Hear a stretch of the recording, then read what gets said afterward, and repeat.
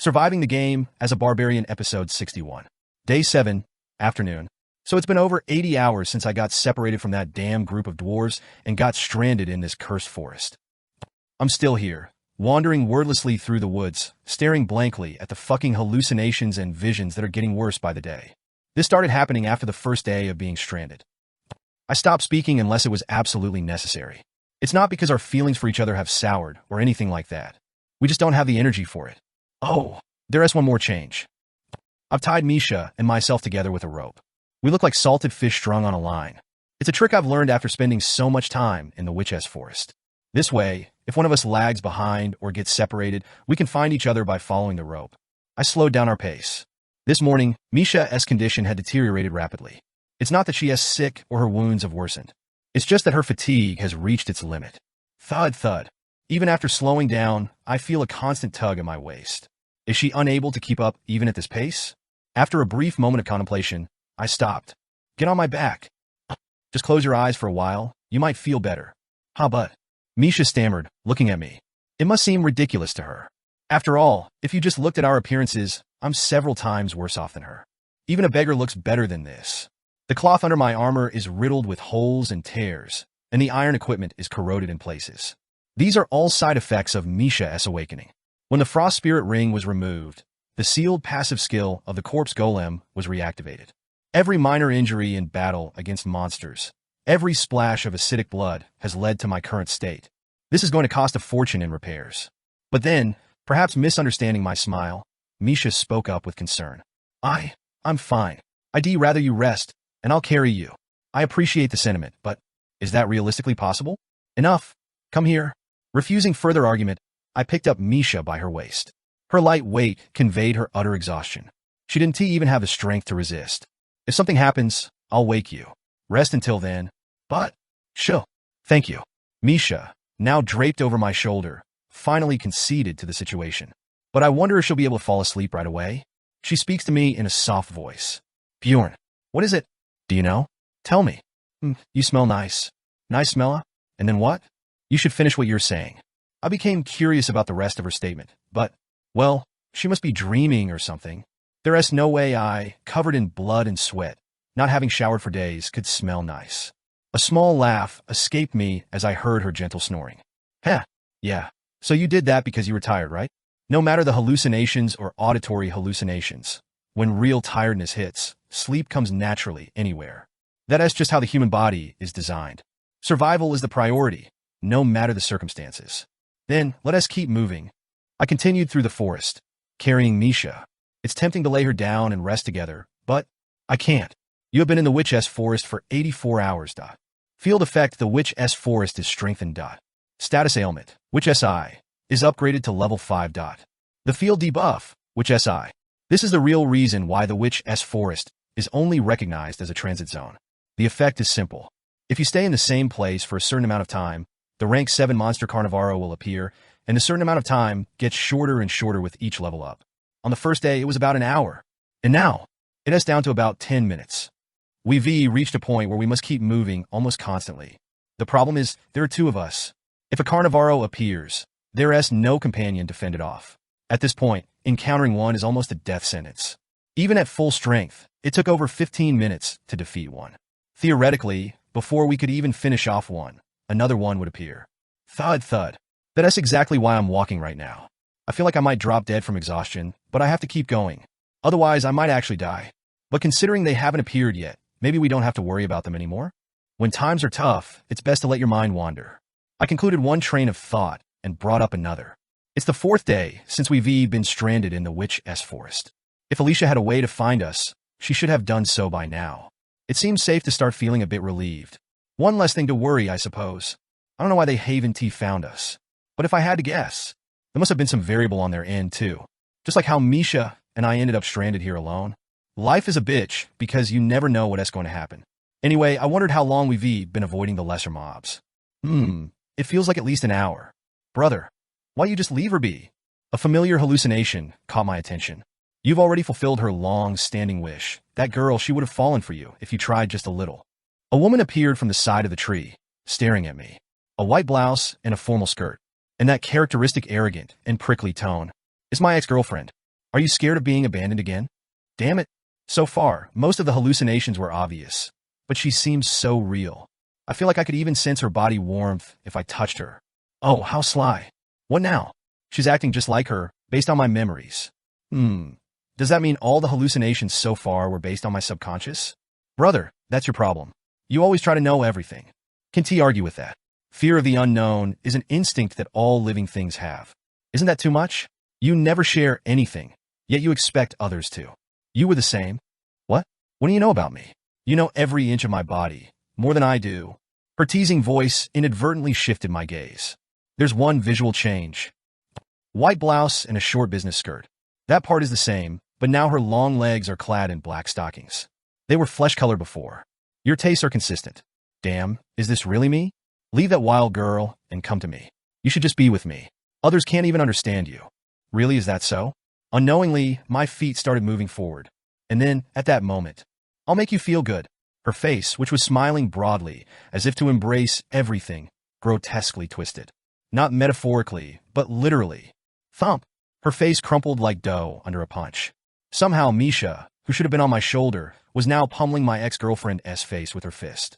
Rapidly like a nimble cat. Puck, puck, puck, puck, puck, puck. What the hell is this?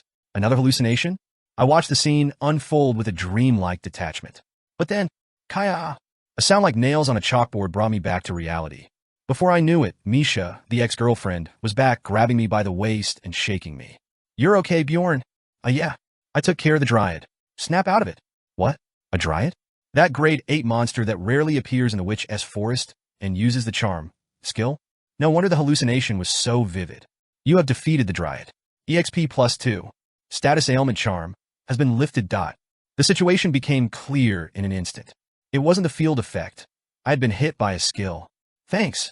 I would have been in serious trouble without you. I gratefully acknowledged her help. But at that moment, hey, it's natural for me to. Misha stiffened and pointed to something. Bjorn? I think we're already in big trouble. Following her gaze, I nodded in agreement. Seems like it. Had it been 10 minutes already while under charm? There, emerging from the bushes, was a grade 7 monster Carnivoro, approaching slowly. Kill, kill, kill. Its eyes gleamed murderously. Carnivoro, a grade 7 monster exclusive to the witch's forest. Classified as a humanoid undead, it possesses quite a high level of intelligence. The problem is that intelligence is used solely for killing people. Blood and flesh let go of it. The Carnivoro aimed its crossbow at us, drooling in anticipation. Its protruding fangs glistened with fluid. Well, to this monster, even I, a barbarian, must look quite appetizing. Though I might be a bit tough due to low body fat. Misha, get behind me. Okay. After ensuring Misha was safe behind me, I shielded the gap with my shield. Once encountered, fleeing was not an option. Carnivoro relentlessly pursues its chosen prey. Its combat style is similar to that of a hunter. Carnivoro has cast magic mind. It sets traps around. Invisible to our eyes, these traps explode with immense force if approached. This makes it difficult to close the distance quickly. And amidst this, Carnivoro has cast pursuing arrow. Arrows fly out. Far more powerful than any goblin archer S. These arrows come with a high accuracy enhancement. So, it's better to block them rather than dodge. Like this. Clang. I deflect the arrow at an angle and bounce it to the side. Previously, while I blocked arrows, Misha used to throw rocks to destroy these mines. But now, we don't have time for that. We need to defeat it within 10 minutes. Otherwise, another one will appear. And this process would repeat. Until we die. So, there's only one option left. Misha, get on my back. What are you talking about? Misha, who was picking up stones to throw, looked puzzled. But there was no time to explain. It seems we have to push our limits this time. Just do as I say. I spoke firmly, and Misha climbed onto my back. Instantly, I shielded my head and upper body with the shield and charged forward. Boom, boom, boom. The mines lying nearby exploded with every step I took, but I kept running. What the hell are you doing? Misha panicked at my action, but to me, it was nothing unusual. Ever since awakening in the barbarian's body, I've overcome most crises physically. This time was no different. The only choice in a worst-case scenario. Boom, boom, boom. The pain pierces through my pain tolerance. I could feel my legs getting shredded with each blast. Carnivoro has summoned hounds. Amidst this, summoned hounds pounced on us. They bite into my arms, shoulders, thighs, legs, and so on, sinking their teeth into everything and wiggling their jaws. Boom, boom, boom. Still, I didn't stop, blocking flying arrows, shaking off the hounds clinging here and there with flesh explosion. I continued forward. Then, at a certain moment, boom, as the 10th mine exploded, my body suddenly weakened. I tried to step forward with my other leg, but soon realized it was futile. This is disgusting. The lower part of my leg was no longer recognizable as a foot, more like a mangled piece of meat. Well, I've made it this far, they'll take care of it. Realizing that further charging was impossible, I threw Misha, who was on my back, far away. Finish it off. There was no response. However, Misha's leap into the air was answer enough. Swoosh! In midair, she deftly somersaulted and thrust her spear not into Carnivaro's head, but into its shoulder. Swoosh! A mistake due to her less proficient spear skills. But Misha, using the spear as a pivot, spun around and drew her dagger from her waist, driving it into the monster's forehead, correcting her earlier mistake. And the time it took for all this, it couldn't have been more than 5 minutes. Somehow we managed to survive this crisis. Satisfied with that fact, I collapsed onto the ground. Warning: part of the character's body has suffered severe damage. Immediate medical attention is required to prevent permanent injury. After the battle ended, Misha rushed over to me. Bjorn, what were you thinking doing that? Angry, yet her face looked like she might burst into tears any moment. I replied briefly. It was the most viable option. There were no other choices. And what Misha needed to do now was not to scold or worry about me. Done with the lecture? Can you give me a potion now? As I lay on the ground with my foot mangled, giving orders nonchalantly, Misha's eyes went blank. But my request must have gotten through to her brain, because she poured the potion with trembling hands. Hiss! A high-grade potion, worth a whopping 200,000 stones per bottle. A pricey but essential item, capable of healing even amputated limbs. Still, Misha looked worried. If you're hurt this badly, even the potion might not heal everything. Well, that is not quite true. Character's regeneration is greatly increased due to immortal effect. Immortal engraving. High natural regeneration from vampire essence. And the active skill, immortal. If this were a game, my natural regeneration stat would easily be over 150. Even without a high-grade potion, given enough time, I could heal from an amputation. I wouldn't have taken such a crazy risk otherwise. Naya, what? This can't be healing so fast. Misha was astonished as she watched my wounds rapidly regenerate, thanks to the potion's effect. Makes sense, she only knows about my corpse golem essence, right? In less than a minute, my crushed leg had healed. Sadly, I was left barefoot. Should have taken off my shoes before running. Could VE sold them for 150,000 stones. High-grade potion and boots lost. The cost of taking down a grade 7 monster seemed excessively high. But no use crying over spilled milk. I opened my backpack, put on the leather boots I originally wore, and slowly stood up. Good, the sensation in my toes seems normal. Bjorn, what are you? Not only did you not feel pain after applying the potion, but it's the mental strength of a barbarian. This part is true. Even Einar didn't make a sound when she took a potion. In my case, it's purely due to pain tolerance. Well, as long as the result is the same, that is how the world works, right? Surviving the game as a barbarian episode 62. I hurriedly got up from my spot. After all the hard work and struggle of hunting a carnivoro in 5 minutes, there was little time to rest. So, are you feeling better now? A little rest did me good. Thank you. But how long have I slept? About 3 hours. That was a blatant lie. In reality, even if I stretched it, it wouldn't have been more than an hour. But still, that long? How strange. A classic case of placebo. Believing it was true was probably better for her mental and physical health. Well, now the problem was me. Bjorn, you don't look so good. Misha had woken from her nap and was no longer lagging behind as we moved, which was to be expected. High natural regeneration doesn't mean fatigue just disappears. How about I carry you so you can sleep? No, it's a nice offer, but that's just absurd. I'm fine, I can manage. Though it was tough. I could fall asleep in a second if I just stretched out and closed my eyes. But we need to move faster. There was no other choice. After coldly assessing my current condition, I concluded that I could push through for only a few more hours. After that, regardless of my willpower, my body wouldn't hold up. So, we're speeding up? Yes, it's the only way. We had to find a safe zone while my strength lasted. These zones, randomly appearing in the witch's forest at intervals and lasting for 8 hours, neutralize field effects and were free from monsters. In short, a place where we could safely rest. But what if we can't find one? Well, then the situation would worsen. But considering the last time we found a safe zone was 2 days ago, it seemed likely we'd encounter another soon. I may not be lucky, but she seems to be. Just like the last time we found a safe zone, We had stopped briefly because she complained of sore legs, and right next to us, a safe zone appeared. Misha, you lead the way now. Me lead? Just go wherever you feel like. It's not like we have a proper way to search, anyway. I'm not superstitious, but just in case, I let Misha take the lead. We quickly moved on, taking down only the monsters we encountered along the way. After a while, Bjorn, look over there. Isn't that it? It seems so. Is this what they call fate? Surprisingly, in less than 30 minutes, we found a peculiar tree. It looked similar to the others, but its bark emitted a faint purple glow. A signpost to the safe zone. Well done, Misha. Naya, you can praise me more. What is she on about now? I casually ruffled her hair as a gesture of praise and approached the tree. Then Misha and I both placed our hands on its bark. Your character has entered the witch's hut. The moment our hands touched the tree, purple mist wrapped around us. Soon, a warm breeze reminiscent of spring blew, dispersing the mist. Whoosh! And when the mist cleared, the gloomy, ominous scenery of the forest was nowhere to be seen. The ground was a meadow full of blooming wildflowers.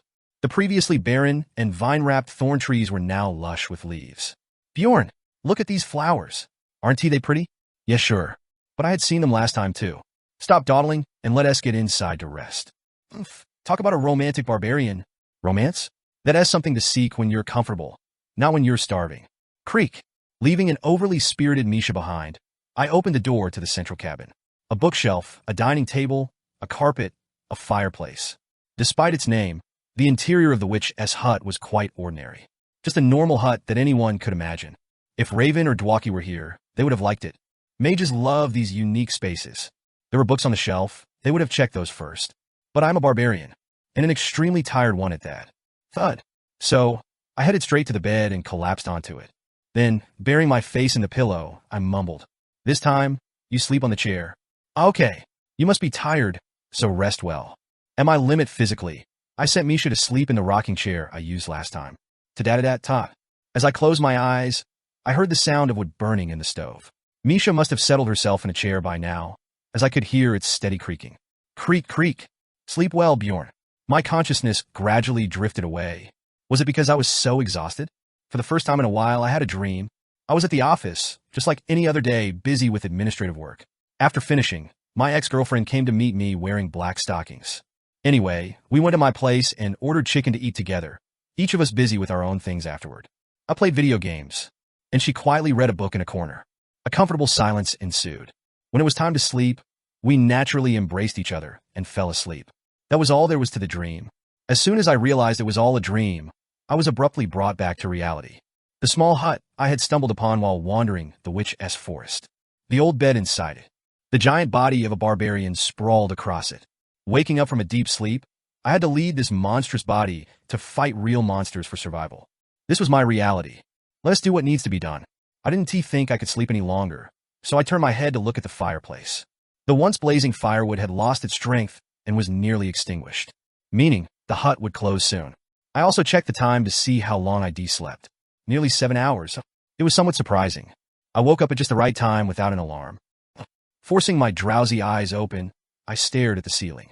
As I slowly came to my senses, I felt a sharp headache in the back of my head. It was as if my brain was whining for more sleep. But giving in to such weakness would lead nowhere, so I sat up. For some reason.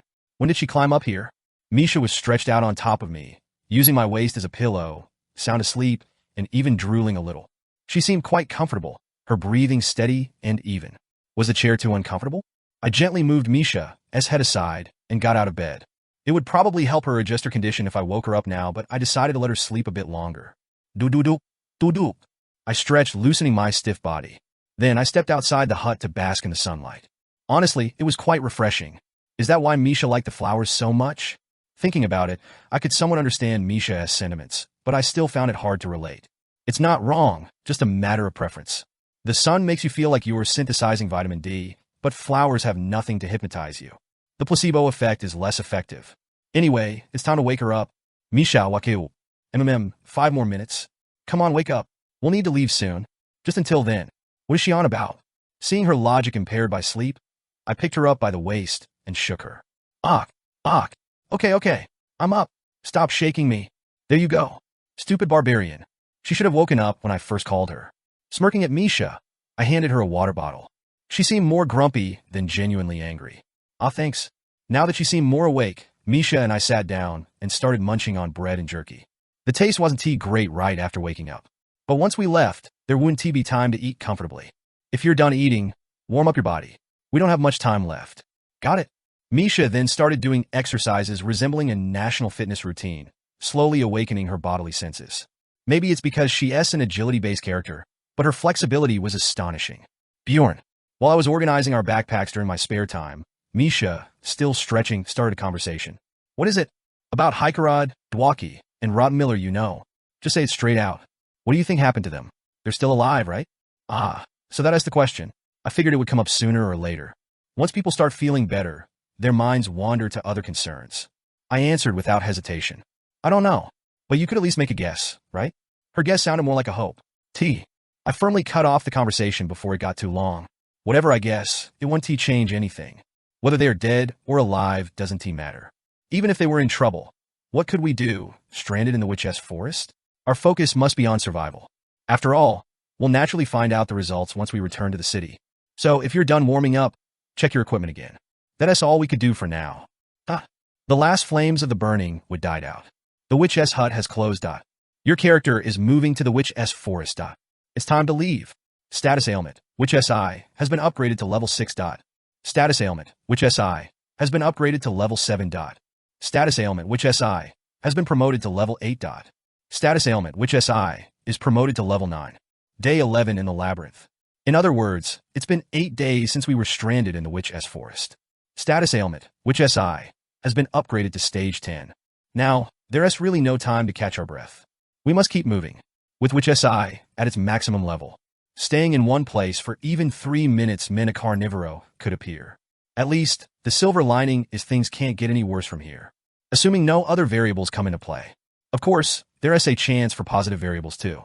Like essence, or more essence. Damn. Wandering the witch's forest, we had to hunt many monsters regardless of our wishes. But no essences dropped. It was a significant disappointment. Any essence would boost our combat power, even slightly. Some essences could even completely turn our situation around by 180 degrees. Like this one, for instance. Bjorn, there is a witch's lamp over there. Hurry up and catch it. Let us move on. A 9th grade spectral monster, witch's lamp. It looked just like a will-o'-the-wisp. Its combat power was pitiful, easily defeatable with elemental damage. Its active skills were practically trash. In any place other than the witch's forest. Witch's lamp casts witch's beacon. The summoning skill, witch's beacon. Surprisingly, the summoned entity was the witch's lamp itself. Yes, this creature summons itself. Meaning, if you obtain its essence, you can summon and command a witch's lamp. Come on, essence. Misha, chanting her spell, swiftly eliminated the witch's lamps, which had multiplied from 3 to 6. However, as expected, there was no essence dropped. So if only I could get this guy's essence, I could use it as a guide to get out of here right away. Do we really have to hold out until the last day? Realistically, that is the most likely scenario. The 3rd floor of the labyrinth closes on the 15th day. Just 4 more days, and we can return to the city. The problem is, I'm not even confident we can make it through these days. Misha, how is your stamina? It's tough, but I'm okay since we rested a bit ago. Last night, we were lucky to find another hut for a brief rest. It was a respite after nearly 50 hours. In other words, we had been moving nonstop without proper sleep or food until then. And we only managed to rest for 4 hours because we found it late. Finding a hut is purely luck-based. So it's possible we might not find any more huts in the remaining 4 days. That's why we're so eager to hunt every witch's lamp we see. It's better to try everything possible. Bjorn, Misha, leading the way, stopped in her tracks. I halted my thoughts and checked ahead. Adventurers. For the first time since being stranded, we encountered beings other than monsters. Yet, it was still unclear. A barbarian and a beast human? Are you two alone? I wondered if this would be a positive or a negative variable. At the ads to help me out. Surviving the game as a barbarian, episode 63. Day 8 of being stranded. It was surprising that we hadn't come across any other groups of explorers until now. Given the nature of the area, one would have expected to run into them at least once. But on closer examination, it wasn't that unusual. Firstly, the witch's forest is vast. Moreover, it isn't a primary hunting ground, so there aren't many permanent residents. Besides, we were wandering aimlessly, not specifically heading towards the center of the forest. chances of a random encounter were naturally slim. Besides, by now, anyone else would have already passed through this area.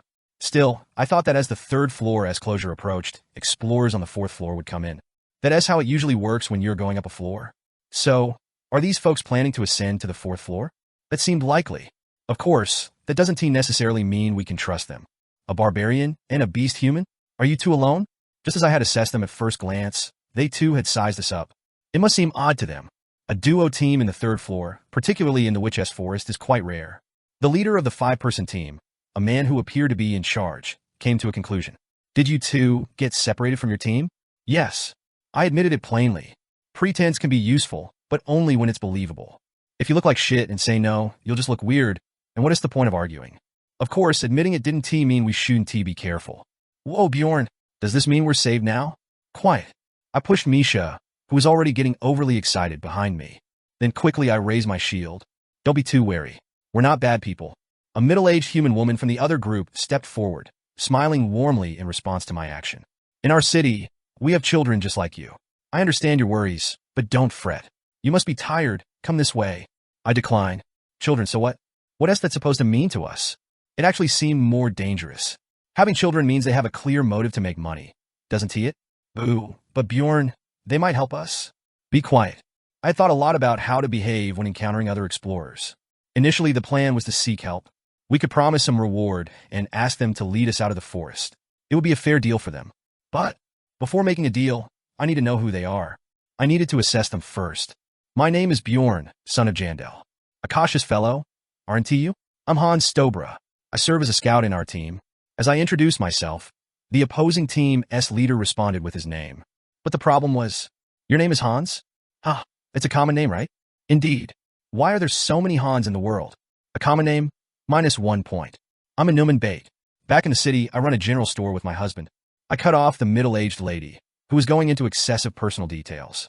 We don't need all that. Whether her words were true or not, there was no way to verify in this labyrinth, and we didn't have much time. Should we accept her help or not? Whichever option we chose, we needed to decide quickly. 2 warriors, 2 archers, 1 scout. I quickly assessed them, judging not only their overall strength, but also their faces, expressions, tone, and atmosphere. Of course, there was no need to scrutinize each one individually. Sometimes your intuition is more accurate than ever. A reservoir of accumulated experience and data in the subconscious. Misha. And with that, I made a decision. There are no guarantees that this is the right answer, but will you follow my decision? No need for a lengthy discussion. In response to my succinct question, Misha replied briefly. Of course. Good. I've got her agreement. Let us leave the introductions at that. We should get going. Get going? Don't you need our help?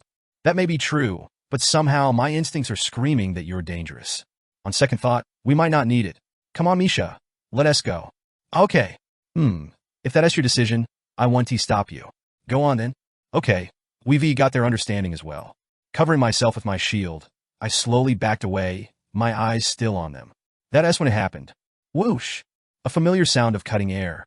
And before my brain could react, my body moved. Swish! As I jerked my neck to the side, an arrow whizzed past my ear. Damn, how did they do that? The arrow came from behind. But the archers should be in front. Bait! What is this treachery? One of their party members, an archer, shouted at the middle-aged lady. Wasn't this agreed upon? The lady, who claimed to have a son and a daughter, no longer spoke calmly. Idiots! Didn't you see the equipment he is carrying? It's made of Lydianium. Do you even know how much it's worth? Still, we're fellow explorers. Kid, if you can't handle it, just step aside. See that backpack? It's an expandable one. You couldn't afford it even if you worked yourself to the bone for a year. Was her story about the general store true? The lady had a good eye, though I wasn't in the mood to compliment her. I can't do this. Then those who want to leave should leave. I'll join. This isn't my first rodeo, and I'm not in a position to pass up rolling money. The would-be explorers quickly come to a consensus. I watched them intently. Misha tugged at my clothes anxiously. Bjorn, shouldn't we run? Wait, they have a scout. We want to get far if we run now. It's about time they came. Dying here. Here they come. I smiled bitterly. Whether it turns out to be a disaster or a success, that was the only reason I wanted to make a quick decision. As the Carnivaro emerged from the darkness, the group of explorers targeting us flinched. Carnivaro? Why are there 2 of them at once? Well, we've been stranded for 8 days. You might have just entered, but we've already reached the 10th level of the Witch's Eye. Misha, Now it's our chance. I pull Misha close with one arm. With the other hand holding the shield, I charge forward, not backward. Carnivaro has cast, pursuing arrow da. Carnivaro has cast, pursuing arrow da. I saw a Carnivaro on the right, pulling an arrow on its bowstring. Whoosh! Finally, the Barbarian's dynamic vision recognized that 2 arrows were fired simultaneously. But there was no need to worry about the empty space behind me. Now, there were others to take the hits for me. Ah! Block it! What the heck are these guys? The moment I pushed through the opposing group with the Barbarian's brute strength, a scream rang from the side. It was the kid who said he couldn't do it. Ah! So you got hit. The good ones always go early. Boom! Ack! Fuck my foot! One explosion after another erupted from the direction of the Carnivaro. A quick glance revealed that Hans D., thrown off by my charge, had accidentally stepped on a magic mine. Mr. Stowbrain. Okay. It looks like I've successfully diverted their attention. Misha, now it's your turn to run. I got it? I put down Misha, whom I was holding, and then ran forward without looking back. What are you all doing? Forget them. Deal with the monsters first. This should keep them off our backs for a while. Dungeon and Stone is a roguelike game. Once you die, that's the end. Your character disappears. Of course, it's just a game after all. You can always raise a new character, get new equipment. After all, the main content of this game is to reach higher levels using the information learned in previous runs. In Dungeon and Stone, death is as common as life. But what if that game world was real? Character regeneration would be impossible. Everything you see, hear, and learn in this life becomes meaningless the moment you die. And in that sense, but Bjorn, how did you know that those people would do that? It's just a feeling. This time I was lucky. Following the decision made by my subconscious instinct turned out to be the right call. Misha, realizing the reality, couldn't hide her astonishment. A feeling? Somehow, she had unquestioningly followed my orders earlier. She must have thought there was some clear basis for my actions. Their leader's name was Hans, wasn't he it? So? I just don't like that name. Anyway, we managed to escape safely, so it's all good, right? That is true, but... Misha trailed off, looking somewhat uneasy. Still, I never dreamed that kind-looking lady would turn on us like that. Remembering the lady who had turned ferocious and screamed at us, Misha shivered slightly. The lady's quick change in attitude must have been quite shocking for her. I wasn't sure if it would be comforting, but I said shortly, well, we got away safely, that's what matters. Huh, what do you mean? If we hadn't looked weak, or if we hadn't been carrying expensive items. If we had met her in a city instead of a labyrinth. That lady might have remained in our memories as a kind person, but she was quicker than anyone to string and pull an arrow. Being unkind because we looked weak, I just can't understand. Misha, why did you enter the labyrinth? Well, I need to earn money. It's the same for them. Money is a means of protection, especially in this world where not paying taxes can lead to execution.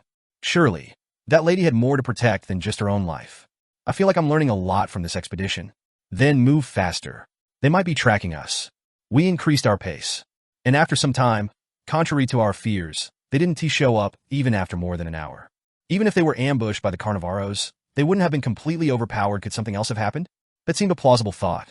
Maybe Hans, the one who stepped on the magic mine, the scout, got seriously injured, hindering their pursuit. Regardless of the reason, we had safely overcome a crisis. I just hope this is the end of it. Despite hoping so, I remain vigilant. Don't let your guard down until the very end, as always. The worst things happen when you're complacent. Day 13 of being stranded. The time was 7 p.m., meaning exactly 53 hours left until the labyrinth closes. Bjorn, I found it. We discovered a tree leading to a hut. The light streaming out was a bit faded, indicating the entrance had been there for some time. Fine. We had at least avoided the worst-case scenario. Even a 4-hour rest would allow us to endure the remaining 2 days with sheer willpower. In other words, the chances of safely returning had significantly increased. Character enters the witch's hut. Valuing every second of rest, I immediately touched the entrance and entered the cabin. The scene inside was the same as before. A rich aroma of grass and flowers. The quiet sound of insects in the grass. The whisper of leaves rustling in the wind. Damn it. Regrettably, something out of place intruded upon the peaceful scene. Current number of occupants, 5. The entrance is now closed up. Guests. People who had found the hut before us. Bjorn. Chill. I covered Misha's mouth, quickly scanning the surroundings with my eyes. One on the bed, one on a chair, one on the lawn. The interior visible through the window had some blind spots, but there appeared to be 3 people in total. The cabin's limit was 5 occupants. This just got complicated. I slowly approached the man, sleeping on the grass. And at that moment, as if talking in his sleep, the man turned over, facing us. I stiffened in surprise. I didn't expect to meet again like this. Surprisingly, it was a familiar face. Editor S note. If you are reading the chapter, please add a comment. Thanks. At the ads to help me out. Surviving the game as a barbarian, episode 64. Stranded in the witch-s forest, I often wondered, could the dwarf gang be wandering the forest looking for us by now? And if so, wouldn't it be impossible for us to be reunited by chance? To cut to the chase, it was a futile delusion. Of course, that would never happen. Fantasy and reality are always different. Knowing there were only 3 of them, I smiled bitterly at my own wishful thinking. Miracles really don't suit me. Tragedies maybe. Bjorn. Misha climbed up my back and whispered very softly in my ear. What are we going to do now? Well, that is a tough one. I, too, had never imagined running into these brats here. Their name was Davis something. I braced myself to bash their heads in with a mace at any moment, then carefully examined the man who was sound asleep. Davis. Necklaces, bracelets, shirt buttons, you name it, all smothered with the symbols of the Lietla's religion, a true religious fanatic. In simple terms, he was the leader of the group of explorers who had attacked us in the past, falling for Alicia's schemes. Why the hell is this bastard here? The more I looked at his face, the deeper my confusion grew. Why was he resting here? Alicia had sold them out, so there were only 3 of them. And why did they look as ragged as us? Pushing these questions aside, I checked inside through the window again. Fortunately, the other 2 were still sound asleep. And once I realized they were religious, I was able to deduce their identity from their body shape and hair color. That archer and swordsman from back then. There was no sign of the burly shield warrior or the red-haired archer. Could it be that they 2 got separated from the group? The thought crossed my mind, but I wasn't sure. Damn, what to do? I was feeling uneasy. Should I just bash their heads in while they're sleeping? As I pondered, Misha whispered, Bjorn, we might be able to learn something about Hikerod. That is true. Maybe it's better to talk to them. But first, we need to create an environment conducive to dialogue. Let us knock them all out first, and then tie them up with ropes. Good idea. After agreeing, I sent Misha into the hut.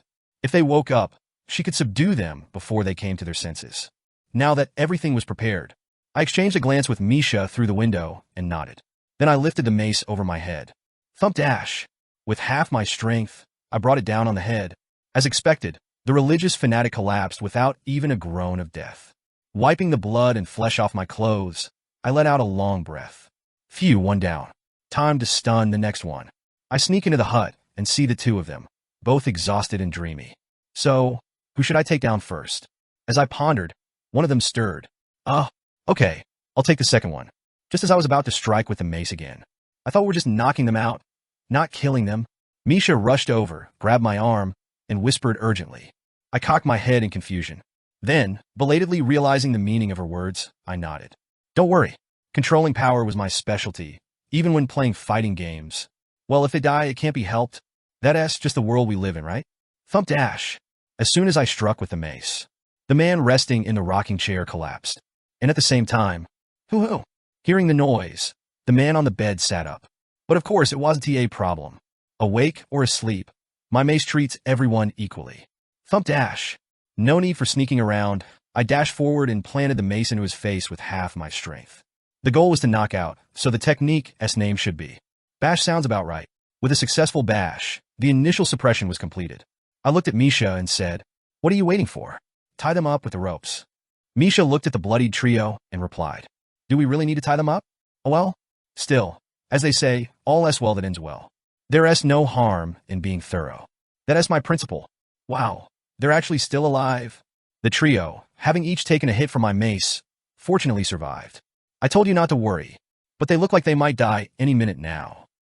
However, their breathing was irregular and fading, as if they might pass away at any moment. The one who got hit in the face was in the worst shape, but as long as they were alive, there was no problem.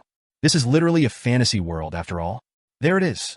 I picked a potion bottle from one of the backpacks and sprinkled it on the heads of the unconscious trio. Just a little bit, because I don't want to overwhelm them. Sizzle dash. The reaction appeared with a delay. Arg, AR, Hercrea. As their broken heads gradually healed, the trio floundered on the grass like live fish. I fetch a rocking chair, sit down, and wait for them to come to their senses. That barbarian brute. Misha looked at me and sneered, but what the hell? I'd been tricked by that bitch Alicia. These guys had once tried to kill us. And Bjorn's barbarian heart is somehow incapable of feeling sympathy for the enemy. You are? That barbarian from before. It's a misunderstanding. A misunderstanding. We're not your enemies. Eventually, the trio regained their senses. But with all three talking at once, it was overwhelmingly chaotic. Just one of you. As I wiped the blood off my mace with a cloth, the room fell silent. The trio, woven together like dried fish, looked at each other and agreed with a glance. Look here, it's all a misunderstanding. A big misunderstanding. The chosen spokesperson was the leader, the religious fanatic. Let me explain, and then you can untie this. Enough of that. What is this misunderstanding you're talking about? To my question, the religious fanatic began to explain desperately. That woman, we were just used by her. We had no idea she was a cursed servant of Karui. Oh, so they've come to realize that now? Looks like something did happen after all. So, how about we untie this and talk it out slowly? Enough of that. What is important right now, isn't how wronged and troubled they were. Start talking from the beginning to the end. What exactly happened after we escaped? A verification of cause and effect. That was the only reason I used bash instead of smash. Oh well, don't even think about spinning a tale. Alright. Though it was our mistake to trust that woman, I'll tell the truth without hiding anything. Whether you hide something or not is for me to decide. The religious fanatic gulped down his saliva. Then he began to spill the whole story, which I was unaware of. We were tricked by the wicked wench, and somehow there were only 3 people when we caught up with them. Of course, that would have been the case. It was right when we had just been separated.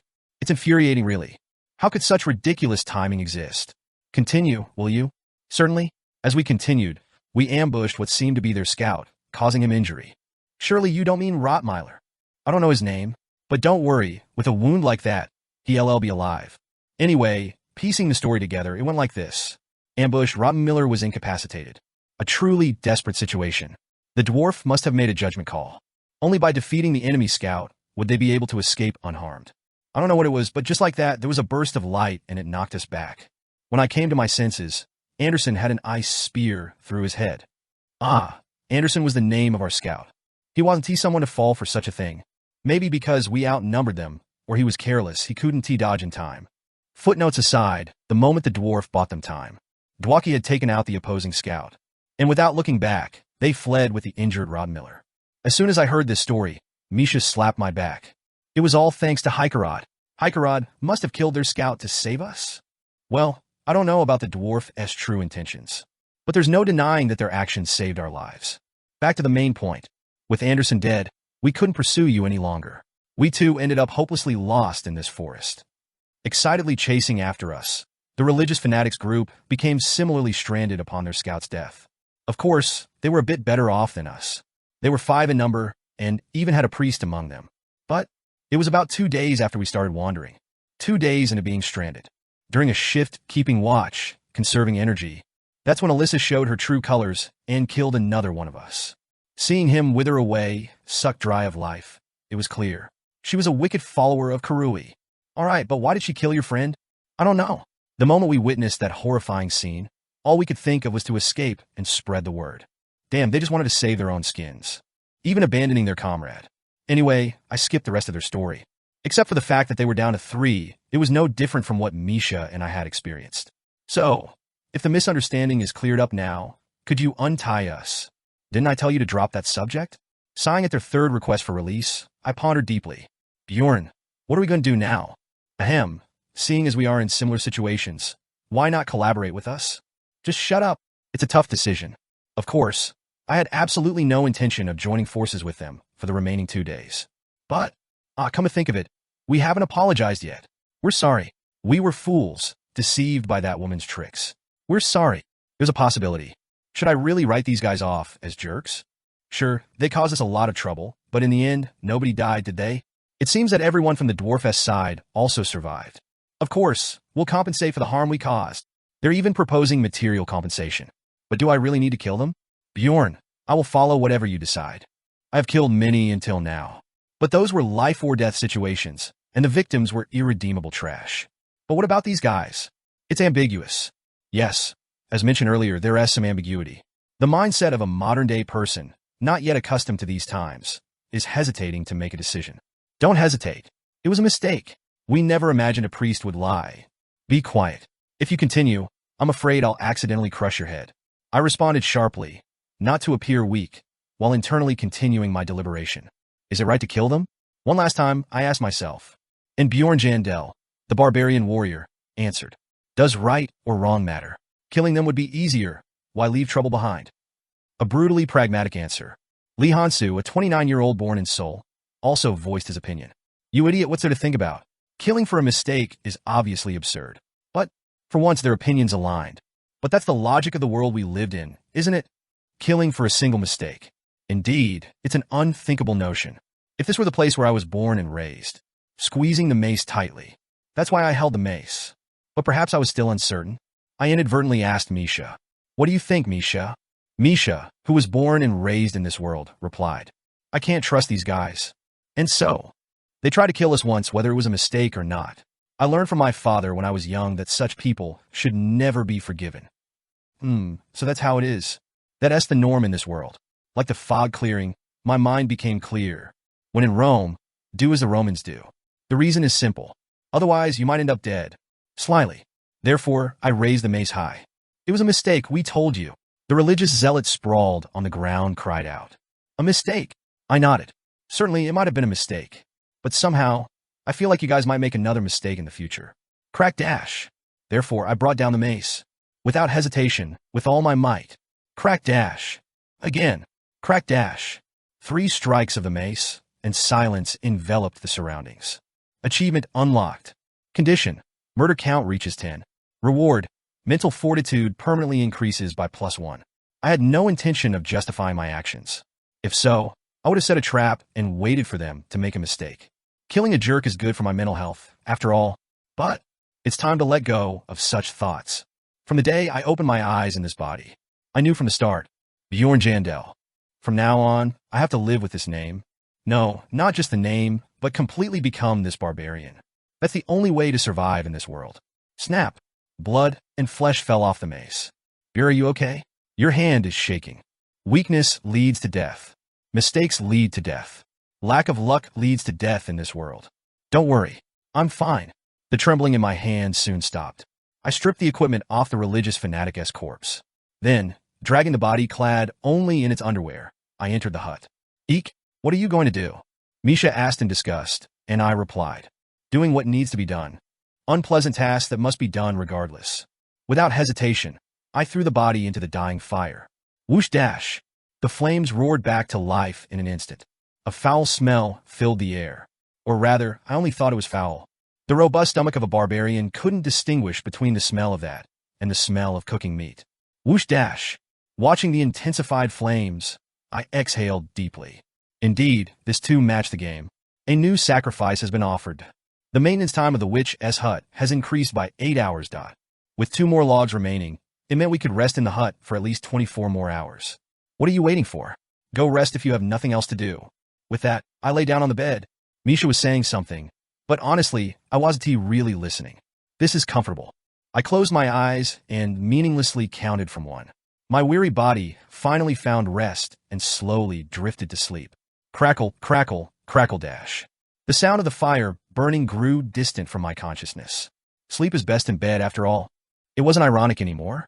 The more I shed the ways of the modern person, the more human I became in this world. Surviving the game as a barbarian, episode 65. And when I woke up, for some reason, Misha was drooling while sleeping on my stomach again. Anyway, with plenty of time to spare, I organized my loot. I checked what was inside the backpack and stripped the rest of the trio of their gear. Then I stuffed everything into the expandable backpack. Thank goodness Misha had an expandable backpack too. After stuffing all their gear into it, it felt quite heavy, even with the lightweight magic. I guess this is fair compensation for all the hardships we've been through. Leaving the sleeping Misha, I munched on some jerky.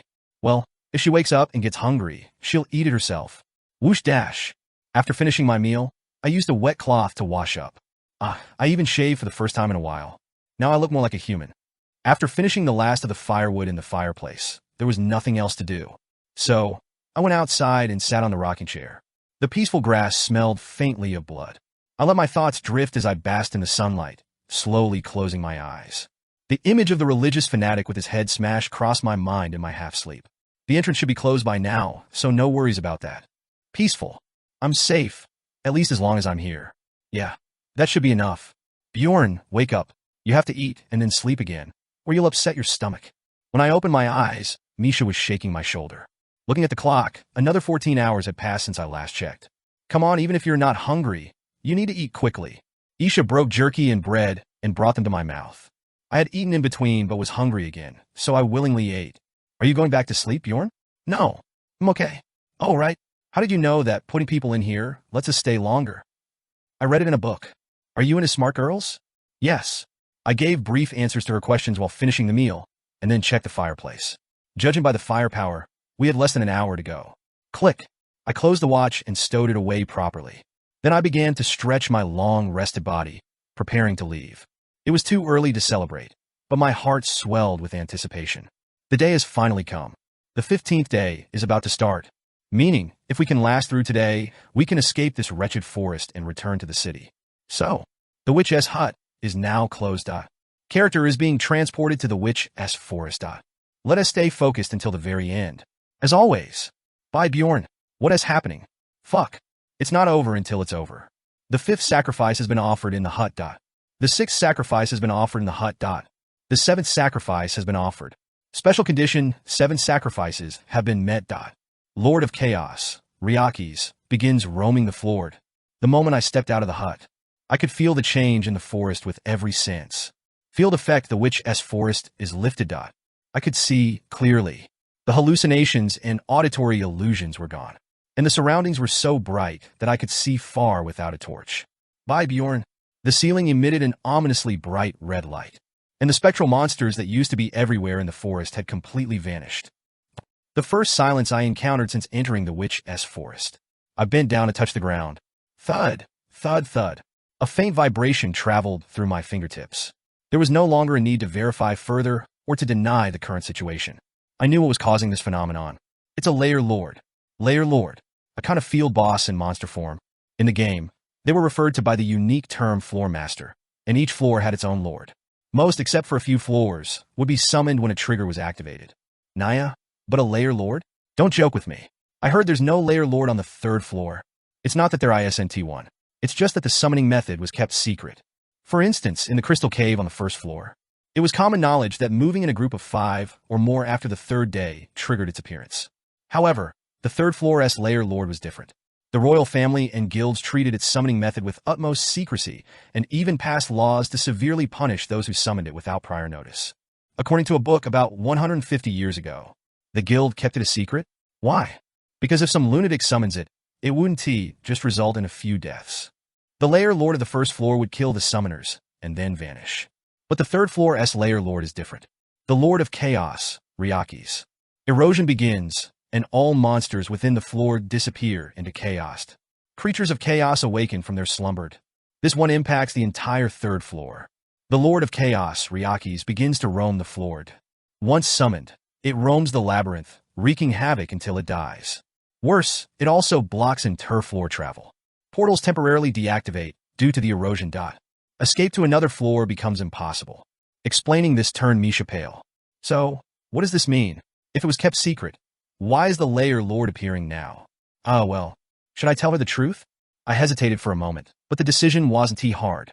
It's probably because of us. Better to make her an accomplice, whether she is a benefactor or not. It's more effective for keeping the secret.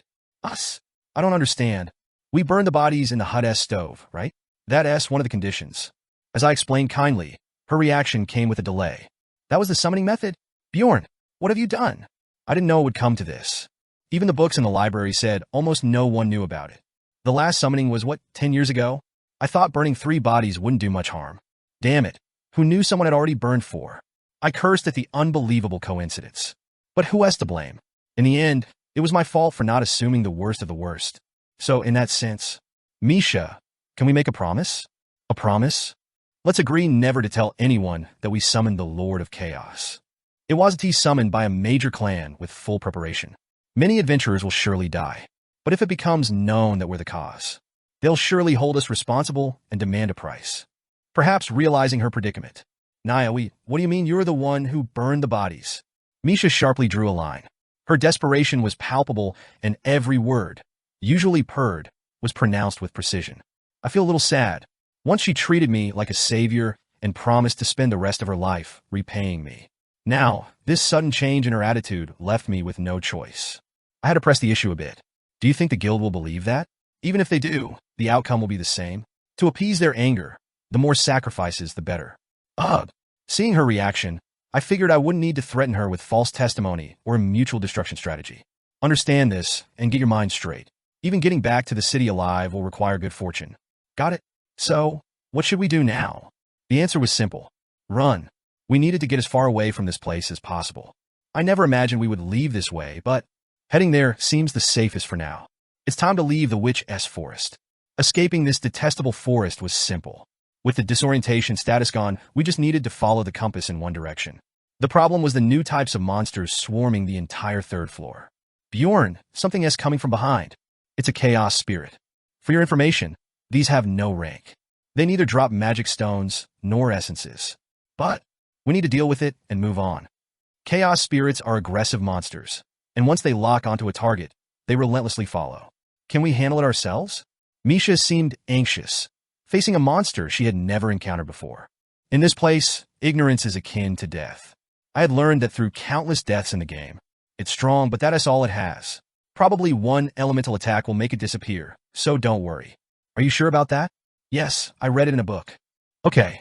Reassured by my explanation, Misha tightened her grip on her holy water-enchanted spear. She thrust it at the chaos spirit, which was following her slowly. Boom dash! With one spear thrust, the chaos spirit burst apart. Something like slime splattered on the ground, darkening the soil. The chaos spirit has been destroyed. The location is being eroded. Stepping on that ground would cause continuous chaos damage, but we didn't need to worry about that. We weren't here to hunt the Lair Lord. After all, it had been summoned less than a day ago. After today, the labyrinth will close, so we can ignore the erosion rate. That was the only positive aspect. Unexpectedly, a Lair Lord had been summoned, but 001. The 15th day had just begun. If we can last another 24 hours, we can leave for the city. Help! Somebody, please help! Just as we were about to leave, a lone adventurer came running towards us from afar. No companions were in sight. But I wasn't curious about why he was alone. The dozens of chaos spirits trailing him explained his situation well enough. Bjorn, what should we do? What's there to think about? Run. I grabbed Misha's wrist, trembling slightly, and ran in the opposite direction of the man calling for help. We might have to take a detour because of this, but what else could we do? It was better than attracting the aggro of those creatures. Perhaps he was already at his limit. A short scream later, I saw the fallen adventurer. Say, damn it, our eyes met. Bjorn, don't look back. I pulled on Misha's wrist and kept running forward. No, don't go. Please. The despair-laden screams were swallowed by the wind, fading away. I muttered to myself, as if to reinforce my resolve. Steel your heart. If our situations were reversed, do you think he would have helped us? But it's our fault the third floor turned out like this. Well, I couldn't argue with that. Damn it. I felt filthy, as if every facet of my humanity was being dissected. But even this will eventually become just a fleeting emotion in hindsight. Let us do what needs to be done. This should be far enough. We had been heading south for a while before we turned eastward. The forest was riddled with eroded land and the bodies of adventurers. As more of these sites came into view, I focused solely on moving forward. Boom dash! Bursting the chaos spirits that followed us. We continued for about an hour. And then the forest ended. A vast plain came into view, the landscape opening up before us. I thought it would take at least 7 hours. Maybe we were on the eastern outskirts of the forest? We had left the forest much earlier than expected. Lucky us. We quickly crossed the plains and entered the orc territories. After a while, everyone calmed down and followed the instructions. As expected, the place was swarming with people. Surviving the game as a barbarian episode 66. At each level there is a field boss type entity, each with its own unique name, attributes, and patterns. They all share one thing in common. They are impossible to confront at the level of adventurers who explore their respective floors. For example, to defeat the field boss on the first floor requires a party of more than 30 explorers, assuming they are all adventurers of at least the 4th floor. That is the bare minimum. Thus, I was in a dilemma.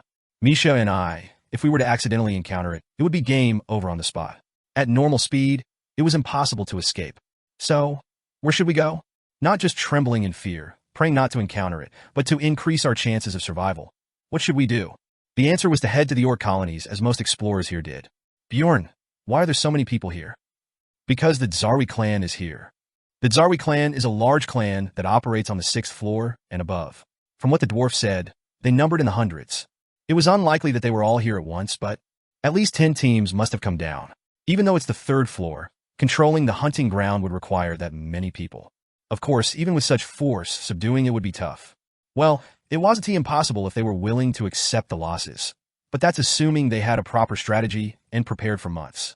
But being with them, if we encounter the field boss, we might have a chance to escape.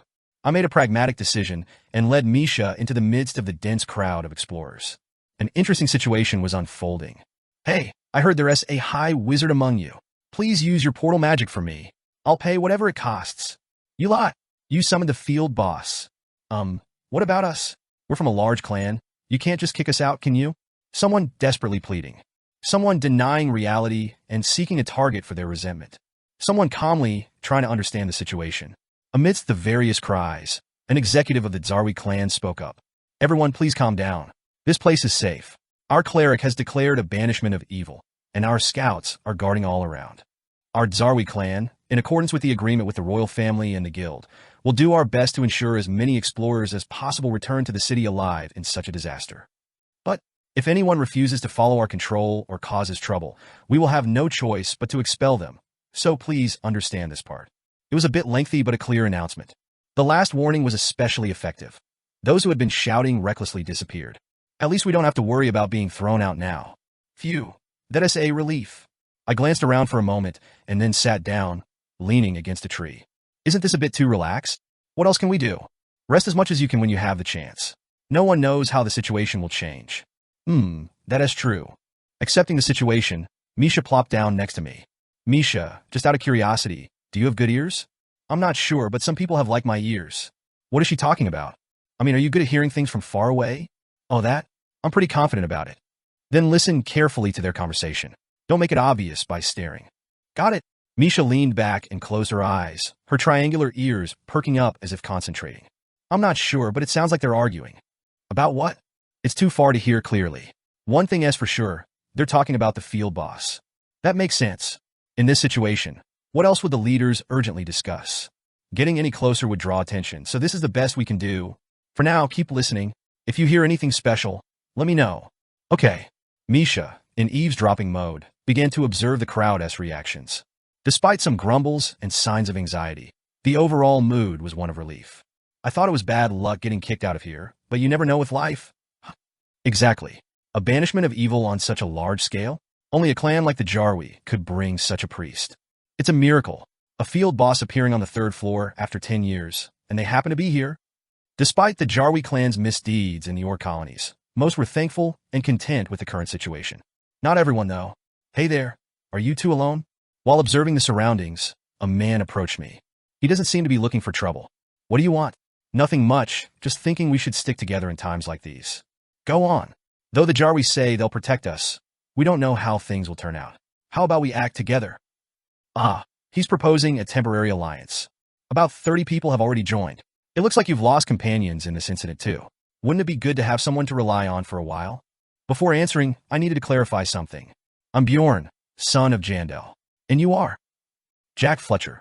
Okay, as long as it's not Hans. All right, I agree for the time being. If something seemed off, I could always back out later. It's not like we're signing papers or anything. True to a barbarian-esque nature, straight to the point. Then I'll leave you be. If something comes up, I'll come find you. Understood. The man left, and the next 2 hours passed uneventfully. Thanks to the High Priest's banishment proclamation, chaotic spirits couldn't even approach, and there didn't seem to be any other variables. At least, as far as external factors were concerned. Misha wakeup. I woke Misha, who had shifted from eavesdropping to sleep mode. Is something happening?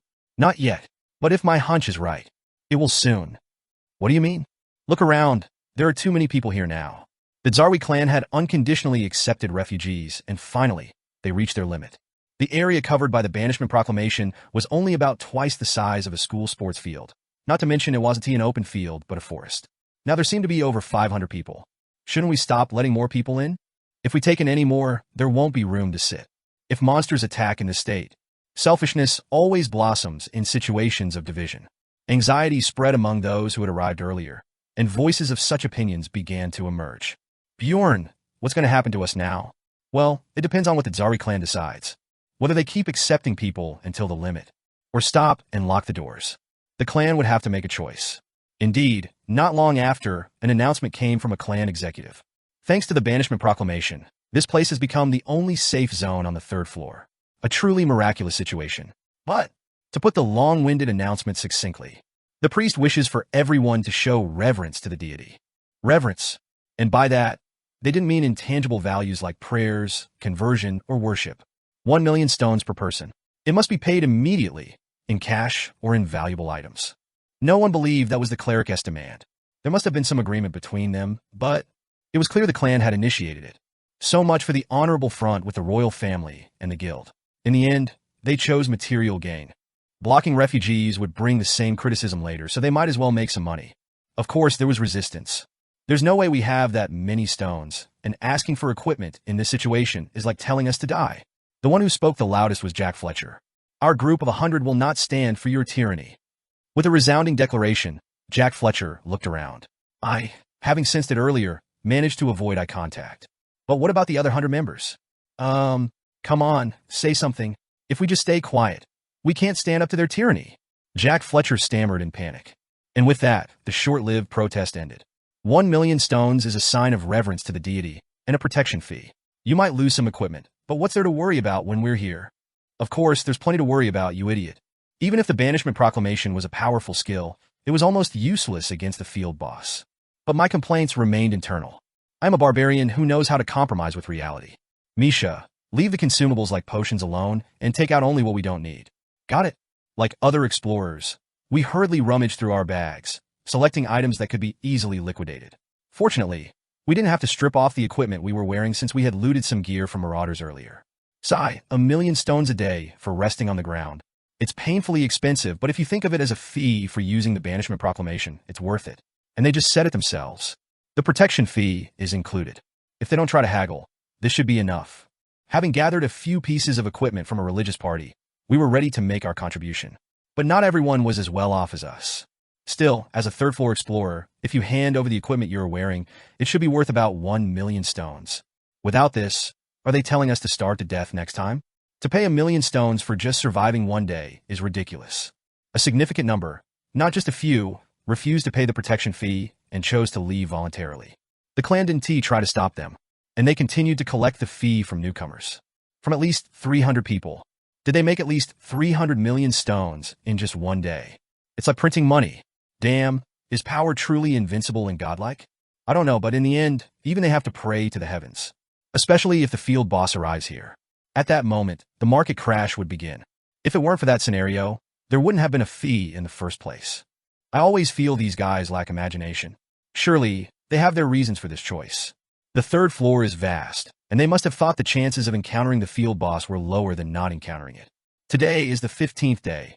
Even if they encounter it, they just have to survive one day.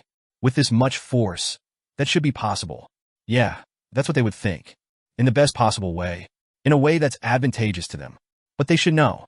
No one anticipated that the summoning of the field boss would halt all adventurers on the floor and lead to this situation. Well, I didn't either. But at least I imagine. The worst possible scenarios that could happen to me. Of course, more often than not, these imaginations don't become reality. But what about this time? I'll know if I watch. I quietly close my eyes. From then on, a time like the calm before the storm passed. 1907. 5 hours left until the end of the 15th day. Drip, drip, drippity drip. Black rainwater began to fall through the trees from the ceiling, darkening the ground. As the area is eroded, banishment proclamation is deactivated. The pure white patterns on the ground lost their light in an instant. And then, a massive beast began to howl from beyond the forest. Surviving the game as a barbarian, episode 67. Drip, drip, drippity drip. A black rain that caused pain on mere contact with the skin. I know what this is.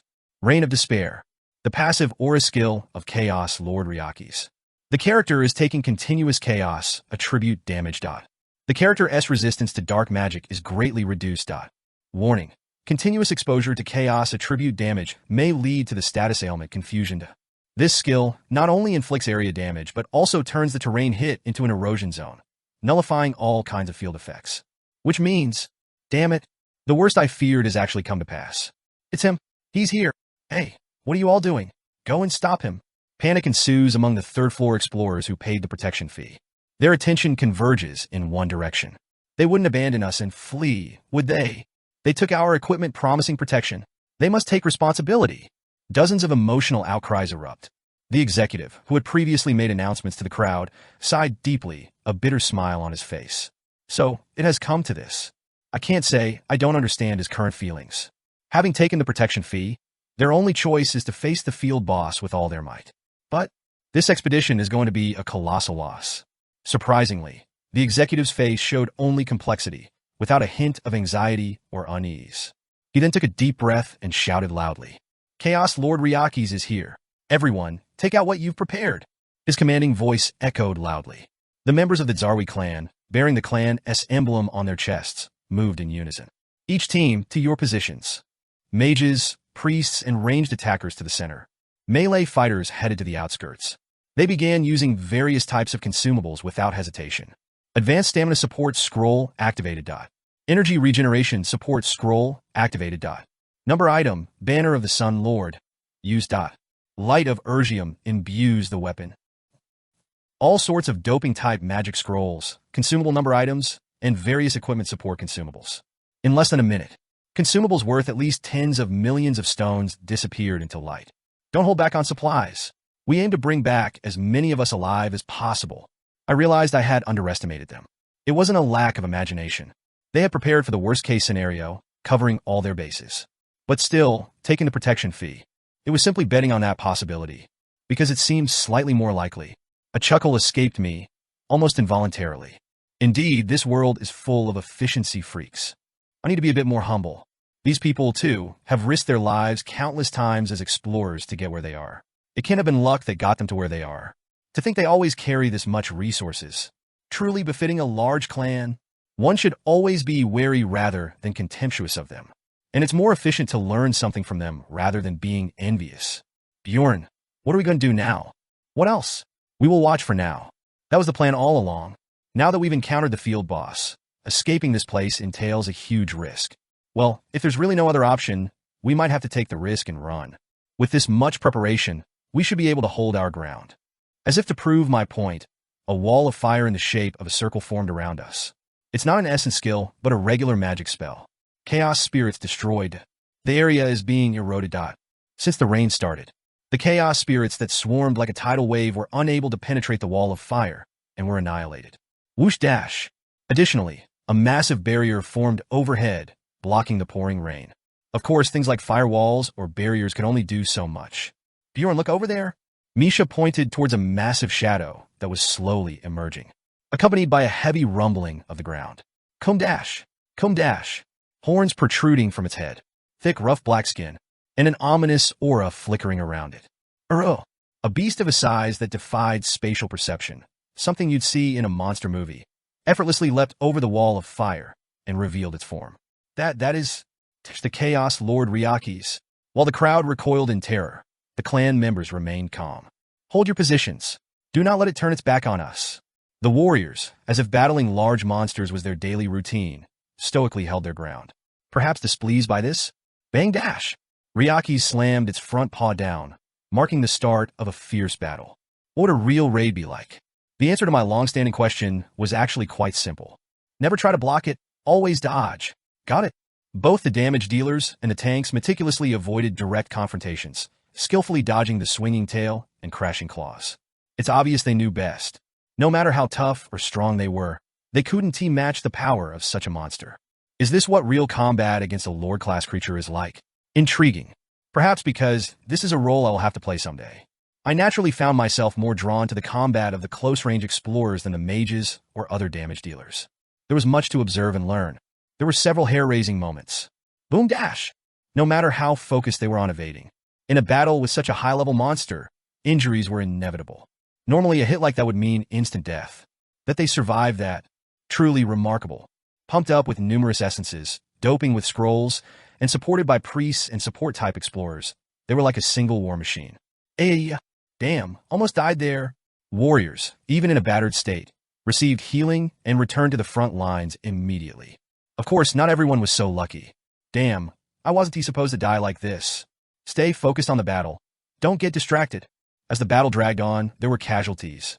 One melee warrior was crushed and killed instantly, while 3 ranged attackers were melted away by Ryaki's breath attack. But coldly analyzing the situation, it's still stable. For already dead, isn't this dangerous?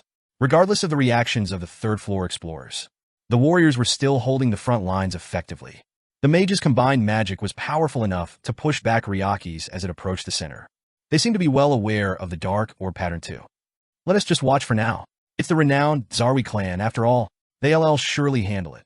Black orbs rising from the eroded ground, headed towards Ryaki's. Chaos Lord Ryaki's is drawing power from the origin. The orbs I was most concerned about were burst in midair by the ranged attackers before they could be absorbed by Ryaki's. Cease fire. Don't let it feel any more threatened. Pausing the offensive at intervals to manage Ryaki's health made it clear. They knew the strategy, so they're just trying to hold on. Without that item, entering Phase 2 would be disastrous. Why are they stopping the attack now? Are they all fools? Shouldn't they capitalize on the momentum? In a way, it was a natural outcome. A veteran of Dungeon and Stone for 10 years? Someone who claims to know everything about the game? What does that even mean? Thinking I'm the only one who knows everything in this world is just arrogance. Labyrinths have existed for thousands of years. It's not just a game world's lore. For these people, it's reality. They had to enter them to survive, and there would have been countless trials and errors. And this knowledge would have been passed down through generations. And such experiences were likely passed down as records. But only a few hold truly valuable knowledge. I'm not too worried, though. Even in the game, hidden elements that were hard to find seemed almost unknown to these people. My knowledge as a veteran will still be my greatest weapon here. Click. I open my watch to check the time. 22:37. Over 3 hours had passed since the battle began. Despite the prolonged fight, the clan members remained focused, each fulfilling their roles. But, with such use of consumables, the protection fees hardly matter now. Suddenly, I understood why large clans, even knowing how to defeat the field boss, choose not to hunt them. The rewards are substantial, but the vast resources invested, the risk of losing elite members, and the immense risks if they fail. It's just not profitable. That's when it happened. Boom dash. For some reason, Ryaki's ignored the warriors and charged into the center, crushing 5 ranged attackers instantly. A situation that could happen during any raid. Fortunately, the warriors managed to reposition Ryaki's, but in the process, 2 melee dealers were killed instantly. Still, there is enough time to hold out. I reassessed the situation. 11 dead so far. It's 20% of the total force, but the remaining are still doing their jobs.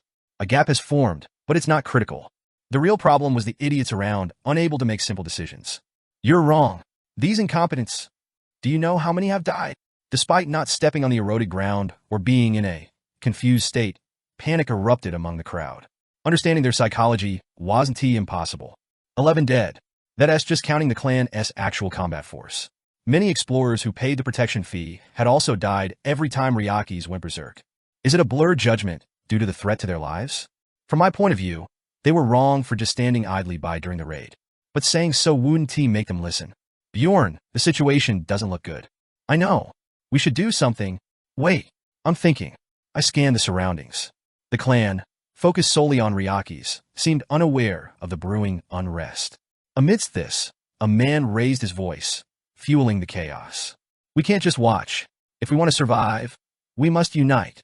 It was Jack Fletcher, the first to strip his gear for protection fees. Do you know how many have died? They can't protect us. We must protect ourselves. Right? But without our gear, how can we? We must get it back. They failed to keep their promise, didn't they? His incitement caused the previously ignored dissenters to join in, growing the unrest. I muttered quietly. Misha, get ready. Ready for what? We're leaving this place right now. This place was beyond saving. As soon as I grabbed my backpack, it was like a riot. Numerous explorers were charging toward the central supply area. Calm down, everyone. This will only put us all in danger. But by then, the clan had realized the situation. It was too late. Stop joking. Give me back my equipment. Explorers began grabbing supplies, pushing past the clan's mages and archers, their eyes filled with greed. Give that back. That's mine. There is no time for this. Back off, or we'll attack. It's do or die now. What are you hesitating for? These people are now looters. Take them down. Watching the scene turn into utter chaos and madness, I let go of any remaining hope. Bjorn, enough watching. Let us go. Okay. I led Misha away, towards the opposite side of Ryaki's. Soon a wall of fire about 5 meters thick blocked our way. What do we do now? What else but to break through? Let's go through it. Like a true barbarian, brute force it is. I'll endure the burns. They'll heal quickly enough. Seriously? Not her though. Ah! Ah! I lifted Misha high above my head, then charged, leaping over the fiery barrier. Sizzle dash. The smell of burning flesh. The pain breaks through my high tolerance. Misha, are you okay? I'm fine, thanks to you. But look ahead. I set Misha down and looked forward. Chaos spirits swarmed everywhere. But we had no time to fight each. Run. Through them. What other choice do we have? They were slowly moving towards us.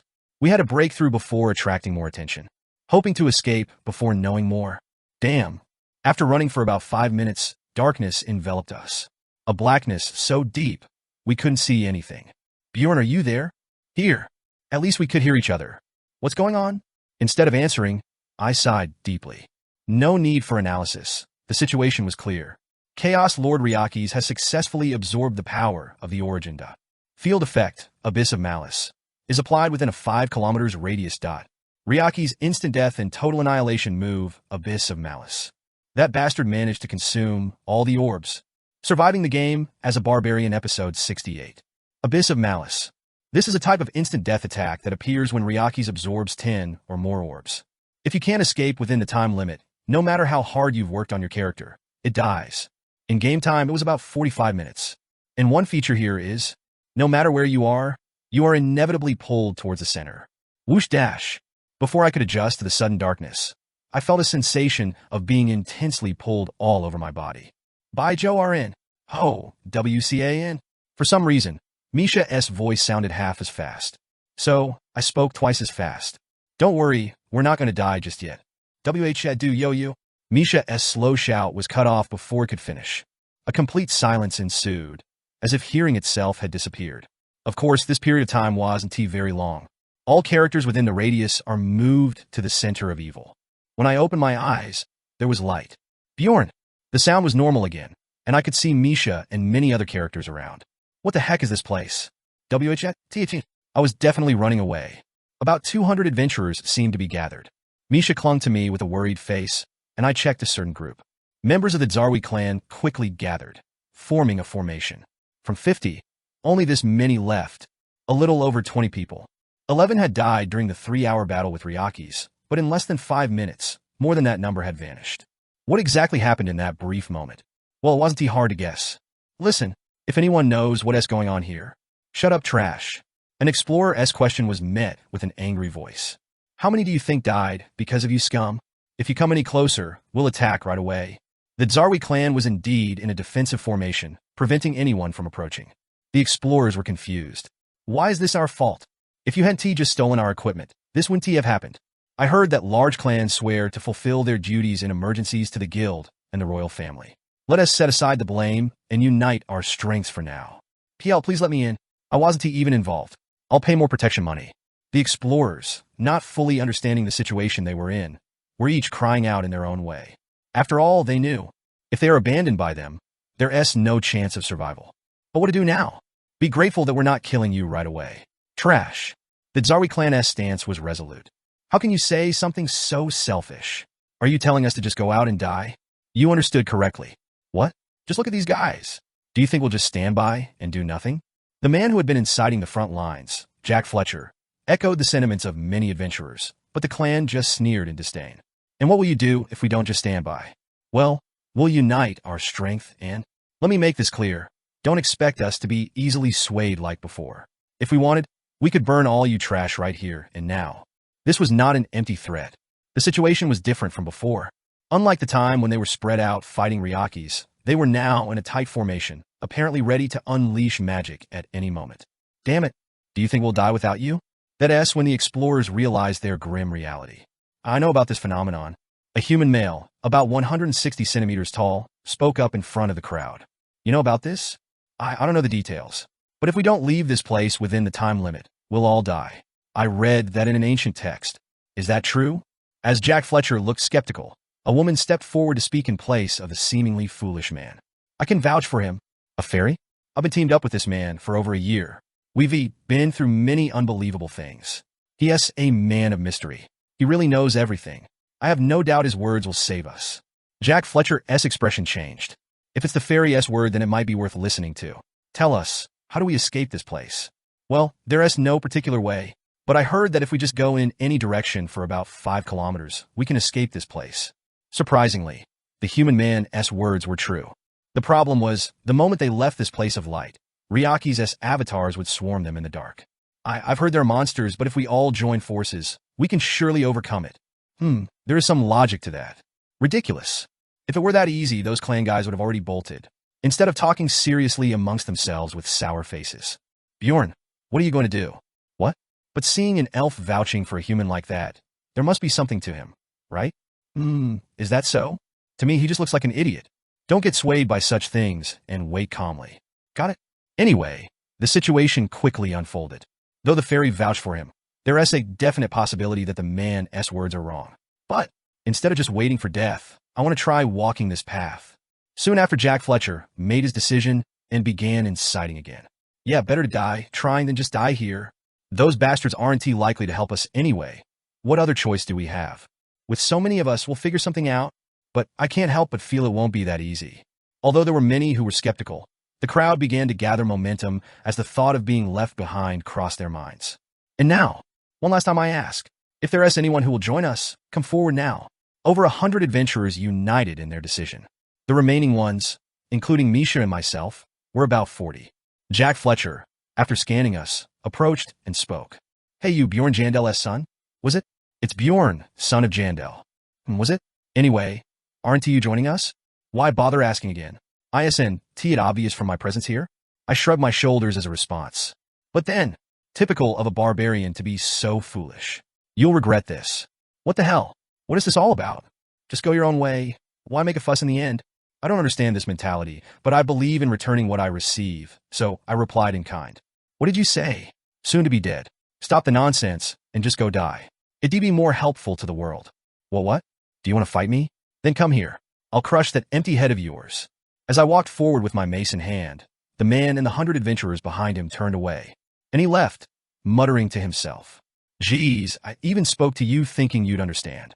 Well, it seems there are no more volunteers, so we'll depart. We don't have the luxury of wasting time here. Regardless of the happenings, the majority disappeared into the darkness. Or should I say, they willingly walked into danger? As soon as they left, Misha eagerly approached me. Bjorn, what are we going to do? Why do you always ask me that? Because your words have always been right. I trust you. I see. Her words were kind, but Misha was wrong. My choices aren't always right. How could a mere human know such a thing? I just chose what seemed the most probable at the moment. And in that sense, I started walking towards the Zarwi clan, who were deeply engrossed in discussion. By now, they must have realized how screwed they are. Time for a gamble. The gamble I judged to have the highest chance of success based on various factors. Stop, barbarian. If you come any closer. As I approached, the clan tried to stop me. Coincidentally, the one who shouted was someone we knew. Naya, big brother. Halfling? Why are you here? An unexpected reunion. Knowing there wouldn't be a heartwarming sibling reunion, I interjected with a sly question. Hey, long time no see. What? Long time? Misha's brother frowned. Well, we aren't exactly on greeting terms. So, while he was confused, I went straight to the point. So, did the orc hero's essence come out? Fortunately, we got it. So it was luck. Wait, how do you know about that? I smirked at his brother, who glared at me suspiciously. My gamble had paid off. At least halfway. The deputy leader of the Zarwi clan, Iraz Migraine, was deep in thought. We're in trouble. A total of 27 members had perished. This number accounted for about 20% of the Zarwi clan's entire force. The time it would take to recover from such a loss was incalculable. Well, it's not guaranteed that we'll make it out alive either. He opened his eyes and surveyed his members. Only 23 clan members had survived. While it might seem like about half of their force was intact, the reality was far from it. He asked his deputy, "What's our current strength?" 3 priests, 6 mages, 12 ranged support, and only 2 melee fighters. The report was delivered in a somber tone. Understandably so. Only 2 melee fighters. The distribution of personnel was alarmingly skewed. During the riot, the melee fighters, who hadn't received proper support, had suffered near total losses. Still, we're lucky. Without the deputy leader's quick thinking, we wouldn't have had time to regroup. That is something we can only confirm after we've made it out alive. Migraine steadied his breathing. As soon as he had realized that quelling the riot was impossible, he had issued a command. to leave the Ryakis to absorb the dark orbs. This allowed them to minimize casualties and buy some time. Yes, we've only bought ourselves a bit of time. Listen, McGrain, what's our plan now? You haven't given up on everything, have you? I'm thinking. Then think fast. If you've studied Chaos Lord Ryakis even a bit, you'd know we don't have much time. McGrain sighed as he observed the sharp-tongued mage.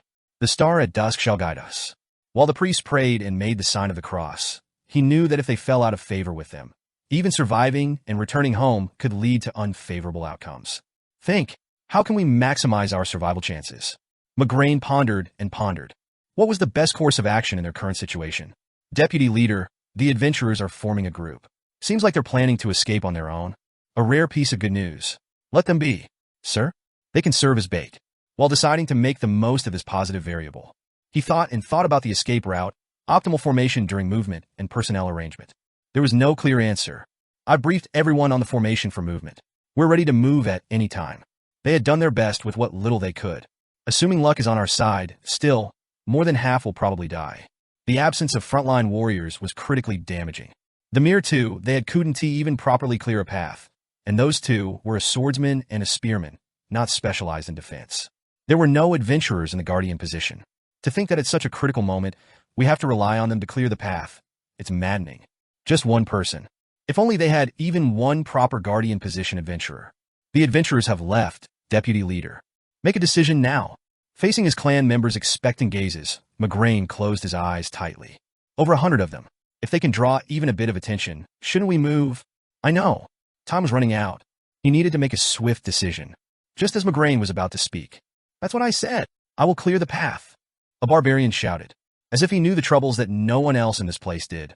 Mesmerized, McGrain asked his deputy, "Who is that man making such a fuss?" "I overheard a bit. He seems to be a companion of Lady Karlstein's brother. You don't need to worry about him. I'll make that decision. Just answer me."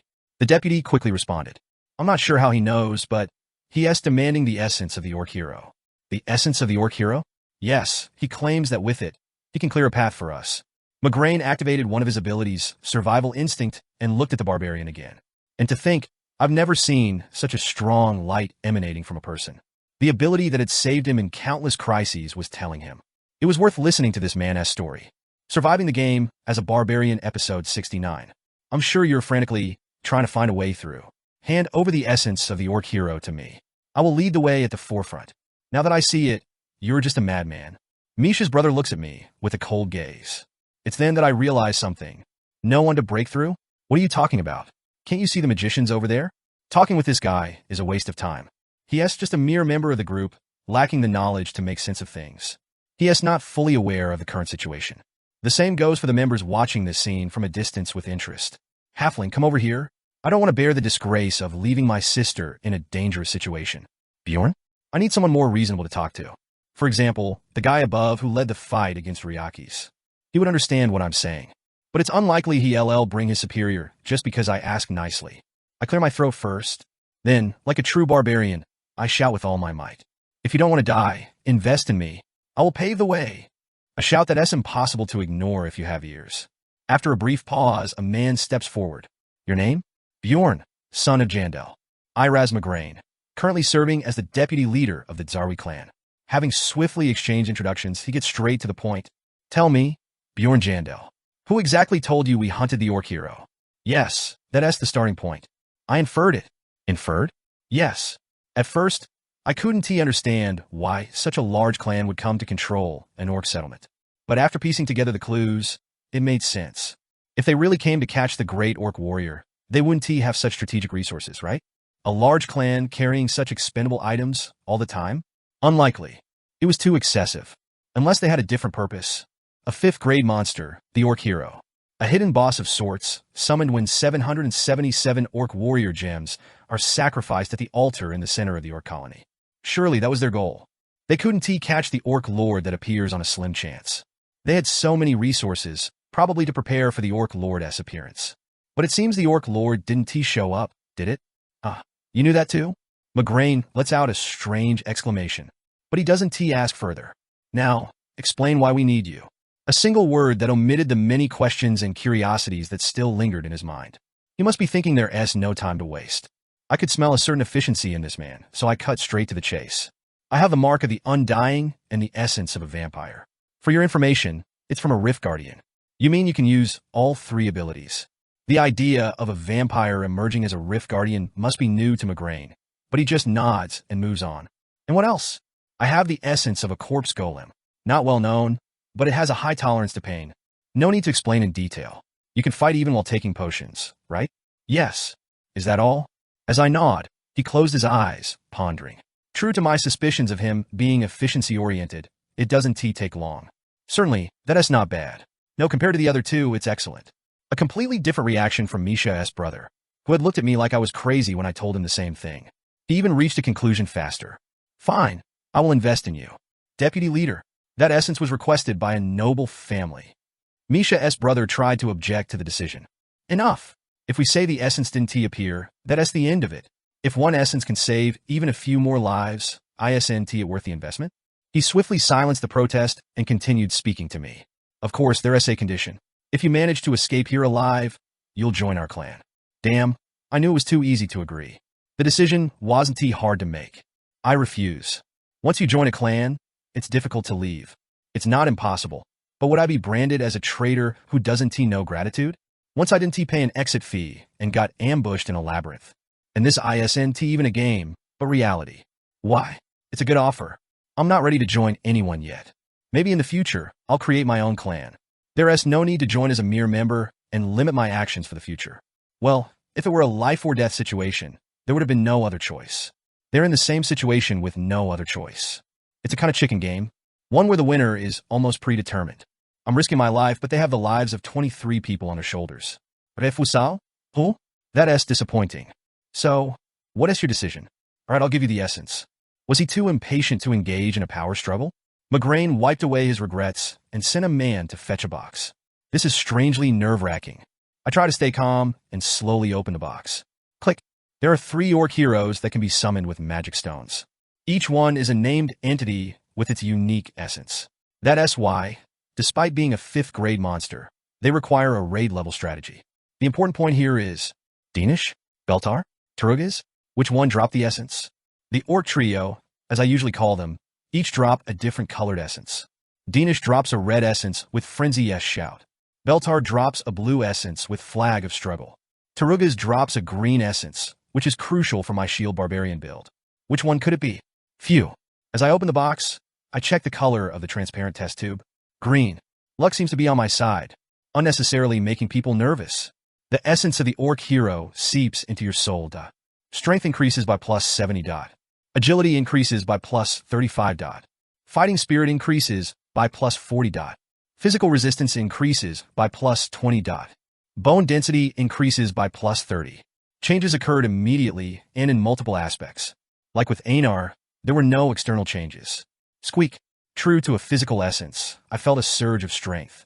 Not to mention the increase in agility, making me feel lighter. I'll be able to move more swiftly in any action from now on. And most importantly, is this because of the fighting spirit? Uncharacteristically, a desire to wield this power as soon as possible creeps in. First, take off your equipment. Suppressing the excitement, I followed the instructions and removed my gear. As I did, someone spoke to me from the side. By the way, how did you know that we had received a request? I didn't. You didn't? Then how could you so confidently ask for the essence? Well, they also wouldn't have known which of the 3 essences it would be. I assumed they would keep it in a test tube and decide later who to use the essence on. I predicted they would store the essence in a test tube for now and later decide which member would use it. For them, the cost of the test tube wouldn't be too burdensome. Now that you mention it, that makes sense. Is that all you wanted to ask? For now, yes. We don't have much time. As soon as I've stowed my stripped gear in my backpack and handed it to Misha, Migraine hands me a stack of scrolls. Without asking what they were, I took them all at once and tore them open with a ZZ. Character has used a physical defense auxiliary scroll. Physical resistance temporarily increases by plus 10. Character has used an advanced stamina auxiliary scroll. Stamina reduction rate temporarily decreases. Character has used a vitality regeneration auxiliary scroll. Stamina regeneration rate significantly increases. Colorful auras emanated subtly from my skin, each representing the effects of the various scrolls. Now, drink this as well. After the scrolls, it was time for various potions. Character has consumed a strength enhancement elixir. Strength temporarily increases by plus 10. Character has consumed the tears of the spirit. All elemental resistances temporarily increase by plus 15. Character has consumed a basilisk flask. Pain tolerance temporarily increases by plus 15. Damn, is this the power of real money transactions? Honestly, I'm not sure I can get used to this extent. It'll all be a problem if that's the case. I agree. The doping hadn't even begun yet. At Migraine's signal, support type explorers began casting their abilities. R&D plane casts Spirit S Blessing. Character S Magic Resistance significantly increases. R&D plane casts Flame of Regeneration. Character S Physical Regeneration rate significantly increases. Tarot's Pien casts Mantle of Sacrifice. Character S threat level significantly increases. With each new type of power embedding into my body, I feel an indescribable thrill. It's almost like feeling like an emperor, but it's still not enough. To break through the darkness filled with Ryaki's clones, I need to be more than an emperor. I need to become a monster. Now it's your turn. At his gesture, Misha's brother approached. He couldn't speak his mind in front of the deputy leader, but his discomfort was apparent. The feeling was mutual. Absorbing any ability from him will be most beneficial. I see. To make rational decisions, personal feelings must be set aside. Thus, I bit into Misha's brother's neck. Quack. I bit hard enough to taste the bitter blood. Character casts Master of Blood. The active skill of a vampire, Master of Blood. Its effect is simple. Character temporarily absorbs the passive skill, Unholy One from Talon Karlstein. By directly drinking blood, one can randomly absorb one of the target's skills. Seeing the change in your eye color, it seems you got it. There's no need to explain. I know. Unholy One. A passive skill that, in exchange for reducing the maximum essence by -1, increases the performance of all active skills by 1.5 times. You seem to have quite the luck. As much as I agree, I really wish he wouldn't say things like that. It just makes me feel like something terrible is going to happen later on. Shall we start then? I nodded, slowly imagining and activating the skill I obtained through the essence of the orc hero. Character casts Gigantification. In an instant, the ground seems to recede, and the people around me shrink in size. Character S stature grows, and with the increased size, threat level and physical attributes increased. This is the so-called barbarian hero mode. My imposing form captured the attention of everyone around. Goodness, this is a true monster. In a gesture of awe, Migraine removed his cloak, along with his Lieutenant S, and handed them to me. It would be best to cover up with these for now. Agreeing with the suggestion, I quickly wrapped them around my waist. With this, the preparations for departure were complete. Only about 30 minutes left now. Can you do it? Can I do it? I barely contained the surging power within me and shouted. Barbaria. With my current state, there's nothing impossible. Bjorn Jandel. Level 3. Physical. 310. New plus 155. / mental. 104. New plus 12. / abilities. 115. Item level. 683. Overall combat index. 695.75. New plus 167. Acquired essences. Corpse Golem rank 7 / Vampire. Guardian. Rank 5 / Orc Hero rank 5. Surviving the game as a Barbarian episode 70. I am running at full speed, leading a truly monstrous body measuring 5 meters in diameter. Boom, boom. Every step I take makes a sound that could be mistaken for a large monster. Don't fall behind. Keep up. Behind me are 23 clan members and Misha, and behind them are 43rd floor explorers who have not been swayed by Jack Fletcher's agitation. The reason they joined forces is simple. Give us all your gear, and we'll take you. Migraine was a rationalist who wanted to avoid even the slightest loss. The character has cast Sacrificial Engraving. The character's physical stats temporarily increase for each sacrifice within a 100 m radius. The more sacrifices, the better. Barbaria. I feel an overwhelming surge of power. This uncontrollable destructive instinct dominates my entire body. This must be because of my fighting spirit. Luckily, I don't have to suppress this urge. Kaya. Miniature replicas of Ryakis fly towards me.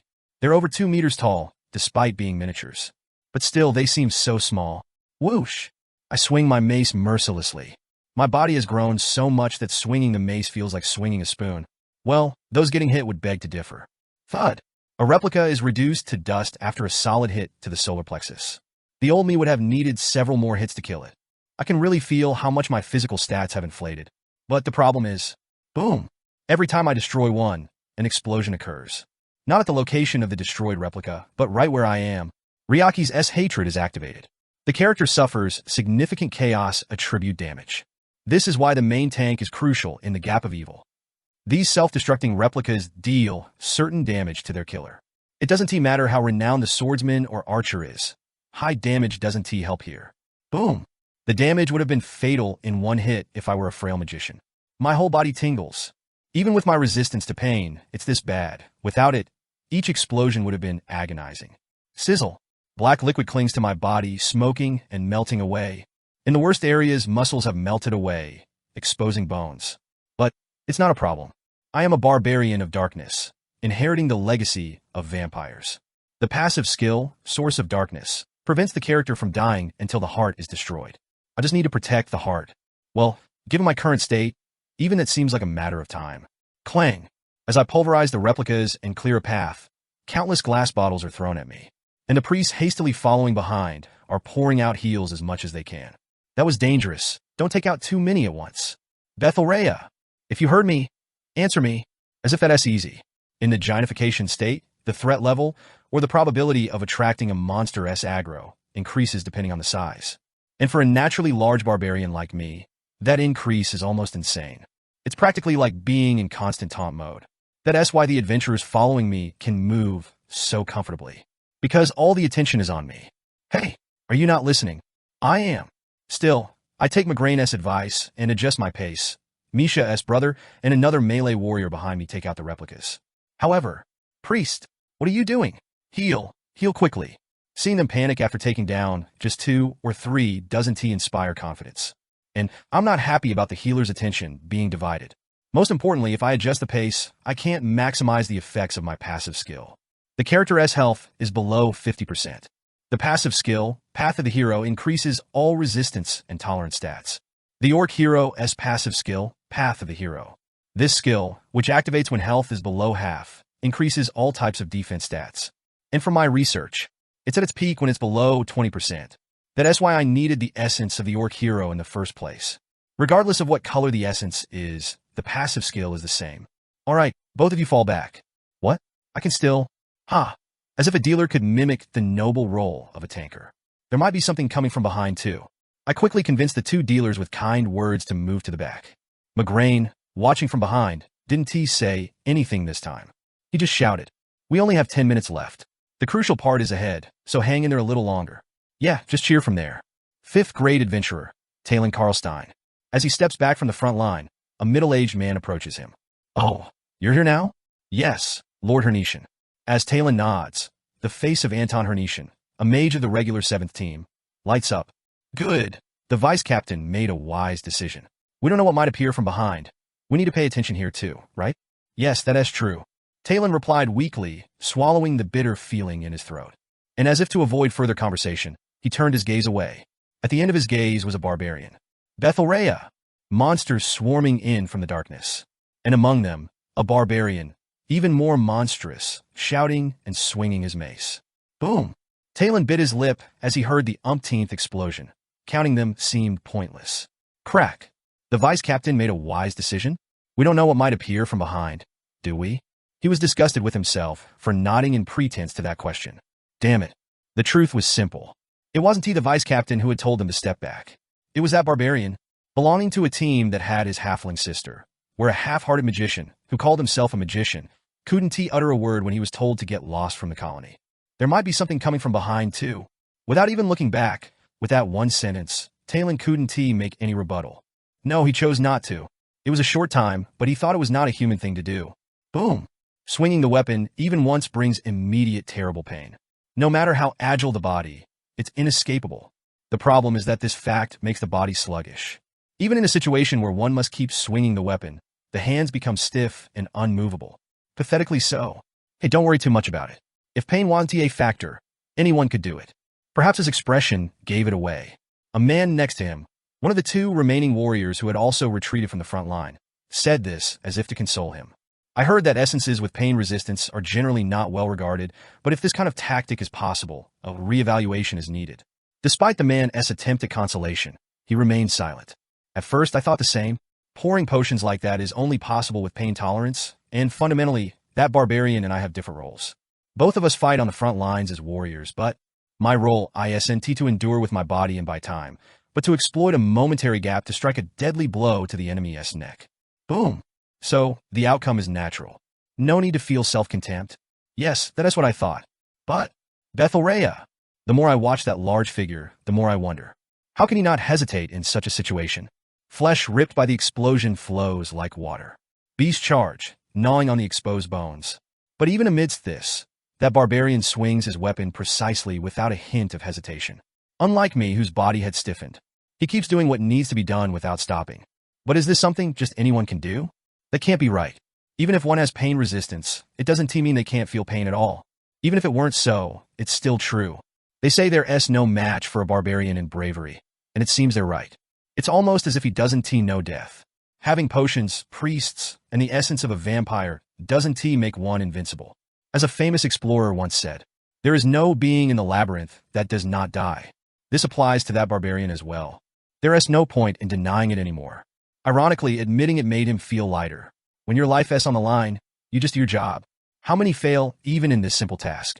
What that barbarian is doing right now is definitely not something just anyone can do, as evident from the changed reactions around him. The vice captain's foresight is truly remarkable. I never expected him to perform his duty this well. Does anyone know the name of that fellow? Such a person must be somewhat known. What about the conversation with the vice captain earlier? If such a person joins our clan, it would be a great asset. Even if one doesn't know the detailed circumstances like pain resistance, it's something one can feel just by watching. That the barbarians saved them. It's terrifying to even think of what situation we would be in without him. Was her name Misha? What exactly is the identity of that fellow? I don't know. Someone asked his halfling sister, but unfortunately, no proper answer was heard. However, listening to the murmurs of the magician, Hernician, next to him, he thought, if the hero of the barbarian tribe, Balkan, were to return to life, he would probably look like that. There's no need to wonder about the name of that barbarian anymore. The end. I can see the end. Pick up the pace.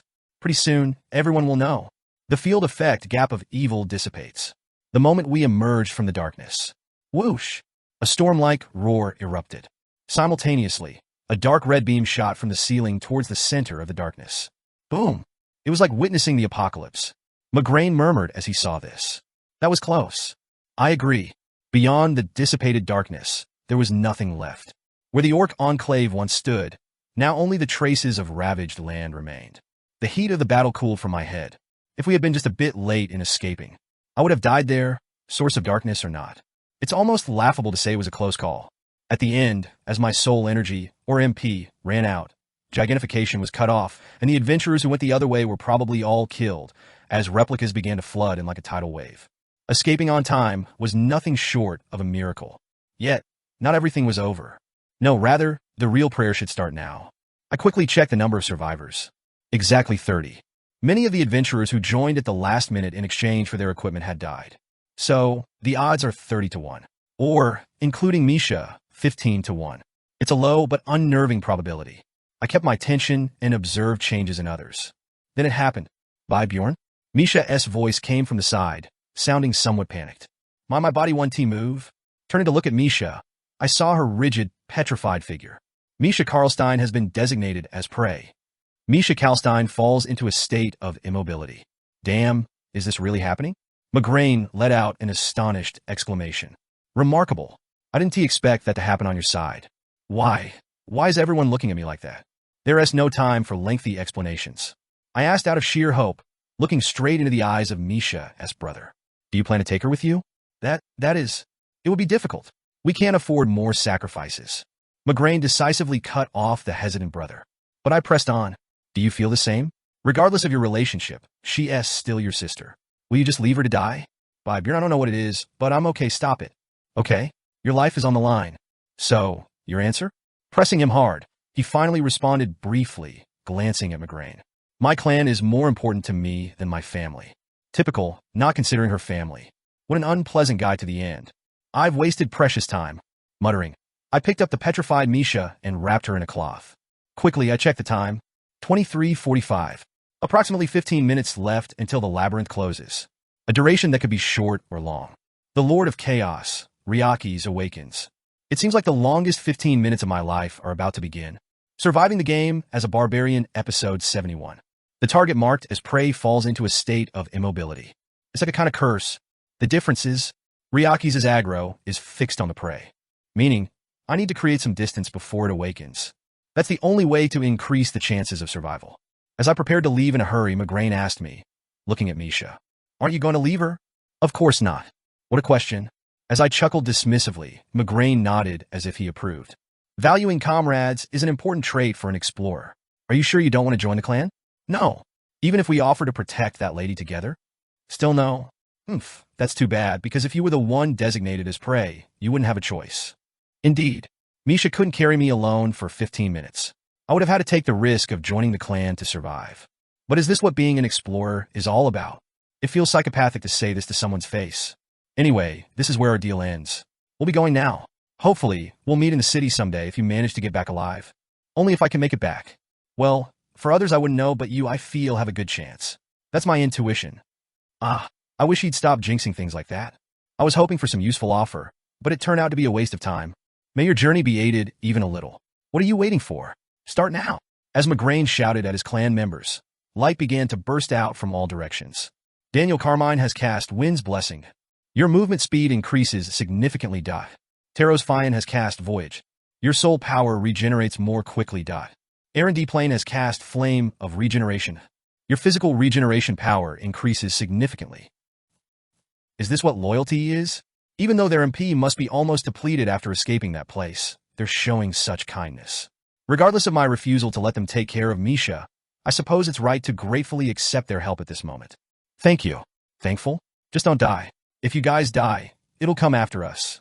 With that, Migraine spat out his most efficient words and began to lead his clan mates away. Well, for me, it's just about carrying her and making sure the backpack doesn't fall, but for them, it's different. Then we'll be going first, right? If you go one way, we'll head in the opposite direction.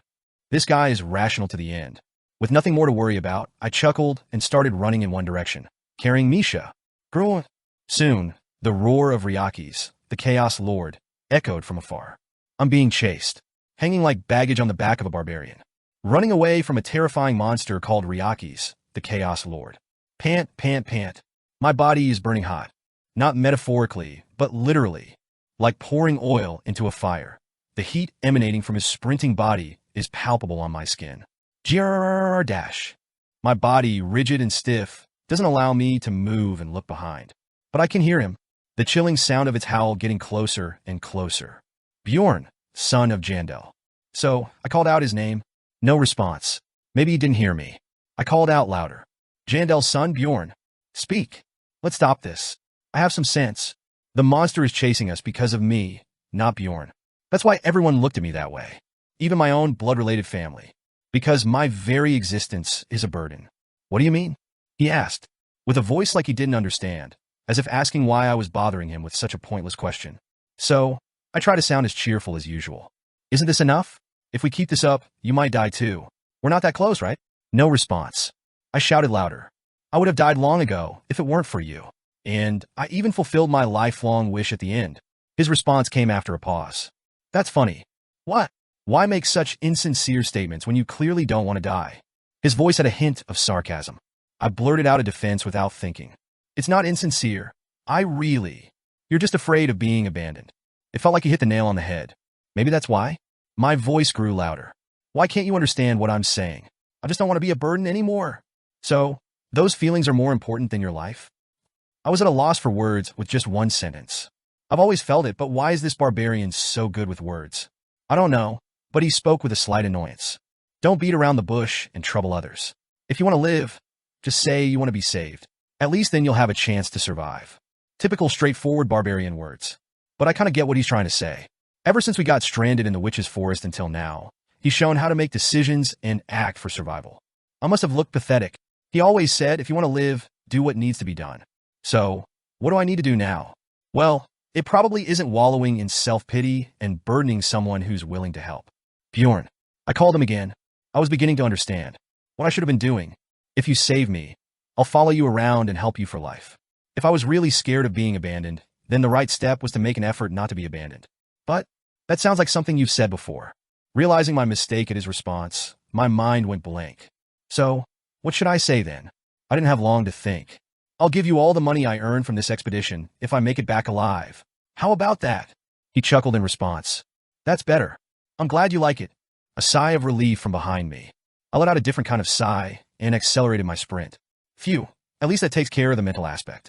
If she's got her wits about her, she won't bother me any further. Now the real problem starts.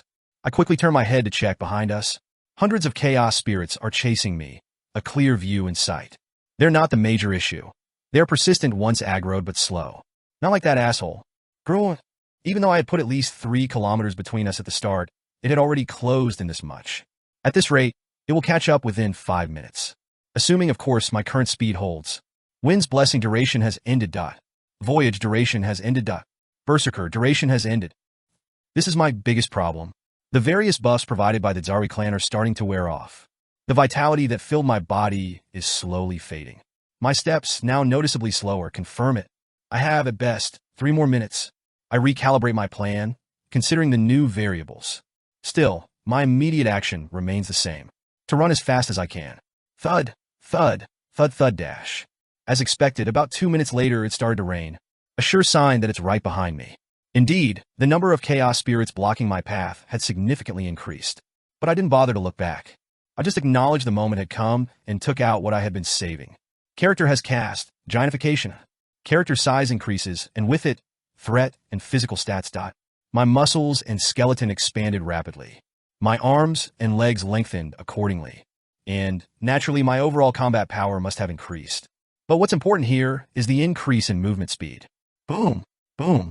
Each step now created a heavy vibration, but my stride was much wider. Unfortunately, I can't maintain this state for long. My soul power, or MP, was completely depleted, escaping the gap of evil. At this rate, I can keep this up for maybe 2 to 3 minutes. I use all my experience to estimate the remaining time. The voyage buff, which speeds up soul power recovery, is the only reason I can sustain this even for a minute. Misha time? I muttered shortly, and Misha, who had a watch in hand, replied urgently. It's 56 minutes. Be precise. 196 seconds left. Right, a little over 3 minutes remaining. Until this damned labyrinth closes. If you're bored, just watch that and count down. Okay, 190, 189. As Misha counted down, playing the role of a timer, I entered the final sprint. Now, shouting out my fighting spirit. Bethel Re'ewa. Like my ancestors pushing at my back, I moved swiftly forward. 170, 169. And so does the number of enemies blocking my path. So, my task changes too. Until now, it was a blind charge, focusing solely on running whether they followed or not. But now, I have to clear a path. This might sting a bit. Did she not hear me because she was focused? Or did she just prioritize her role? No matter what?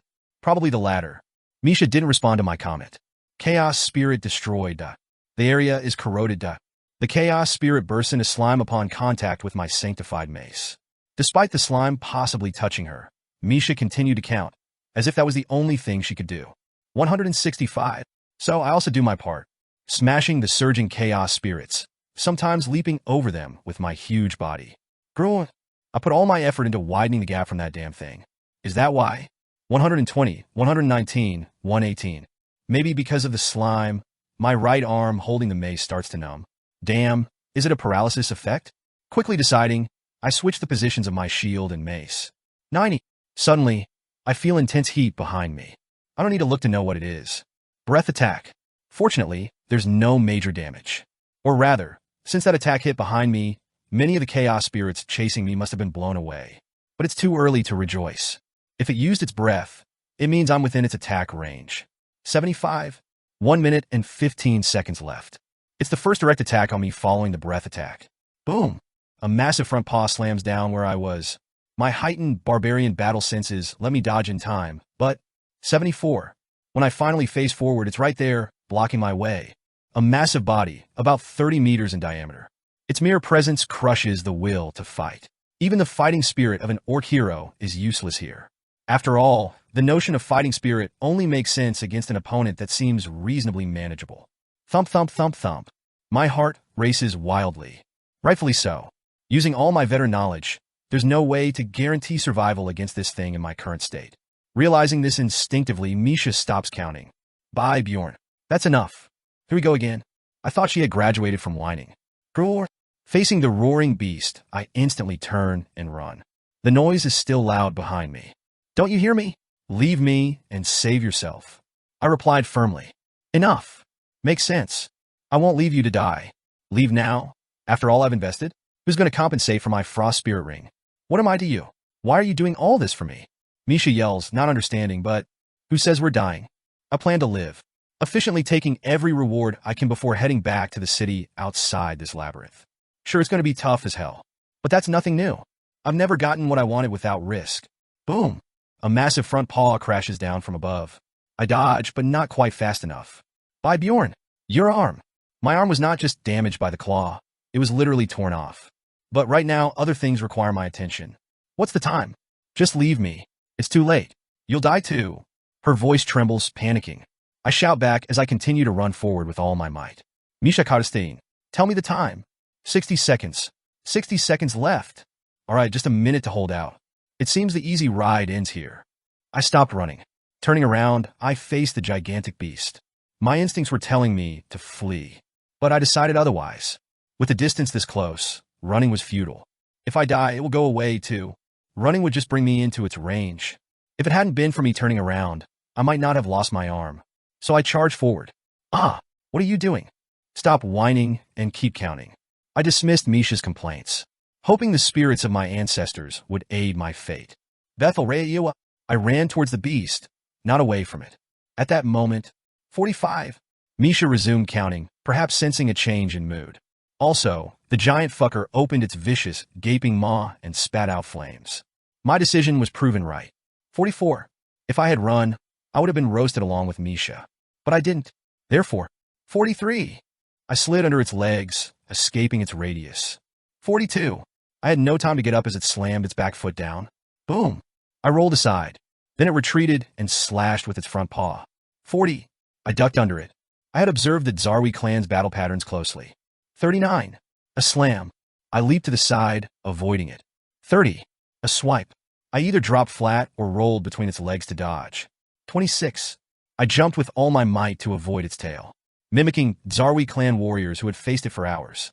Its physical attacks were limited to these three, aside from breath or dark orbs. 20. No way. Grun. The beast roared furiously. 17. It tried a tricky tail swipe again. 16. I leaped, but not quite high enough. Thwack! My ankle hit the tail, throwing me off balance. 15. Ah! I spun through the air, crashing down. I managed to get up quickly, but my left ankle was completely shattered as the beast slammed down its paw. I rolled again, narrowly escaping. I realized just how close I was. If I'd been a second slower, my head would have been crushed. Thud! I got up quickly, ignoring the pain in my wrecked ankle. About 10 seconds left. I counted internally, replacing Misha, who seemed knocked out. 9. The situation was grim. 8.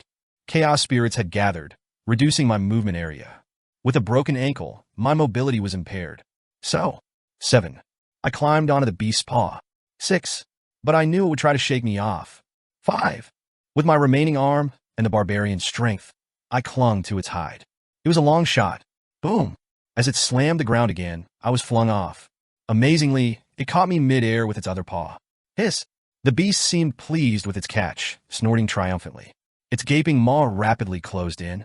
Its ferocious teeth would easily crush my Lydianium armor and me in one bite. But you're too late, kid.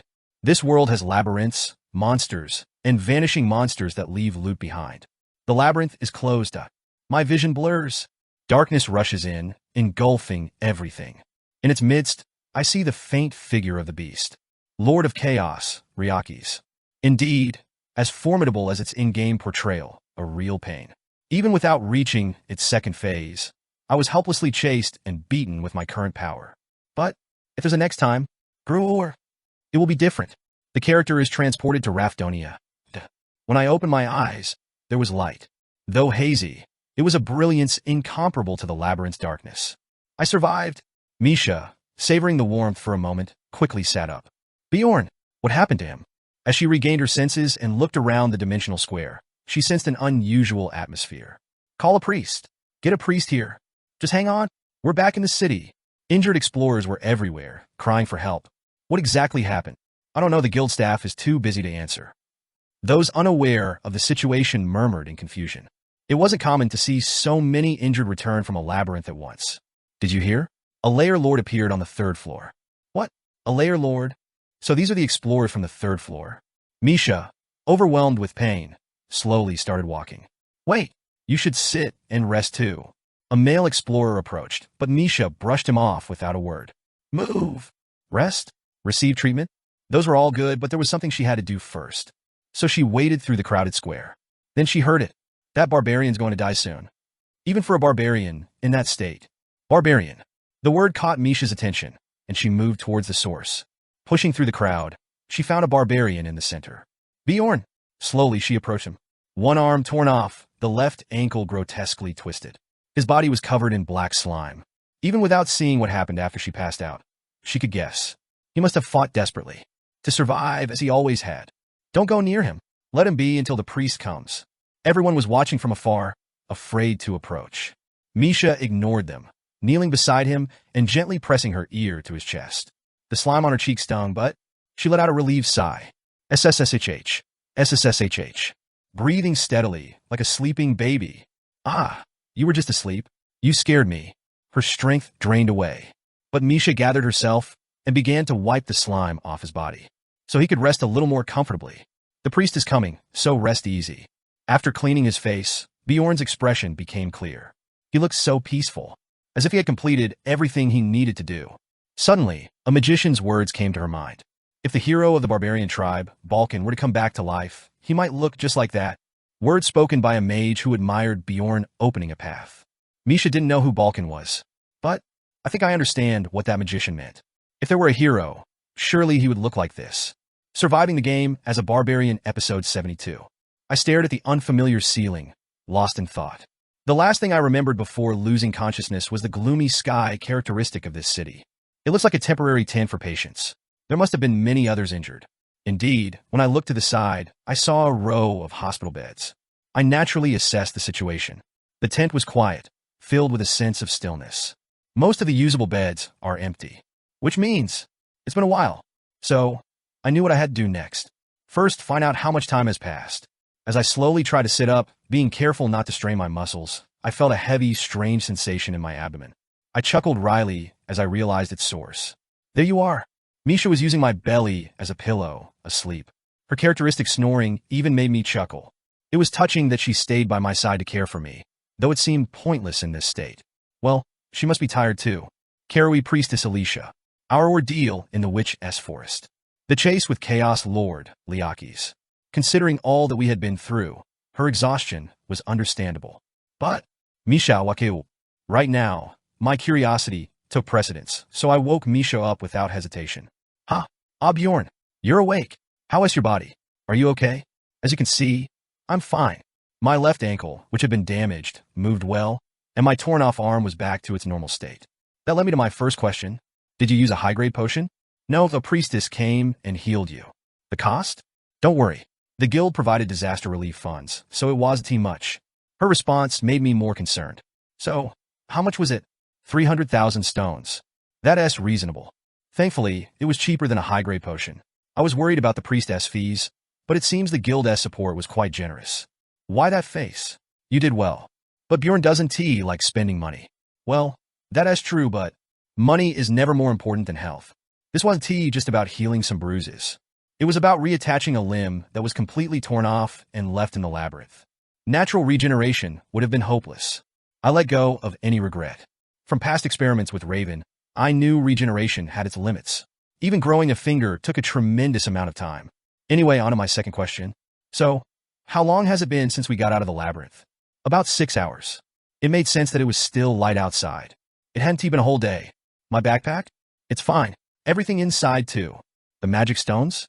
I exchanged yours and mine for money. Did anyone come looking for me while I was unconscious? Hikarad visited. The dwarf? I tilted my head in confusion, and Misha slowly explained what happened. To cut to the chase, she was reunited with Hikarad's group about 5 hours ago, when they happened to find this place. I'm glad to hear that all three of them are okay. So where did they go? They said they were glad you were alive and left because they were tired. That makes sense. I didn't feel slighted. If roles were reversed, I'd have done the same. Being here wouldn't have woken me up any faster.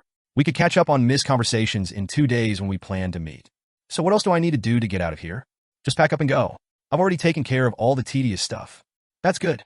As I began to rise, throwing off the blanket, Misha hastily stopped me. Wait, don't get up yet. At least put this on first. No further explanation was needed. Ah! While Misha turned away, I quickly dressed in the new clothes laid out on the table. She had even bought clothes for me in advance. Despite her usual silly appearance, she has a thoughtful side. Does the outfit fit well? It fits perfectly. Honestly, it was a bit too small, but finding the right size in this city is a challenge anyway.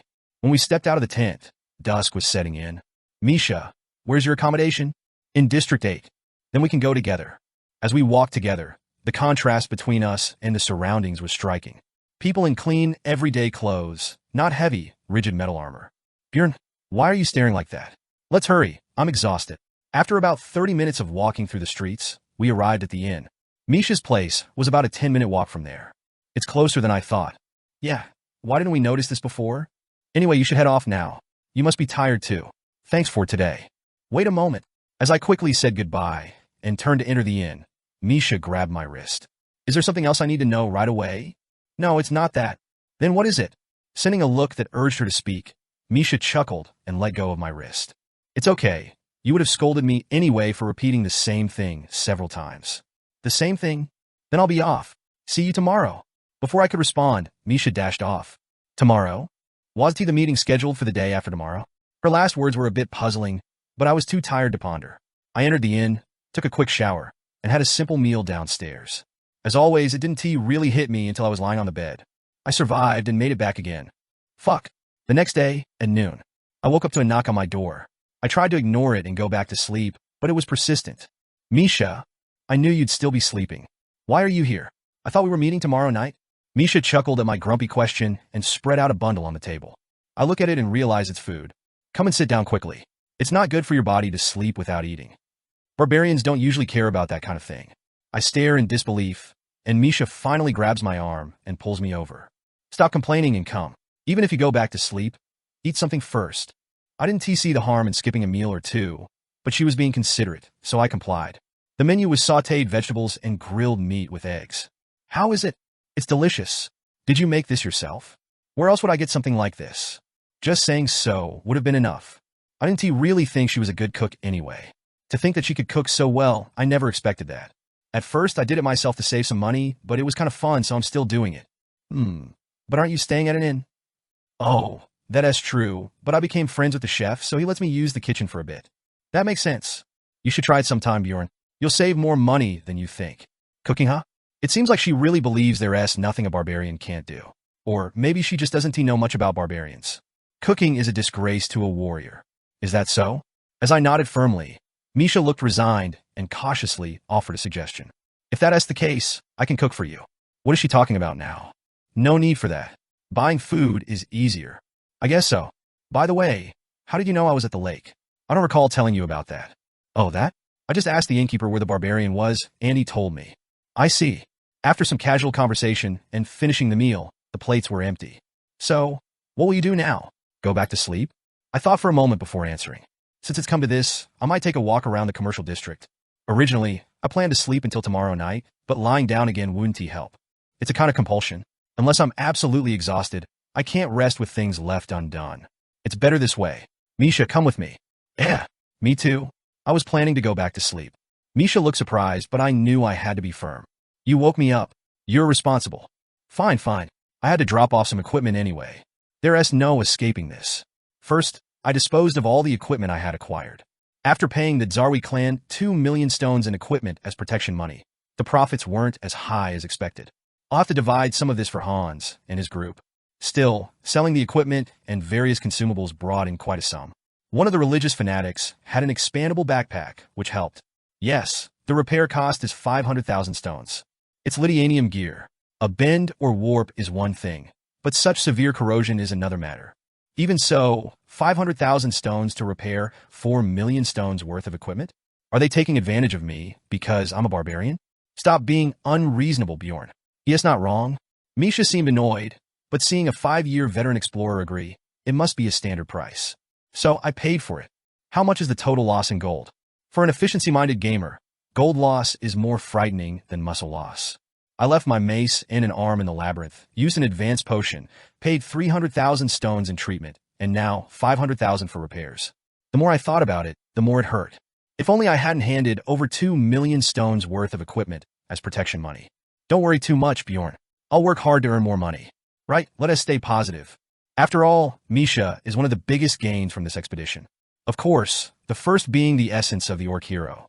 I also got a lot of potions, so in a way, I've saved a lot of money for future expenses. Bjorn, what are you doing? Why aren't you going in? Snapping out of my thoughts, I entered the inn with Misha. It wasn't our usual lodging, but an inn located in the commercial district of Commelby. Who would V thought the carriages at the station would be out of service? That's why I said we should hurry, didn't I? Alright, no more nagging.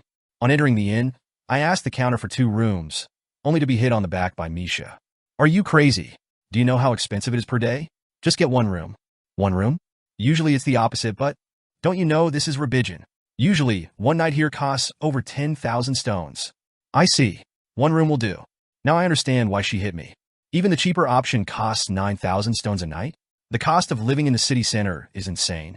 She had a reason for hurrying, but the room justified its cost. It wasn't a dormitory-like room I used to stay in, but had a separate living room, bedroom, and bathroom. There was not only a window, but a small terrace in the living room, and a faint scent of flowers wafted through the room. Look, Bjorn, Artian workshop soap. They're letting us use this for free. Even Misha, who had been complaining about wasting money, was thrilled after discovering something in the bathroom. When she returned, she seemed very satisfied. Bjorn, we really have to work hard to earn more. I couldn't help but agree as I lay on the wide bed. Yeah, let us work hard. The bed was comfortably soft. When will I be able to sleep on a bed like this every day? A city where barbarism and civilization coexist. To live more humanely than now, how many more plunderers and monsters do I need to kill? Without time to ponder deeply, my eyes closed swiftly. Late at night, when most are asleep, the tavern where the unfortunate gathered today was as noisy as ever, perhaps noisier than usual. Have you heard the news? About the lair lord appearing on the 3rd floor? Yes, over 30 from the Dzari clan died because of it. 30 is nothing. There are rumors that the total death toll is in the hundreds. So, they haven't caught the person who summoned the lair lord? A topic of interest for any explorer. But there was another story, slowly spreading among the gossips. Did you hear? One of the survivors told me a single person's actions greatly contributed to the Dzari clan's survival. One person? Is it Deputy Leader McGrain? No, I heard it was a 3rd floor explorer who just happened to be there. Is there such an explorer? What is his name? Well, Bjorn Jandel, a barbarian who entered the 3rd floor after just 3 months. His incredible bravery, saving many, was talked about in various ways, sometimes exaggerated. But all stories concluded the same way. The wizard who told me the story did not hesitate to say this about the barbarian. And what was that? Though young and yet to achieve heroic deeds, his actions are certainly worth following, akin to those of a great and brave hero. A nickname, a second name earned only by explorers who possess both skill and fame. He deserves to be called Little Balkan. This nickname was heard everywhere. Your character's fame has increased by +1. Your character's fame has increased by +1. Your character's fame has increased by +1. Your character's fame has increased by +1. Warning. The probability of special events occurring for your character has increased. Surviving the game as a barbarian, episode 73. Ghostbusters 2. In a serene office, a man sipped his tea and murmured, Little Balkan. It was a story that caught his interest after a long time. How many explorers could gain a nickname within 3 months? At least since he took on this mission, it has even been 3 times. Interesting. Even the essence records confirmed by the guild were fascinating. Normally, explorers start with level 9 essences and gradually progress through the levels. But what about this guy? He absorbed the essences of a corpse golem, a vampire, and now an orc hero. Luck doesn't even begin to describe it. It's almost like using a cheat code. Well, if we look back in history, we can find quite a few who have left similar marks. There are definitely people in this world who are born with special destiny, talent, and luck. Which category does he belong to? Among these people, most become heroes or great figures, revered in later times. Then, what about this barbarian? At least from what we've seen so far, he seems to have enough potential. Of course, his essence needs to be proven first. Before getting weaker, I should check this once. This matter requires more caution and carefulness than usual. A typical high-end pub with room-style seating. As I open the door and enter, I am greeted by the dwarf and Dwaki, sitting in the dwarf-only chairs. Oh, you've arrived. Come, have a seat. Ha ha ha. Truly, it's good to see both of you safe. I sat down opposite Misha, who had come with me. Whereas Rotten Miller? Still not here. Should be arriving soon, right? As we ordered food and chatted casually, Rotten Miller arrived at 8 p.m. sharp. Bjorn, Karlstein. Glad you're safe. No, Rob Miller, we're glad you're safe. Heard you got hurt trying to escape. That's my only regret. If only I hadn't been injured, I wouldn't have left you there. Stop. I cut him off before he could continue his self-reproach. Why not sit down? The food's here. All right. Soon, with Rob Miller seated, our team was finally reunited after a long time. It felt like a miracle that we all returned alive after being separated in the labyrinth. Truly, the gods must have protected us. With Rob Miller's melodramatic words, the real conversation began. The main topic was naturally our recent experiences. So, Hikerod, what happened on your end? Oh, that? The dwarf began to explain in order, detailing what happened in the labyrinth since we were separated. Rob Miller was ambushed immediately after our separation, but they managed to counterattack and escape, taking down an enemy scout. The story wasn't much different from what I heard in the witch's hut, but coming from the dwarf himself, it was more detailed. That time, I used emergency restoration to reactivate Guardian S Risk Guard for an escape. I hadn't expected it, but they indeed used that combo. Wow, I didn't know numbered items could be combined with abilities like that. Where have I ever been great? It's all wisdom passed down from our ancestors. Emergency restoration wasn't for repairs, but a skill that reverted equipment to its state from 5 minutes ago. Number items were no exception, though it consumed more MP than usual. Wisdom of the ancestors. It seemed that tips related to numbered items were passed down within the dwarf race. To summarize the rest of their story.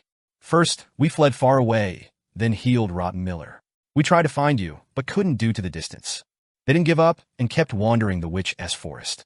But on the third day, they encountered Alicia. What? You met that crazy woman again? Yes. Don't know how, but she persistently followed us into the forest. So, what did you do then? What else? We had to run. They had to use a portal to escape Alicia's chase, moving to the 4th floor. And that was the end of their ordeal. The 4th floor Sky Tower had a stage-like structure. Somehow, they managed to complete the first stage and decided to stay there until the labyrinth closed.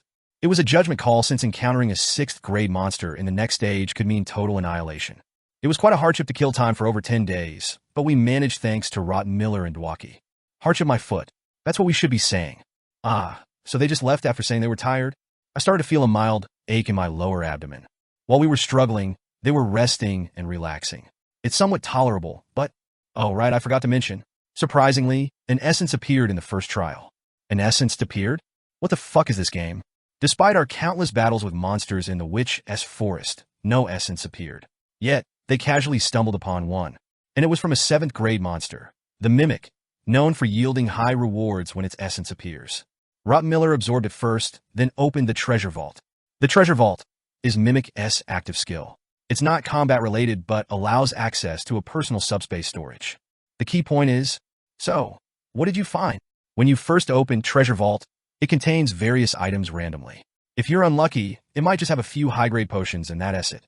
I hope they had the same luck, but about 2 million stones worth of magic stones, 3 top-grade potions, and 2 numbered items. Crazy. Why suddenly curse? Sorry, I was just shocked. I felt like I was going to throw up, but I swallowed hard and asked. So, what were the item numbers? Unfortunately, one was in the 8,000s, the other in the 9,000s. Phew, so they made well over 10 million stones. Obviously, they would divide it among themselves since we weren't there. Why is this dwarf so lucky? We thought they weren't much use to us, so we decided to sell them. Rot Miller, having absorbed the essence, agreed to deduct its standard guild value. Congratulations. Rot Miller gained a new essence, and the dwarf and Dwarley hit a financial jackpot. Maybe that's why? I could barely manage to offer congratulations with a smile. But, snap, the spoon in my hand bent in half. Bye, Bjorn? Why suddenly break a perfectly good spoon? The orc hero essence makes it hard to control my strength. Wasn't that not an issue yesterday? Well, yesterday this didn't happen. Damn leechers. Now that we heard the dwarf-s updates, it was our turn. Actually, we're more curious about what happened to you. We heard some rumors and got a rough idea yesterday, but what exactly happened to you?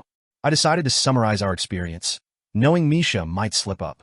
Our life after being stranded. Misha's accidental awakening. Karlstein, truly congratulations. It must have been hard on you. No, it wasn't me, it's all thanks to Bjorn. Thanks to Bjorn? Oh no. I mean, we couldn't have survived without Bjorn, regardless of the occasional detours in conversation. The religious trio we met in the cabin, and somehow encountering a tier lord roaming around after coming out. Our dynamic story unfolded, vastly different from their time killing on the 4th floor. The trio listened intently. Deciding to go to the orc colony in that situation was really smart. I wouldn't have even thought of the Zarwi clan in that scenario. So, what happened next? Their earnest reactions were encouraging. But instead of exaggerating, I continued objectively. However, to ask for protection money in that situation?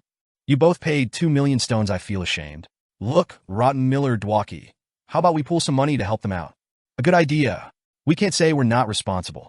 Did they start feeling pity for us after hearing the story? Hearing about our protection fees, the damage to some of our equipment, and the repair costs amounting to 500,000 stones, the trio decided to pool together 1 million stones for us. Honestly, I was a bit reluctant. Are you really giving this to us? Of course. We made a fortune this time. Can't we do at least this much for you? Was this really happening? Is this dwarf an angel, not a dwarf? Hikarad, you are truly a great team leader. Ha ha ha. Thanks for the compliment. But let's continue with the story. I decided to continue the story with more enthusiasm, feeling repentant for previously undervaluing such a great dwarf. Wow, a tier lord appeared in that situation. The Chaos Lord appeared with just 5 hours left.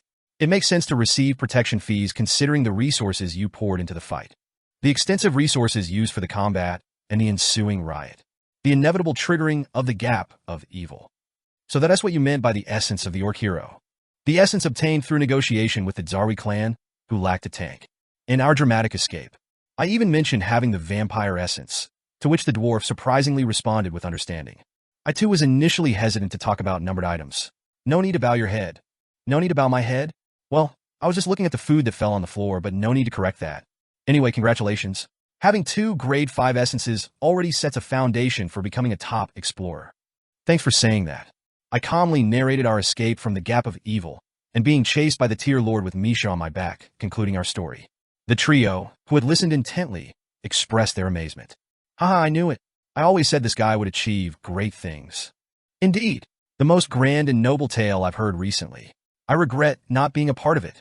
Truly, with such achievements, no one could dispute calling you Little Balkan. One phrase particularly caught my attention, said by Rod Miller. Wait, Little Balkan? As I looked puzzled, the dwarf kindly explained. You haven't heard yet? That's your new nickname. Lethal Balkan? A new title following the Free Barbarian. Yet I couldn't tell if this nickname would work out positively or negatively in the future. Your character S fame has increased by +1. Your character S fame has increased by +1. The day after the gathering, I met Hikarad early in the morning and visited the guild to report on Alicia B. Hank. The priestess of Karui, you say? The receptionist, unfamiliar with such a case, seemed flustered. But after seeing my 5-star ID and the dwarf's video recording device used throughout our exploration, the receptionist's demeanor changed. This seems beyond my authority. Could you please wait a moment? We were soon called into the branch manager's office and explained everything. Subsequently, the news reached the temple. Alicia was excommunicated from the Leetless Church and became a top-tier wanted criminal. The checkpoint records confirmed she's back in the city. She should be caught soon. While the guild and temple were confident, I had a gut feeling it wouldn't be that easy. There is no basis for it, but I have this hunch. Tisk, it's just unnerving. Thus, we decided to stay updated on Alicia and concluded the matter for now. After all, there's nothing more we can do. An unexpected reward also came our way. An unexpected profit. Justice always brings its rewards. The temple awarded us approximately 3 million stones for providing crucial information. Well, it'll have to be divided into 5 parts, but not bad at all. This kind of fortune is exactly what you should gratefully accept. Anything more would be scary, not knowing what might come back. It took longer than expected. I should get going. Everyone must be waiting. After wrapping up the Alicia report case, we headed to the agreed meeting place and finalized the distribution. Let us divide everything we acquired together before splitting up into 5 parts. Whatever we got after can be negotiated separately. We divided the faithful servant Hansen's equipment and consumables, and the magic stones obtained until the 4th day. Since we only used the religious fanatics' equipment for the protection fee, the calculations weren't complicated. The boots. I remembered Hansi's boots lost to the mine, but decided to stay quiet. Revisiting the calculations seemed too tedious, and besides, we had already used up their holy water and potions. Dwaki. Calculating each person gets 1.22 million stones. Misha and I received a total of 2.44 million stones, plus the temple's reward of 1.2 million stones, and the trio's donation of 1 million stones. The sale of the religious fanatics' extended backpacks and remaining equipment after paying the protection fee amounted to 3.11 million stones. And the magic stones for 15 days totaled about 800,000 stones. In total, 8.55 million stones. Split with Misha, my earnings from this exploration would have been 4.27 million stones, if not for that promise. Ugh. Misha's eyes, dripping with regret, made it clear. All the earnings were mine. That was the deal. At the time, I agreed to ease her mind, but it's better for me to keep and manage it. Misha is now my main partner. I'll be in charge of her essence, future equipment, and overall development strategy. Naturally, this will involve significant expenses. Subtracting 300,000 stones for our equipment repairs and medical fees. This calculates the net profit from this exploration. 7.65 million stones. Even considering the loss of the boots and mace destroyed in the labyrinth, it's an incredible profit. Regardless, the amount is far beyond what one could earn from hunting alone. It's not much considering the expenses ahead. Why are you looking like that? It's nothing. Just finish your meal. The situation had changed. After consuming the vampire essence, I ate the orc hero essence, which I thought I wouldn't get until much later. I should start with that when I get back. Therefore, reassessment of plans was necessary. Surviving the game as a barbarian, episode 74. I'm sitting by the fountain eating a packed lunch. The menu consists of potato stew with bread and a vegetable salad accompanied by beef. Misha is sitting next to me. Bjorn, try some of this. You're giving me meat? I ate a lot of it while making it earlier. Well, in that case, I chewed and swallowed the meat Misha handed me. How long has it been since I last ate beef? It melts in my mouth. Too bad, I can't fully appreciate the flavors with all the stares flying my way. Did you just call him Bjorn? That means he must be the little Balkan. I can't see anything special about him at a glance. Lately, wherever I go, there are people who recognize me. Invitations to join clans, offers to join teams. That's all well and good, but hey, are you really the little Balkan? There are also people who come and argue unnecessarily or bother me to talk to them. Can't they see I'm eating? Luckily, that was my last spoonful. Misha, let's get up. We're done eating. Time to go. We hurriedly cleaned up and left the fountain. I could hear some murmuring from behind, but they didn't cross the line by following or approaching me. Misha glanced back and muttered, "It's strange. I thought only really famous people got recognized like this. Is that a jab at me? But I get what she's trying to say. It must be awkward seeing someone you know become famous all of a sudden. The little Balkan. In the game, a high fame score had no downsides. You could access quests you couldn't before and receive unexpected high-paying requests. Moreover, with a low fame score, you couldn't enter the first district, Karnan of the Imperial City, so fame was essential for progressing in the game. But I wonder if this is really a good thing. Where I am now is not just a simple game world. Players are treated as evil spirits, executed immediately upon discovery. Suddenly becoming well-known could attract unwelcome attention. But it was necessary to survive. To gain something, you have to give something up. I acquired the essence of the orc hero, saved my life, and gained various other benefits. So, I'll accept that. That seems to be all for today. After picking up the equipment I sent in for repairs, purchasing various items I needed, and stopping by the auction house to see what I could find, the day began to wind down. Time to head back and finish planning my training. I'm going back now. What about you? Effectively, it was a suggestion to start heading back. But Misha hesitates.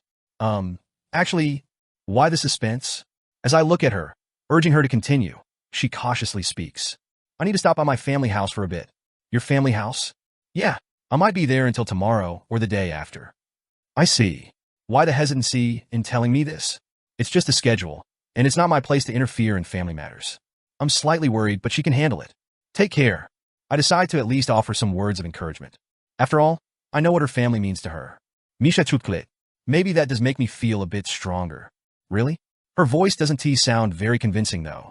She needs a pat on the back. Naturally, in the barbarian way. Thump. Ouch. You barbaric oaf. Misha exclaimed in surprise, startled. That's better. You sly fox. Anyway, I'll definitely be back within 2 days, so take care of yourself and eat properly until then, got it? I responded with a slight smile. Got it. This is a change that has happened since returning to the city. They said they would treat me as a benefactor, but was this what they meant? Somehow, she has been acting more like a mother these days. I parted ways with Misha at the carriage station. She headed to her family, and I boarded a carriage to District 8, where my lodgings were. My body sways with every creak. I had nothing particular to do, so I closed my eyes and let my thoughts wander. Staying in this team seems best for now. My abilities have significantly increased after consuming the essence of the orc hero. I could practically get promoted to a 6th grade adventurer just by submitting an application. With the reputation of being the little Balkan, I might even jump to 5th grade in one go. This means I could find a better team if I wanted to, but it would be difficult to bring Misha along. Misha's combat strength is only at the level of a rank 7 explorer. Nothing more, nothing less. Of course, she has the potential to rise to a higher rank. After all, I decided to make her my companion, especially because of her transformative ability, Enhance, and her recent acquisition of a soul essence. With that in mind, the first task is leveling up Misha. I finalized my decision. Focusing on Misha's growth for the time being would be the most efficient. First, I need to increase the level of her soul essence contract, and if possible, the next exploration should be in that direction too. There might be more essences. And it would be good to change her main weapon too. As I meticulously planned Misha's training, I arrived at my destination. One thing is for sure, I need to find a closer lodging to the station next time. It's practically like living near a transit hub, although the rent would be higher. Thud. I got off the carriage and skillfully made my way to my lodgings. Straight ahead, turn left at the candy store. Then at the statue of the immortal king, take the right fork. About 5 minutes more, and ID reached the central square. We shall begin the execution. It had been quiet for a few days. The usually empty square was crowded with people. They're all looking up at the guillotine. Swoosh. The sight no longer seemed as horrific to me, but I had no interest in lingering or watching. So, I quickened my pace, letting the eerie sound pass in one ear and out the other. However, my subconscious picked up something strange from the visual information. Why are there so few people today? I'm not talking about the crowd under the guillotine. The prisoners scheduled for execution. Usually they execute dozens at a time, but today there are only 4. And it seems like there are no usual spectators waiting to revel in the bloodshed. As my mind registered the anomaly, the background murmurs became clearer. Was expecting something from an evil spirit, but there is nothing special. Right? Their blood is even drinkable. How disgusting. I isn't it. An evil spirit trying to mimic a human. An evil spirit? Without realizing it, my steps came to a halt. Turning my head towards the guillotine, I saw the trembling prisoners waiting for their turn. Only 3 remained. I'm not. I tell you I'm not. Why aren't you gagging her again? A young-looking fairy woman. A dwarf man who appeared to be around the same age as the dwarf. And then, a barbarian with a familiar face. Swoosh. The fairy's head fell and dropped into a basket, and next, the dwarf was forced to kneel at the scaffold. But my gaze was fixed on one person. Lean's son, Tarkin. Yes, that was his name. The trembling barbarian, with fear-filled eyes, was him. Damn, I had my suspicions about his behavior. His awkward barbarian way of speaking. His cowardly nature. His weak mindset, always seeking someone to lean on. There were too many signs, yet I couldn't guess how he was discovered. But somehow, I had that feeling. He didn't seem to buy weapons with the money I gave him. I had no evidence. Of course, his weapons would have been confiscated before the execution. Yet, I couldn't shake off the feeling that he didn't venture into the labyrinth this time. Why though? As I pondered the source of this baseless intuition, the trembling barbarian suddenly started to thrash about. His gagged mouth moved incessantly, as if trying to speak, and his wide eyes looked in my direction. It didn't seem like a coincidence. Could he have recognized me from afar? Well, I'm the only barbarian around here, so I would stand out. What are you waiting for? Get him to kneel. Soon, subdued by the crowd, he was forced under the guillotine's blade. Even then, he tried to say something, looking directly at me in the crowd. I couldn't understand. What did his muffled cries mean? Was he asking for help? No, his eyes were too fierce for that. As he was denied even his last words, I felt a heaviness in my heart, but also a sense of relief. I did well to cut ties with him then. If only it hadn't ended with 150,000 stones. If I had decided differently, to share our plight and rely on each other. So. I might have been there with him. Swoosh. His last shout was muffled by the cold blade falling. I immediately turned away and continued on my way. But I etched a lesson in my heart. I shouldn't do such things again. I need to be more careful. In this damned world, my life isn't only threatened by plunderers and explorers. Who am I to pity anyone? I should mind my own business and stay alert. Jandel's son Bjorn, right? Someone called my name from behind. I turned to see a neatly dressed man looking at me. Leave me alone and buzz off. I've had many strangers approach me lately, so I dismissed him and moved on. But then, don't be so guarded. I'm in a similar situation. His tone was peculiar. I stopped and turned back to face him. America? Taiwan? Europe? Where are you from? Damn, what is this now? After gaining fame, I had thought about it. Maybe something like this would happen. But I didn't expect it to be this soon. My mind went cold as ice. Of course, my course of action was already decided. Whether this guy was a real player or pretending to be one. It doesn't change anything. Let us stick to the plan. I knew from the first day I woke up in this body that there were other spirits. Back then, I'd already asked myself, is it worth the risk to interact with them? My conclusion was simple. Definitely not worth it. What would I do meeting the other players? Share information? To some extent, yes, but ultimately, it's just the comfort of not being alone in this strange world. It's foolish to take such a risk just for peace of mind. So, I don't need to show my hand to anyone. There's a saying about a poker face. It's used in psychological warfare, but essentially means a blank expression. The face is where a person's emotions are most visible. But I decided, what I need to do now is not to keep a blank face. As soon as he finished his question, I responded. What are you talking about? Of course, it wasn't perfect. So, while responding in a barbarian manner, I thought to myself, what would Einar have said to that?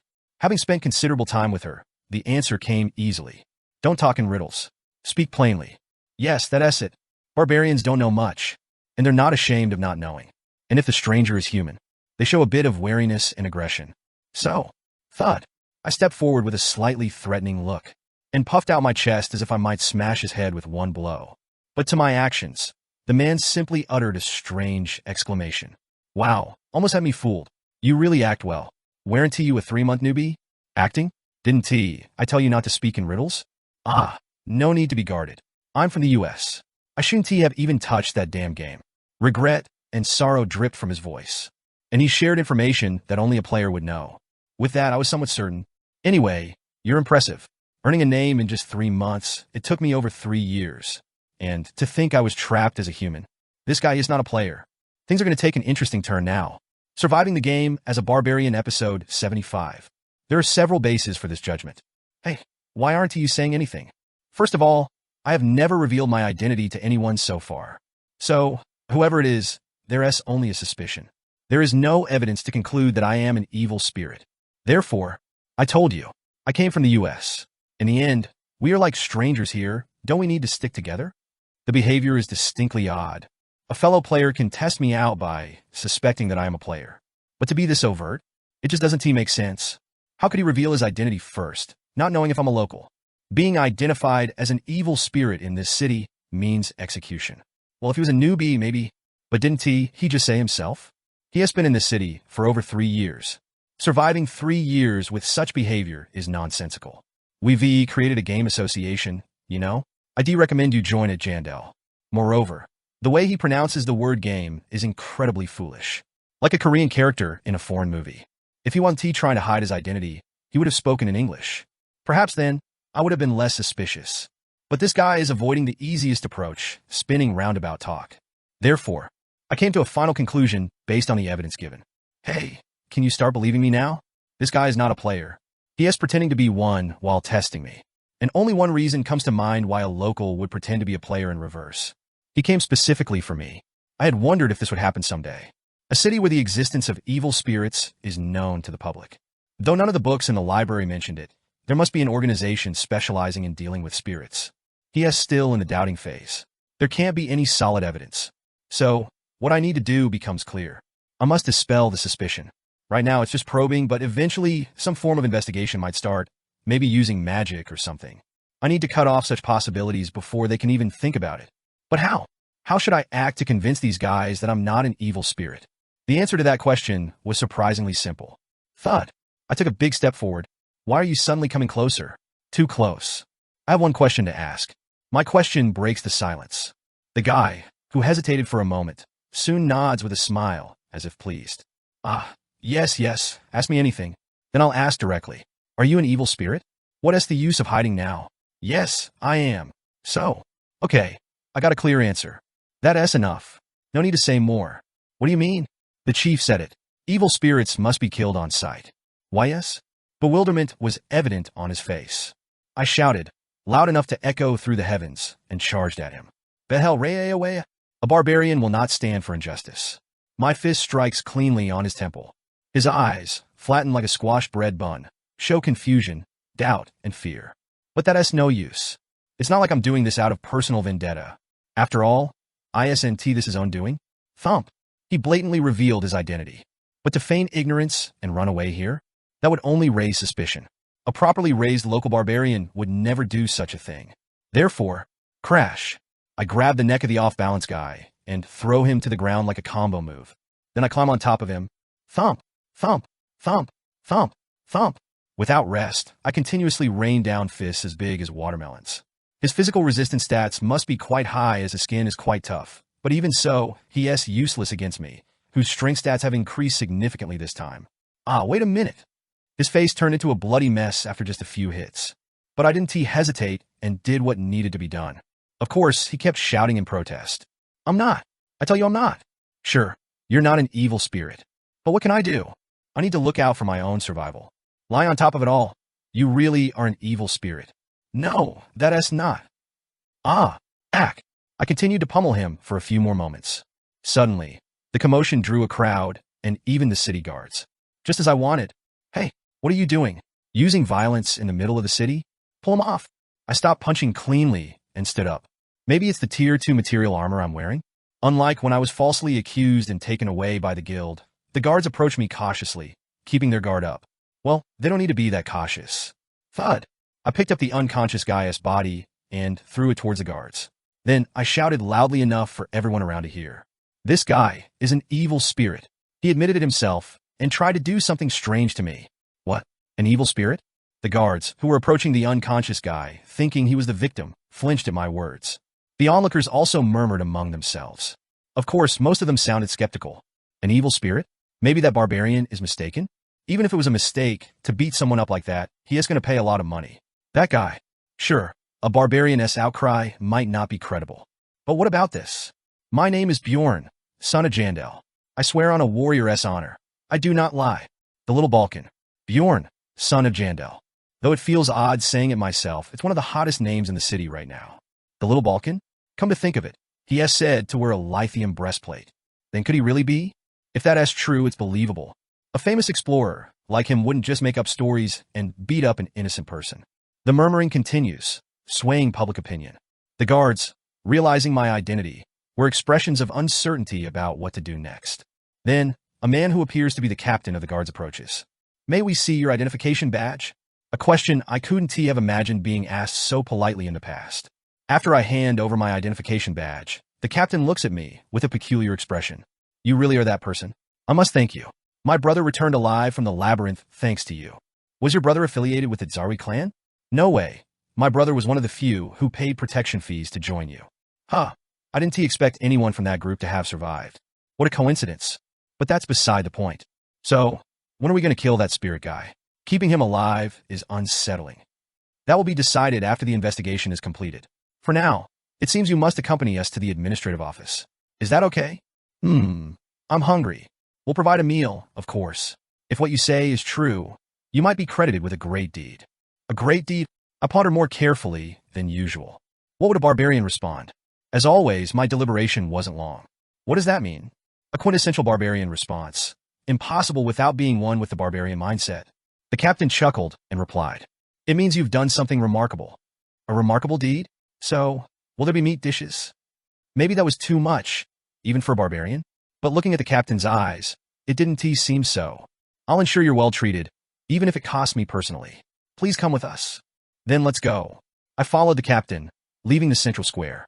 But somehow, the little Balkan defeated an evil spirit. Just telling this story should cover my drink tonight. Voices like these kept reaching me as I walked away. Your character's fame score has increased by +1. Your character's fame score has increased by +1. It was almost like a spur-of-the-moment plan, so there was some underlying anxiety. But the situation unfolded smoothly afterward. When the law enforcement officers searched the unconscious man's belongings, they found a badge. Oh, this is a spirit hunter's badge? There was initial chaos in the law enforcement office. Understandably, it was shocking to find a spirit hunter's badge on someone suspected of being a spirit. So, the law enforcement contacted their organization, and soon someone who seemed to be the man's superior arrived. And then, oh, so this man is indeed one of our people. He looked dumbfounded at first, but when he understood the situation, he answered the question in a horrified voice. He admitted he was an evil spirit. How did that happen? That is typically a measure taken against individuals who quickly gain fame or demonstrate exceptional actions. Stop, if you speak too complicatedly, I won't understand. Our side suspected Mr. Bjorn. What? You suspected me to be an evil spirit? Who is it? Who dared suspect me as a spirit? Could it be you? Feeling insulted, I blew up in anger. causing the superior officer to sweat profusely in discomfort. They said it's a standard procedure, as I mentioned earlier. Speak plainly. Are you making fun of me? It's clear now that there will be no more such incidents. Please lower your voice. Somehow, I realized why barbarians prefer to live this way. It's comfortable. Watching their troubled reactions is quite entertaining. So what happens to me now? If that guy isn't a spirit, should I be punished? No, that won't be the case. That's good to hear.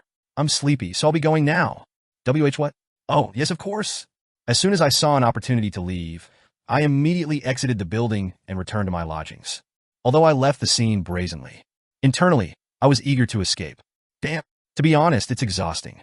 As much as when I was chased by the Layer Lord. I didn't expect them to know so much about this side. America, Europe, games, and even the way they talked was so natural it seemed like they were from Earth. Well, their English pronunciation was terrible enough to give them away. But still, what kind of absurd difficulty level is this? So, not all of them here are idiots. It's no wonder Terrakin Lean ended up on the guillotine. USA? Taiwan? Europe? Where are you from? Wow, almost got me. You act well. Weren't you a 3-month newbie? Don't be guarded. I'm from the USA. I should never have touched that damn game. In a strange city with no one to rely on. Normally, one would be tempted if someone approached with such words. Damn it, the more I think about it, the more absurd this world seems. Dragged here suddenly, treated as an evil spirit, and now, one slip up and these guys come throwing bait? Monsters are straightforward. You just kill them. But these people are worse because you can't just do that. Phew! I let out a long-held sigh of relief. But for now, I've managed to get through this. Of course, I can't be sure that those spirit hunters, or whatever they are, have really dropped their suspicions about me. But I've done all I can for now. All that is left is to be careful and wait. From now on, I need to act even more like a barbarian. As I reevaluate my future actions, I enter my room at the inn and lie down on the bed in my clothes. But what is this? There's an envelope on the bed. I open it and find a letter and a pill the size of a thumbnail. What's this? Did Misha write a letter? No, she wouldn't have had the time. As I read through the letter, I freeze. This letter is randomly sent to explorers presumed to be players. If you can read this, a letter written in English. I almost threw it away in shock, but after ensuring no one was around, I got under the blankets and cautiously read on. The letter roughly translated to, this letter is randomly sent to explorers presumed to be players. Do not reveal to anyone that you are a player.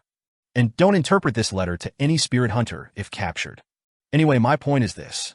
We have a community with guaranteed anonymity, and consuming the enclosed pill will grant you access to our community. If you don't wish to join, please dispose of the pill, and I sincerely wish you survival. The more I read, the more confused I get. Could this be another trick by those guys? Damn, it's too convincing. Simple words used, considering non-English speaking players? Considering it was an English-only game, it makes sense. Anyone could read this. If I were recruiting players, I would have written it this way too. Different from the pretentious spirit hunters. This letter is entirely written from a player's perspective. Ghostbusters. Even the community name at the top suggests wit, unlike something hastily written by a condemned spirit in an interrogation room. But they wrote this? It could be a delayed tactic, acting weak and then striking when I let my guard down. So, I hope the sender of this letter is indeed a player. I don't particularly need the community. But if this is from the spirit hunters, I'm not confident of surviving in this city. And there's a reason for that. P.S. Raftonia's king, motherfucker. How do you beat people who are so serious about hunting spirits? Surviving the game as a barbarian, episode 76. Ghostbusters 5. The secret security department directly under the Raftonia royal family.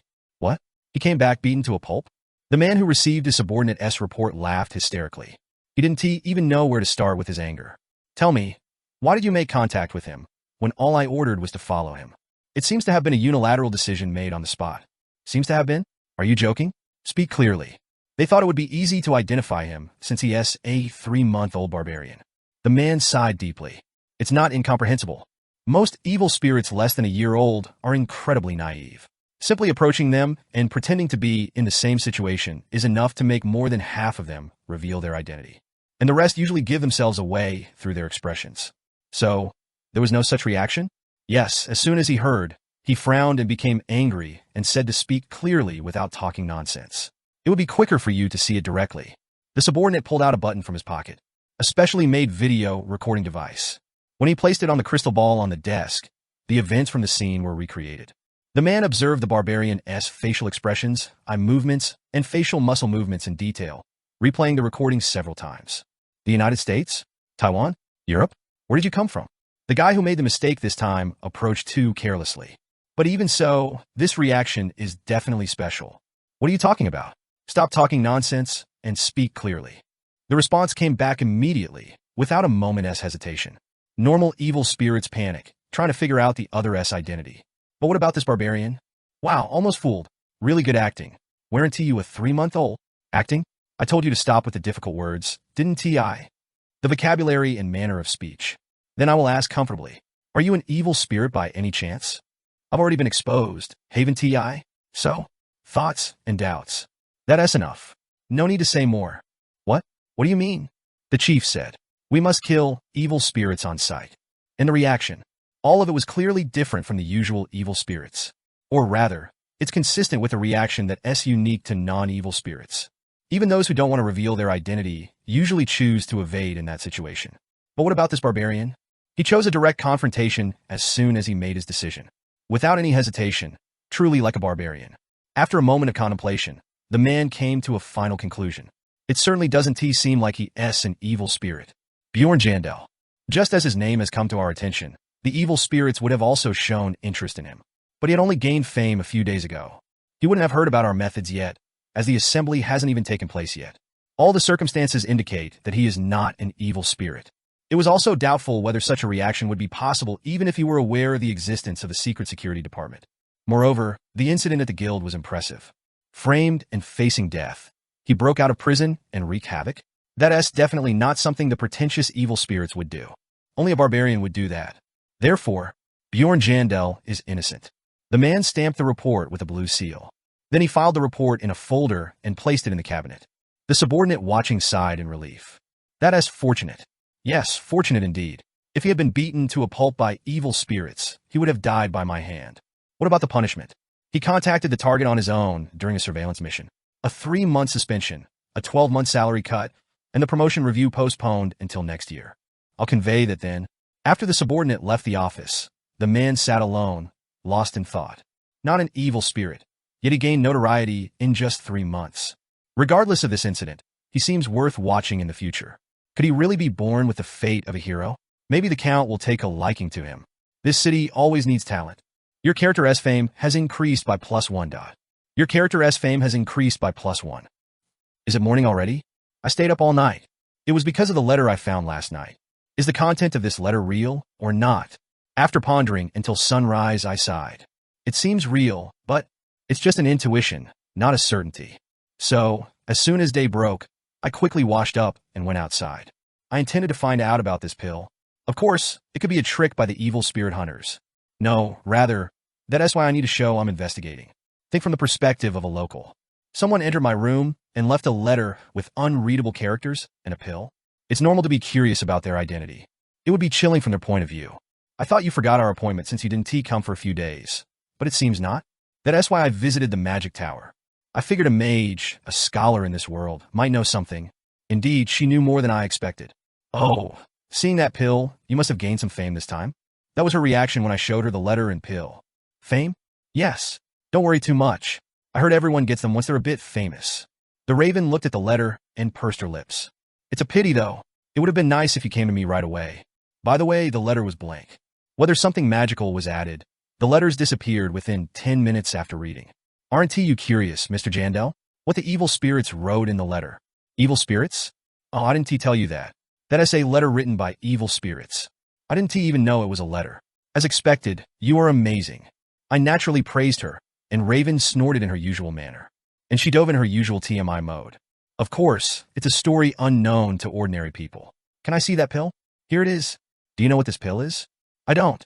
It is made by a very skilled mage, one with immense knowledge of mental, dimensional, and alchemical magic. So, what is this pill? After my brief question, she finally got to the point after a long introduction about the many mages who worked hard to decipher its formula. If you take this pill, you can enter a specific spiritual world. Spiritual world? That sounds a bit complex, doesn't it? Think of it as another dimension. Your body sleeps while your mind travels somewhere. Raven continued her explanation. If you take this pill, on the 15th of each month at midnight, You're summoned to a specific spiritual world. Probably, the evil spirits are exchanging information there. Many who took the pill and infiltrated were found dead the next morning, vomiting blood. This made me pause for a moment. Found dead? Yes. So, Jandel, don't ever take it just because you're curious. Wait, isn't it just poison? Hey, what do you take us magicians for? I swear, there is no such ingredient or formula in this pill. Then what about those who died? Well, there are many theories. The most plausible is that the evil spirits have a way to distinguish non-evil spirits. When the soul and body separate, it leads to physical death. It's a dangerous pill. I mean it sincerely. After all, taking the pill means my life is in their hands. I somewhat trust that the sender is a player, but I have no information on what kind of person this player is. Anyway, it's definitely not poison. Though not official, there are rumors that a captured evil spirit confessed about this assembly. It means it's not a pill that kills anyone who takes it. I see. Ah, and another thing, in that place, you appear as a soul, so it's impossible to tell who they really are. That was a relief to hear. Most of my questions were answered. Is this why connections are important? Without my ties to the mage, I would never have heard such information. But I have one more question. Is there any way to identify someone who has taken the pill? Absolutely not. If there was, we would have caught all the evil spirits by now. I see. That explains why the sender was so confident about the anonymity in the community. So, can I research this pill? If it counts as today's session, sure. How stingy, after answering everything. Fine. It's not like my research will reveal anything more. Now, if the chit-chat is over, sit here. Following her instruction, I sat on the chair. I didn't bother to ask if this chair was some kind of execution device. Let us start. Hurry up and finish. Of course, it's not like before. The chair is a magical device for blood collection. By around 4 in the afternoon, a day's worth of research was completed. No need to waste time at the magic tower until next week. Oh, is that the famous guy these days? Little Balkan, they say that's the nickname given by Lord Ornitian. That strict person like the barbarian? That is surprising. Leaving Raven's lab, I saw a group of mages in the lobby, all looking at me. Is this the power of fame? Last time, they treated me like a lab material. I felt the weight of my increased reputation. Did he eat the essence of the orc hero? Arugas said. He even has the guardian essence of a vampire? Definitely, this is precious. The way they looked at me was not as a mere experimental material, but as something extremely valuable. After all, to these guys, what does an explorer's reputation matter? Hey, could you come here for a moment? I'm busy. Just for a moment. I'm hungry. Can't do it. I left the magic tower almost as if fleeing, cutting through the much more uncomfortable stairs than usual. It's too late to go to the library now. Better just go back and rest. I returned to the inn after about an hour, pondered my thoughts, and collapsed onto the bed. Taking out the pill, I observed it closely. As my thoughts deepened, it felt like sinking into a trance. An anonymous community. The biggest reason I avoided contact with other players was the risk involved. If even one person knows, it's no longer a secret. But Raven's words made it seem like a virtual web space. I used to think there was no use in contacting other players. Now my thoughts have changed. Certainly, those people would know more than I do. I'm not talking about hidden pieces or secret information in the game. If others know it, I should too. But this is another world, not a game governed by decimal systems. With reduced risk of identity exposure, the advantages seem more prominent. I can't be sure until I check it out myself, but getting information first isn't a bad idea. For instance, the methods used by evil spirit hunters or new laws tested by the Adventurers Guild. Entering the community would make it easier to access such latest news. Essentially, a source of secret information. I'm not particularly excited, but they might know how to return. After much contemplation, I made my decision. It's better to take the pill. A conclusion reached by carefully weighing the risks and potential returns. I wasn't going to take it right away. I needed time to confirm if there were other risks. Even if anonymity is assured, the person who sent the invitation must be there. Think about it. If 3 people are invited and all join the community, the sender can infer their identities and roles. It would be safer to take it after at least 3 to 6 months. Of course, if the community doesn't operate as I think, all these assumptions are meaningless. But there is no rush for information. I'll wait patiently, as always. There is a saying, everything comes to the one who waits. In a research lab in the upper levels of the magic tower. 01. The moment the clock is minute hand past midnight, a man lying in a chair opened his eyes. He immediately got up and contacted someone through a crystal ball. Soul Queens, how did it go with the new recruit? Despite trying to hide it, his voice clearly betrayed excitement and anticipation. However, soon a deep disappointment crossed his face. There was none. So he really isn't a player. It seems likely. What about the letters not sent out this time? The man pondered. Originally, 7 letters should have been sent before this assembly, but this time, only 1 was sent. There was something he wanted to confirm. But, because of my insistence, I shouldn't delay here. Please send out the remaining letters sequentially before the next assembly. Okay, I'll pass on the message. The brief conversation ended. The research lab was filled with silence again. I had high hopes when I heard he chose the shield at the coming-of-age ceremony. He muttered, letting out a sigh. It wasn't him this time either. At this point, he even started to believe the rumors circulating among the players. He had always denied them out of fandom. But really, managing such vast data alone doesn't make sense. Does he really exist? As many speculated, was it just someone from the game company? After 20 years in this strange world, even his belief was starting to crack. Surviving the game as a barbarian, episode 77. Pre-request 1/pre. It's already been 15 days since we returned from the labyrinth alive. In other words, about 2 weeks until the portal opens in the dimensional square. It's a bit of a stretch to say we had a good rest. Time has passed endlessly as I did my daily tasks, almost like homework. Well, it wasn't just me who was busy. Isn't that the famous little Balkan, Bjorn, son of Jandel. If you're free today, how about a drink later downstairs? I'm tired. All members of Team Halfling, except for the dwarf who lived leisurely for 2 weeks, had a busy fortnight. First, Rob Miller. I think I'm getting the hang of it. To utilize the stat 6 sense, I need to do it like this. Having absorbed the essence of a mimic during this expedition, he devoted himself to training every day to become accustomed to his new ability. Dwaki was the same. Ami, don't worry about it. It's just that I haven't slept for a couple of days. Having resolved his financial issues, he spent even his sleeping hours in the Mage Tower, learning new spells. At one point, the dwarf was worried that he was pushing himself too hard, but who knows what will happen in the next exploration? It's best to prepare as much as we can when we have a chance. Impressive. When did he become so responsible? I'm glad I've stayed on this team. Although I've consumed the essence of the orc hero, if this general improvement continues, we shouldn't be held back. From the next exploration, we should have no trouble even on the 4th floor. The growth wasn't limited to them. Over the past 2 weeks, both Misha and I have also undergone many changes. To start with myself. Congratulations. Gaining a nickname in your 3rd month and being promoted to a 6th grade explorer? At this rate, I'm worried I'll fall behind soon. If you're worried, why not try making an effort? I am indeed looking for a suitable artifact to buy. I was promoted to a 6th grade explorer a few days ago. Contrary to expectations, a direct leap to 5th grade was too much. From the 5th grade onwards, there are exams, and to take the exam, it seems one must complete guild register requests and accumulate a sort of merit points. But I don't remember that in the game. Honestly, even complaining about it now feels redundant. The game I played was set around 150 years ago. Over a century, countless updates must have occurred in this society's system. Like the library that was under construction in the game. Oh, is that the new weapon you bought? Just looking at it, it seems reliable. There was also a slight upgrade in the equipment. I bought a new mace, having lost the previous one. For reference, it cost 400,000 stones, more than double the price of the one I used before. That's because it had more steel in it. Overall, item level increases by plus 185. Overwhelming in size and weight. However, with a significant increase in my strength, there was no hindrance in actual use. By the way, didn't Ms. Karlstein also mention changing her weapon? How did that go? That? I don't want to talk about it, so ask him. At Dwaki's question, Misha pointed at me. Well, I thought we were done with the whining. I bought twin swords. A few days ago, I changed Misha's weapon.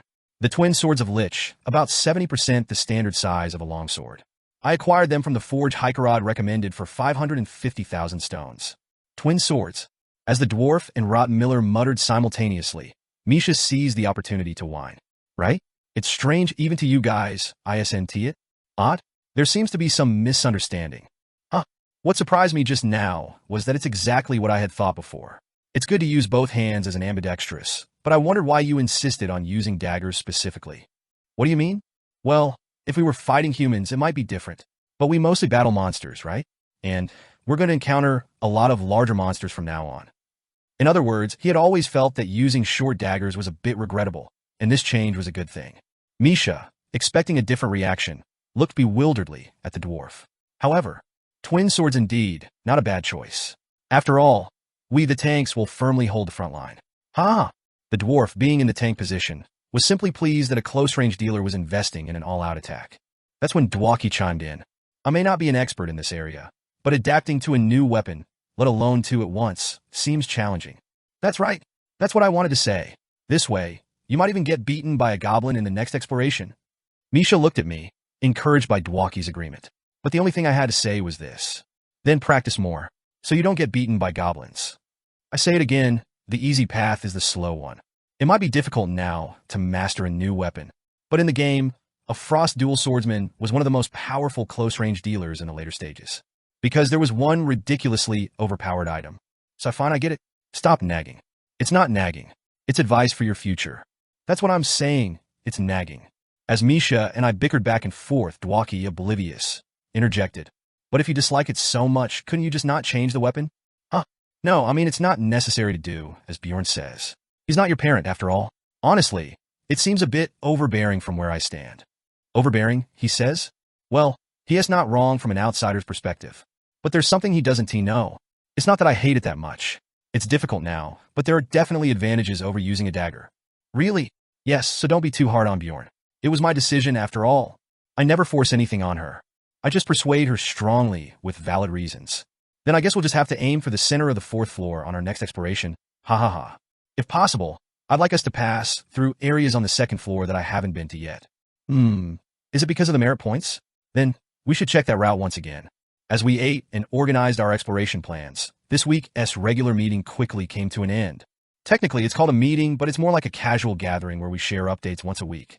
Bjorn, are you going together again this time? Our paths are the same, aren't they? You two have become quite close lately, it seems. Well, in my opinion, you and Dwaki seem closer.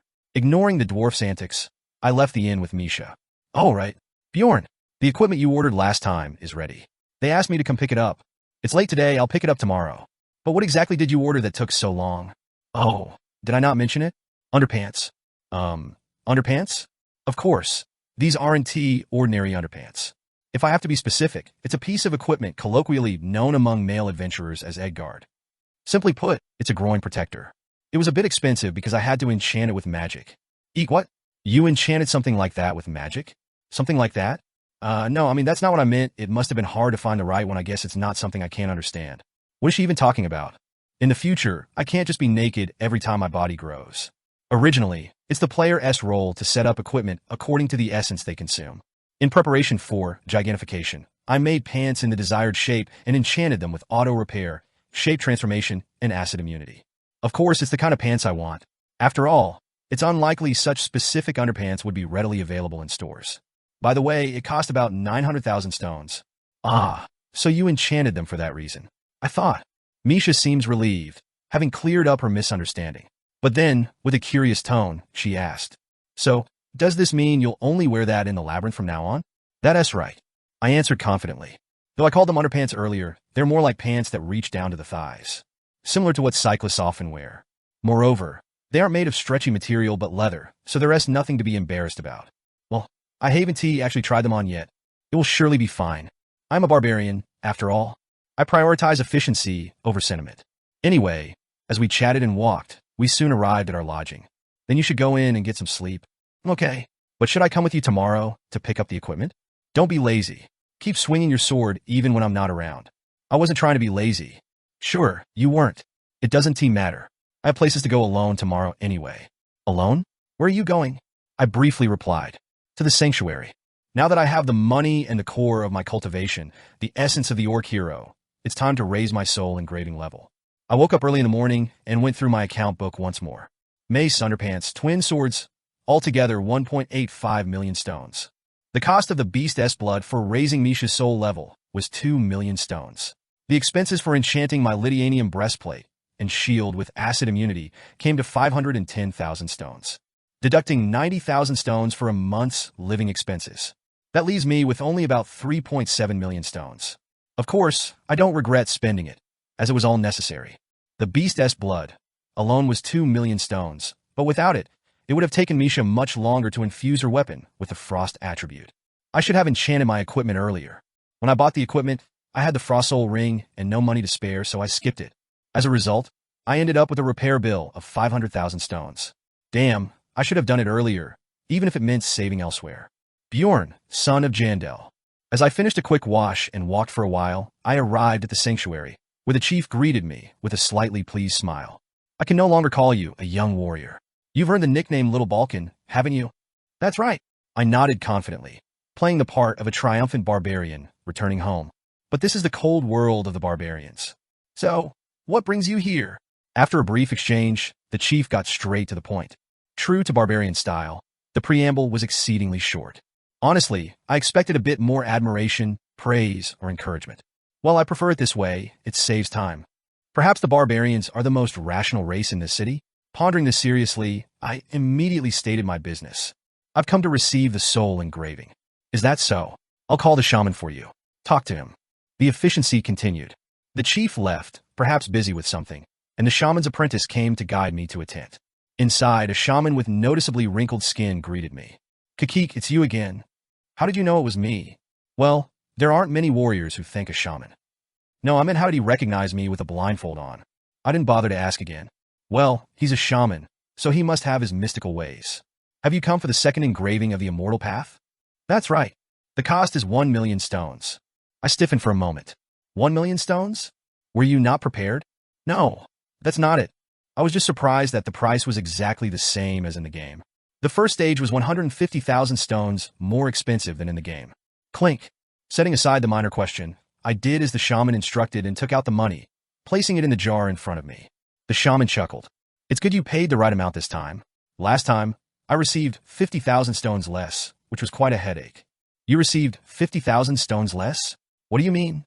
Young warrior, you need not worry. It's all the foolish chief's mistake. Still, it bothers me? Feeling something was off, I lay down on the blanket as instructed and asked again. Shaman, how much is the cost for the first stage of the engraving? 550,000 stones. I see. With that single answer, all my questions were resolved. The cost the chief had quoted me was 700,000 stones. I don't believe he was trying to swindle me. It was just that I hadn't realized it at the time. The cost for the immortal engraving, it would be around 700,000 stones. The chief was also a barbarian, one who was particularly weak with numbers and letters. So he said he gave me a discount of 200,000 stones. Well, in the end, I saved 50,000 stones, so no harm done. But feeling genuinely happy about it now seems foolish. Then let us begin. The moment the needle pierced my skin, all the worries and thoughts crowding my mind vanished. Such intense pain, something I hadn't felt in a long time. Young warrior, don't hold back. Scream if you must. Arg! Damn, I thought I'd be fine thanks to my pain resistance. I didn't expect it to be this ineffective.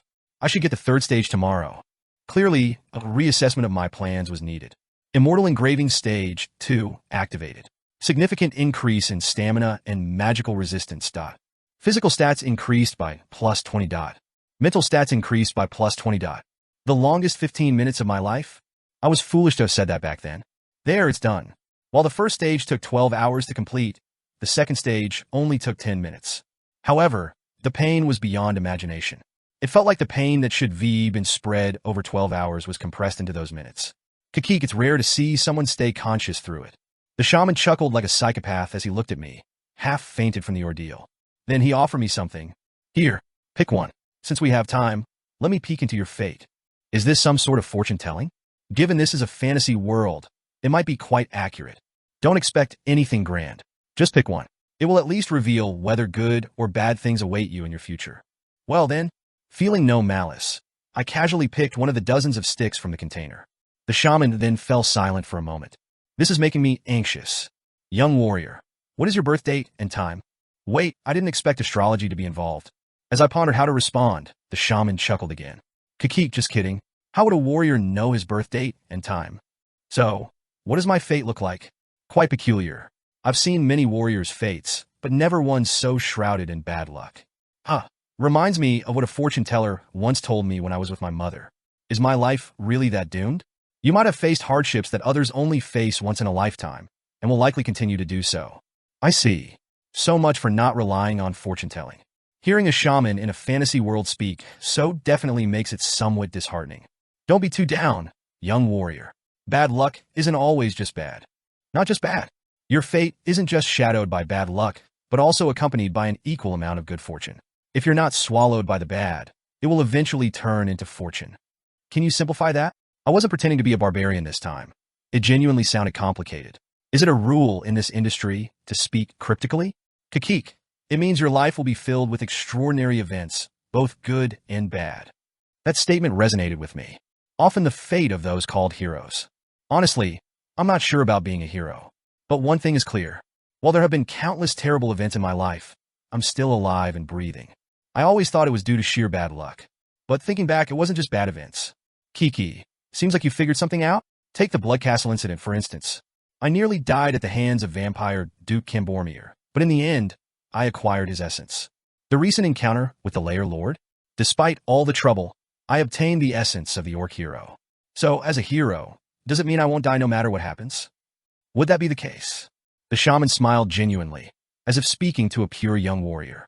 Then he solemnly added, some are devoured by fate, some comply with it, and others overcome it. Make it simpler. That's not fate, it's up to you. Ha, cryptic to the end. Fine, fate or not, nothing changes. I won't rely on anything, but will stay vigilant and do what I must to withstand whatever comes my way. Bjorn Jandel. Level 3. Physical, 330, new plus 20, / mental. 124, new plus 20, / special ability. 115. Item level, 828, new plus 145. Total combat index, 772, new plus 76.25. Essences acquired.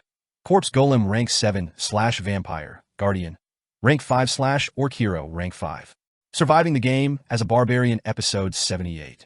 Can you foresee any imminent events? Well, I cannot see such things, but always beware of those harboring deep grudges. Your fate attracts such individuals. Simplify, please. If you resolve their grudges, it'll bring fortune, if not misfortune. Doesn't he understand what simplify means? Enough, you're making me hungry. You may leave now. Understood. With the shaman's dismissal, I left the tent and trudged towards the city, feeling drained. As I walked, my energy gradually returned. Must be thanks to the soul engraving. The first stage of the immortal engraving boosts natural regeneration, and the second stage increases stamina and magical resistance. Magical resistance refers to resistance against magical damage, while stamina affects the maximum limit and regeneration speed of stamina. In other words, unlike physical stats like strength or agility, these aren't directly noticeable attributes. But not bad at all. Such underlying stats are crucial. Without them, the character won't function effectively later on. Moreover, to unlock the core 6th stage of my cultivation method, I need to gradually raise these levels from now. From the 3rd stage engraving onwards, they're quite useful in themselves. I had planned to get up to the 3rd stage immediately, but that'll wait until tomorrow. So for today, since I have some time, Bjorn. As I was reevaluating my plans for the day, a familiar voice called out. It sounded like a whisper from somewhere. For a moment I thought I'd misheard it, but Bjorn. Following the direction of the voice, I saw a face popping out of the swaying bushes. Einar, quiet down. We'll be in trouble if we're caught. Einar's urgent request made me squat down in front of the bush and lower my voice. What are you doing here? I heard from the elder that you were at the sanctuary, so I came to see you. You have to pass this way to go to the city, right? I see. But how did she know when I would come? It's good I came early. My legs were getting sore from waiting. She was planning to wait until I showed up. Typical Einar. Anyway, come inside quickly. We don't know who might pass by. Glad to see a familiar face and curious about her recent activities, I walked through the thick bushes and sat down. That's when I saw Einar properly. I asked with genuine concern, why have you become so gaunt? Her height, which had reduced to the mid-170s due to the essence of the Bone Knight. She used to look robust despite HR height. But now, Einar smiled bitterly. Don't stare too much, it's embarrassing. I know I don't look great. In just a month, the once muscular warrior's body had slimmed down to a lean, muscular physique. Is the elder not feeding you properly? No, it's not that. My muscles have been compressing every day, and before I knew it, I ended up like this. Compressing? There is such a thing. I don't understand it well myself, so don't ask too much. I see. How could any training transform her healthy body into this? Feeling dismayed, I pressed my lips together in silence. Then Einar, trying to smile, changed the subject. I heard from the elder about you. You got the nickname Little Balkan, right? You're amazing, Bjorn. It's nothing much. Did something happen there? I'm curious about your story. Einar looked at me with bright, curious eyes. Being cooped up in training every day, she was probably eager to hear stories from the outside. Feeling a bit sorry for her, I settled down comfortably and began to tell my tale. Oh, you became part of Hikarod's team?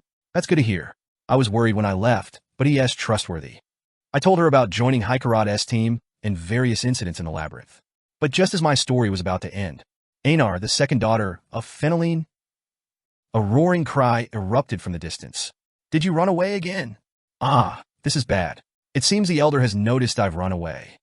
Einar quickly got up as the roar from afar pierced our ears. I asked worriedly, are you going to be all right? I'll be fine. Just double the training today. If I don't sleep, it's no big deal. No, that's exactly why I'm worried. I was so bored I thought I'd die, but your stories made it enjoyable. Come again next time. Sure. Then, I must go. Einar quickly turned and ran in the direction of the sound. As I was about to continue on my way, all right, Bjorn. Suddenly, Einar turned back to call out to me. She then said something unexpected. I forgot to mention earlier, but it's good to see you looking well. Looking well? Before, you seemed filled with more venom, if that's the right word. Not that it was bad, but now you look more relaxed. It must be because of your new trustworthy comrades. Is that so? I wasn't quite sure. Einar, you hurry up. Anyway, see you later. I'll train hard and return as a more reliable warrior. With that, Einar disappeared from my view. I stood there for a moment, pondering. Lost my venom, huh? Is this a positive change or not? It was still unclear. The soul engraving finished early, and with plenty of time left, I visited the Mage Tower. I needed to meet my research quota for the week. Huh? Mr. Jandel, why are you here today? Weren't you supposed to come tomorrow? I have other things to do tomorrow, so I came today. Shouldn't you avoid making plans if you have a prior engagement? That's a fair point. But I'm a fine barbarian. What does a prior engagement mean? You always act like this. Fine, sit down and wait. I'll start as soon as I finish what I'm doing. All right. The preparations for today's experiment were soon completed. Today's experiment was to check how the vampire's magical resistance affects mental magic and to measure the reduced solar resistance. Just do what you need to do. Then shall we start? Zzz. As I numbly endured the menacing experimental tools, the experiment ended quicker than expected. Just as I was about to leave without looking back, Mr. Jandel, Raven called out to me hastily. I thought she had something to say about the research. So, when are you going to tell me about it? Tell you about what? That holy relic you used to catch the vampire. How did you know Tyr the goddess was there? Ah, this again? Every time I visit, we have this conversation. As I've said before, I don't even know what that is. And you say that again? Raven crossed her arms and glared at me. But does she realize that with her small stature, it just makes her look more stubborn? I asked directly. Alova Raven, why are you so obsessed with Tyr the goddess? At first, I thought she suspected me of being an evil spirit, but her actions suggested otherwise. Like when she asked about the pill and the letter. If she suspected me of being an evil spirit, there would have been some hint in our conversation. It's not because of the holy relic. She finally gave an answer. If it's not suspicion of me being an evil spirit, then what is it? Her reason was something I hadn't anticipated. It's because of a book related to the relic. A book? The Chronicles of the Fracture. Surely you're not going to say you don't know about it? No matter how she looked at me, I genuinely didn't know. The secrecy around the book I can understand. I do the same. After all, knowledge becomes more valuable the fewer people know about it, right? So, what are you trying to say? If you have the book or know where it is, I want to buy it. My copy is incomplete, and I can't read much of it. Looking at her earnest expression, it seemed she wasn't just probing me with a fabricated story. Was it really just about the book? If that was your purpose, why not just ask directly from the beginning? But negotiations tend to favor the side that seems less desperate, right? Well, that's true. As I unwittingly nodded, she candidly confessed her strategy. I planned to acknowledge finding the relic and then try to negotiate casually, as if it was no big deal. It wouldn't have worked since you knew its value, but... So, you decided to be straightforward instead. Yes. So now, can you be honest with me? I pondered for a moment. Since I was certain the item I used was a holy relic, it didn't seem right to keep denying it like before. It might be better to admit what needs to be admitted. That thing, the tear of the goddess or whatever, I found it after breaking a statue by the fountain. I knew it, so that was it. But that's all there is to it. What? She looked confused as I quickly explained. While you were searching the area, I broke it out of boredom, and it came out. So, you don't know about the book? Muttering with a blank expression, she soon snapped back to reality and shot back. Wait a minute. That doesn't make sense. If that's true, how could you think of using something you didn't even know about in that situation? A sharp question, but I had already anticipated it, so my response was smooth. The box had a symbol of the goddess on it, so I guessed it was related. It worked well indeed. Is that true? On the honor of a warrior, everything I just said is true. After giving her a pledge that was as good as a cheat key for a modern person, Raven's expression turned gloomy. So, What have I been doing all this time? Realizing she was shadowboxing, she seemed to be hit by a wave of self-loathing. I felt sorry for her, but it also made me think. The player community Ghostbusters. I always thought its greatest advantage was exchange of information. Maybe for someone else, it wasn't. To someone I'm a player, to another, an evil spirit. That's why. I'm hungry, so I'll be going now. I stormed out of the room like a true barbarian. Whether it's Misha, who sees me as a benefactor, the dwarf, who treats me like a friend, or Einar, who always encourages and admires me as a great warrior. It's all the same. Bjorn Jandel, son of Jandel. In this body, I can never be completely truthful to anyone. Not that being Lee Hansu would make much of a difference. After leaving the Mage Tower, I went straight to the commercial district to pick up my enchanted underwear. Then it was 5 in the afternoon, a bit too early to end the day, so I headed to the library. Better to be slightly productive than just resting at home. Parsatiev. After receiving a magical enchantment from the librarian, I headed straight to the bookshelves. Greeting her seemed pointless as she'd never respond, and today I didn't have the energy anyway. But then, you become quite famous, haven't you? The usually reticent librarian unexpectedly started a conversation. It just happened. I gave a brief reply and left. I once thought befriending a mage would be beneficial, but now, looking back, it's amusing to be so concerned about such things.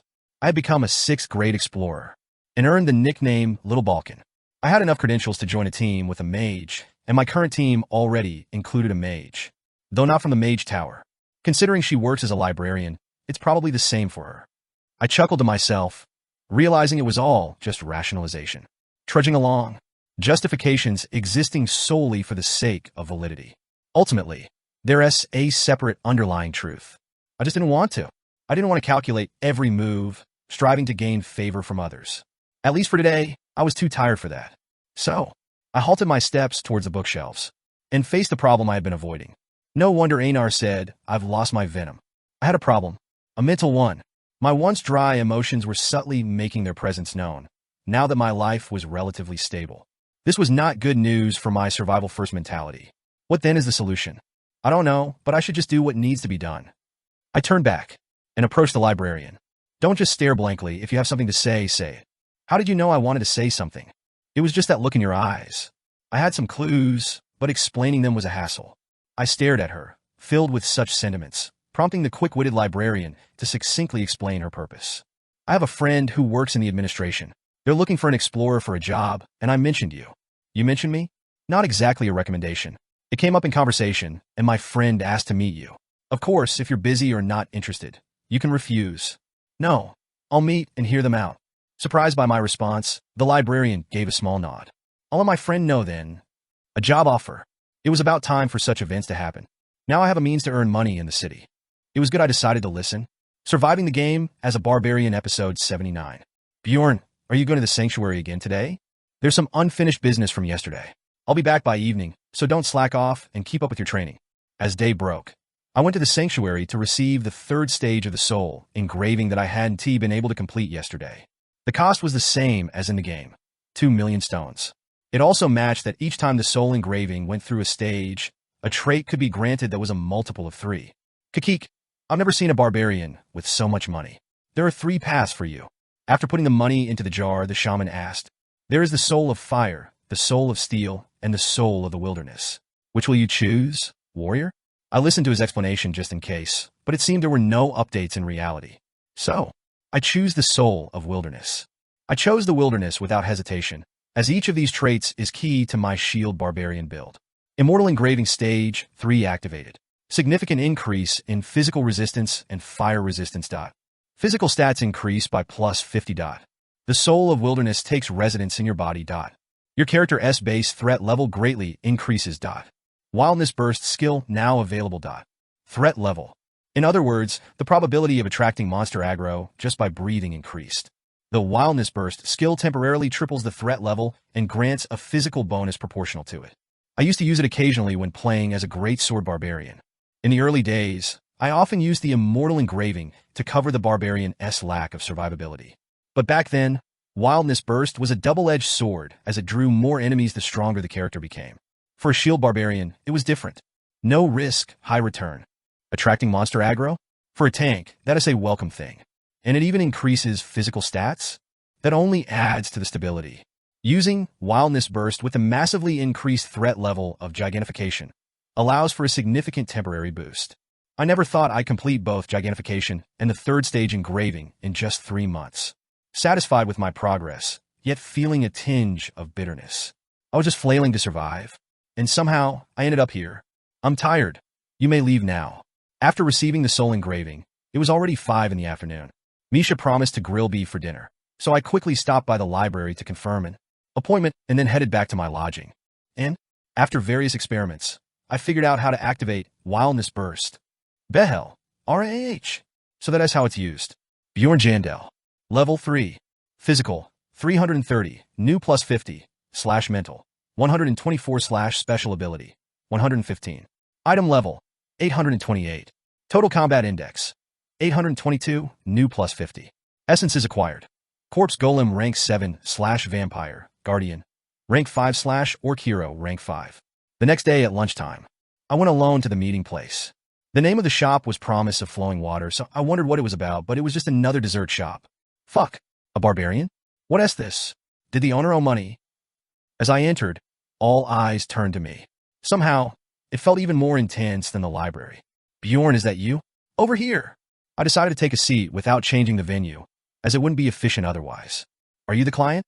Yes. I'm Shaban Amur, a 7th grade administrative officer from the Levigian administration. Feel free to call me Shaban. All right, Shaban Amur. Human, I assumed. His first impression was quite positive, but I didn't know his true character after conversing. I wasn't sure what you'd like, so I didn't order anything. What would you like? Beer and grilled meat. Excuse me? If you don't have that, it's fine. I don't like sweets. Well, okay then. The unspoken protest about why I was called to such a place seemed enough at this point. I quickly got to the main topic. So, what's the job about? Didn't Ragna tell you? Ragna? Are you referring to the librarian? At my question, Shaban hesitated for a moment, then nodded as if it made sense. You didn't know her name. Well, it's Ragna Lataniel Fefrock. She's not a bad kid, so don't be too hard on her. There's no need to be angry. I didn't even ask in the first place. I repeated the name. Ragna Lataniel Fefrock. It's Lataniel, not Rataniel. Write that thing. Why is her name so hard to pronounce? Is she a noble? No, it's not like that. An unexpected question from me, and his response was a bit peculiar. I can't tell you more about it. She'd be upset if she knew. So, there's a story there. Let's get back to the job details.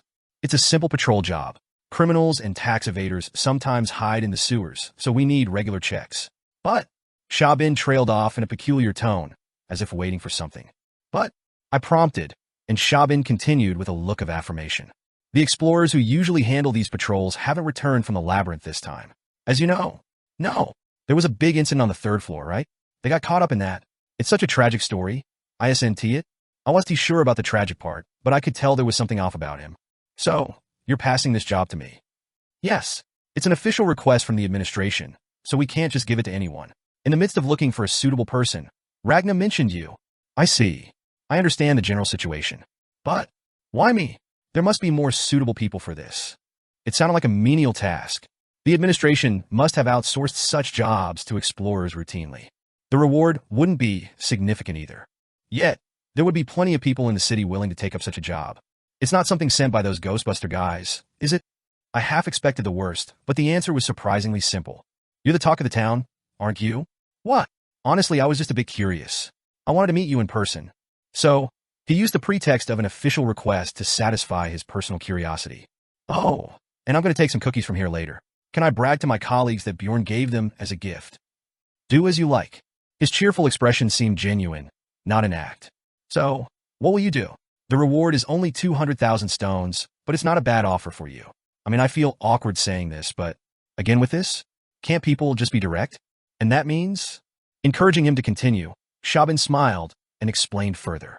Getting a job from the administration is a reward in itself, for some. Our selection criteria are quite strict, so it's like being recognized as a verified talent by other institutions. I guess. This time, his tone rose slightly, as if trying to make it understandable for a barbarian. Meaning, it increases credibility. A barbarian with a modern mind and a savage body, simplified his point. Yes, that's an easy way to put it. Oh well, with your reputation, you'd probably get offers from everywhere, but not really. I smiled bitterly. It had been 2 weeks since I gained the reputation of the Little Balkan. Yet this was the first time someone contacted me for a job. I roughly guessed the reason. It's because they think I'm an ignorant barbarian. Being good at fighting and having a good head for work are different things. But maybe, just maybe, this opportunity could change people's perception of me. But then again, I shouldn't stand out too much. I'll take that job. I had made my decision. Well then, I should be going now. As the details of the job were explained, the barbarian left the scene without hesitation. Watching his retreating figure, Shabin smiled slightly. It's been a while since I've met someone interesting. I wondered why that kid was talking about someone else, but now it seems I understand. Having a conversation with a genuinely pure person after so long, it's kind of comforting. ISNT it. Surely that kid must have felt the same way, even if it was just a passing comment. It's been years since that kid mentioned someone else first. But I was anxious, so I met him personally, and he doesn't seem like a bad person. He seemed completely unaware of that kid too. Shabin sipped his tea, organizing his thoughts. Maybe next time, we could arrange a meeting pretending it's a coincidence. If left alone, they would never become friends in a lifetime. Maybe I'm getting ahead of myself, but it's about time that kid made a friend. 2 days later, 10 days before the labyrinth opens. Following the guidance of the administrator, we arrived at the entrance of the sewer. Somehow, the entire halfling team ended up coming along. Bjorn, you didn't mention it would smell this bad. I didn't know it would be this bad either. But it's a sewer. Shouldn't you have expected something like this? That is true, but when we all got together yesterday and talked about the job, it ended up like this. I don't need a share of the fee. An expedition into the sewers with all sorts of spooky tales? Ha! How could I miss that? Could I join too? I've been reading books lately, and my head hurts. It might be a good change of pace. The sewers must be complicated, right? A perfect place to test my new abilities. Criminals might be hiding there, right? It could be dangerous to go alone. Everyone seemed bored with daily training, so they decided to come along. So, I just let them. There's no need to refuse free help, especially when they said I don't have to share the fee. Even if I don't know about the others, the scout Rotten Miller will be quite helpful. After receiving the map from the administrator, I handed it to Rotten Miller and fitted the video recording device into the helmet slot. Now that we're ready, let us get going. I led the way, opening the iron gate, descending the damp stairs into the underground. As we stepped on the last stair, it was almost pitch black, necessitating a torch. It's wider than I thought. That's why the people hiding here occasionally come out. Ha! The trickling sewage water and the ditch beside it. The flickering torches cast an eerie atmosphere. This way, following Rotten Miller's guidance, we carefully walked above the ditch. The farther from the entrance, the darker it got.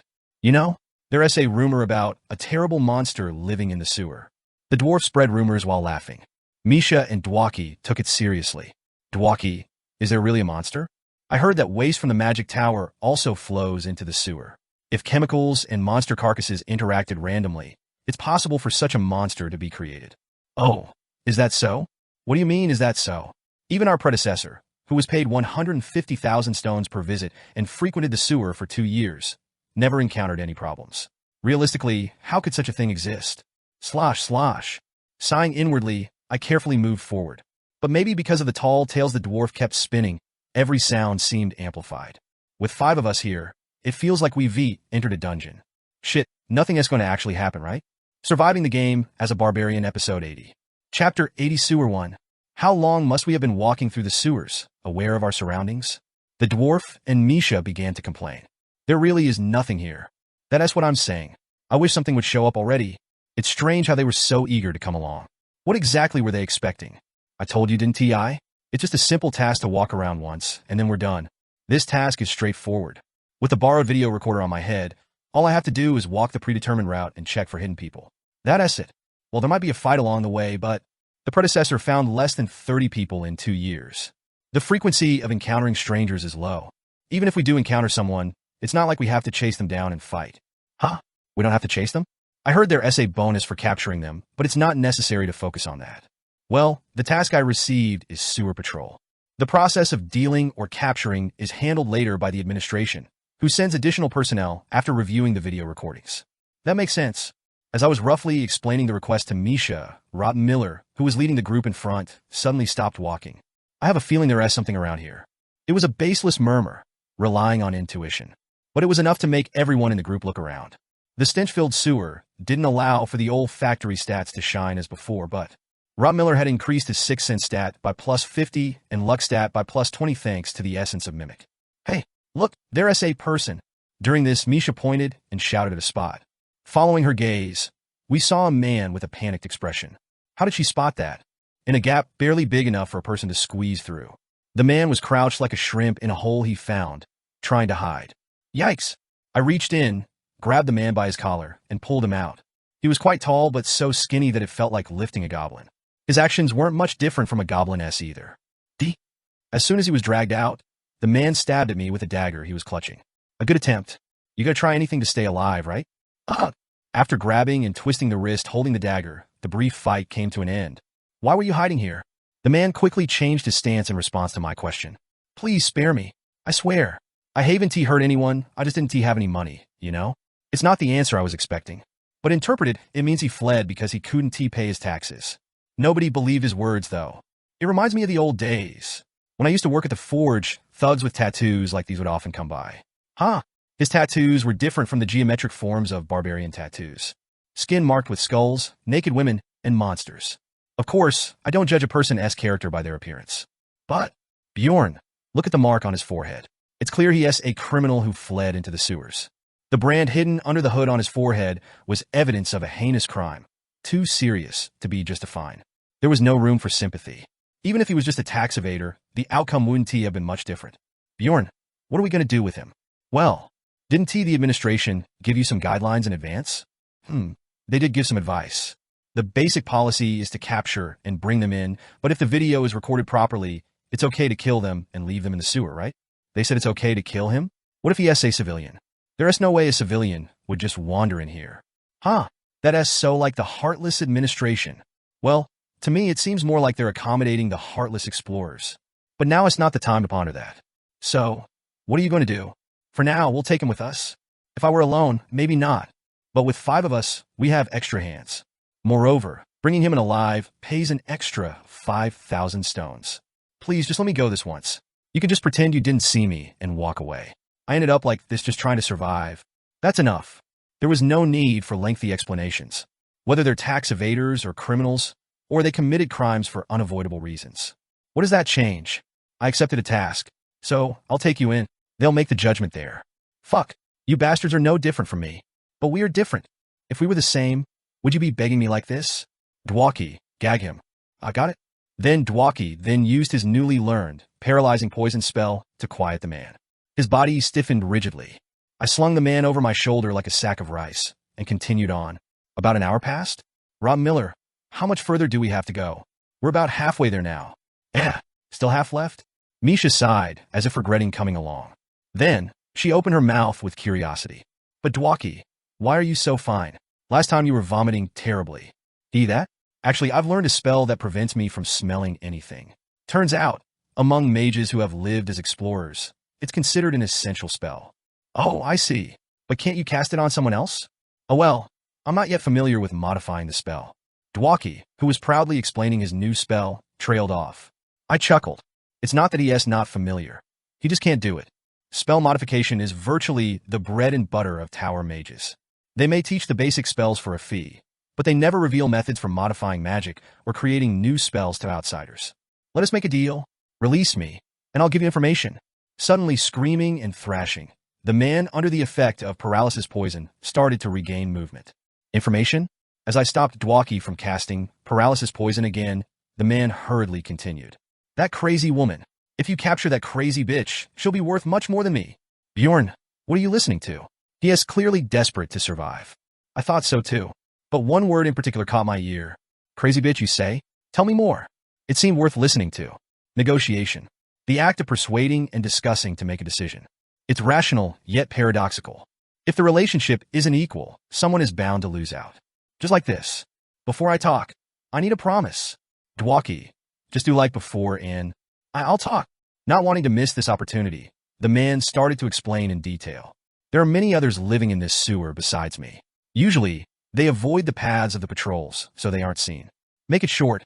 A few days ago, some crazy bitch took over my hideout. Summarizing the man's story. He was living comfortably under the sewer until a woman came and took his home. She wasn't ordinary. Though frail, she had skeletons with her, and he couldn't do anything but flee. A skeleton? ISNT, that just someone who ate necromia essence? Misha mentioned the 7th grade monster necromia, tilting her head in confusion. But the man seemed certain. I don't know what that exactly is, but These skeletons were definitely different from the ones in the labyrinth. I was an explorer once, so I'm sure. So, what is your point? Definitely some evil black magic. If you turn her over to the temple, there will surely be a reward. Much more than for someone like me. I pondered for a moment.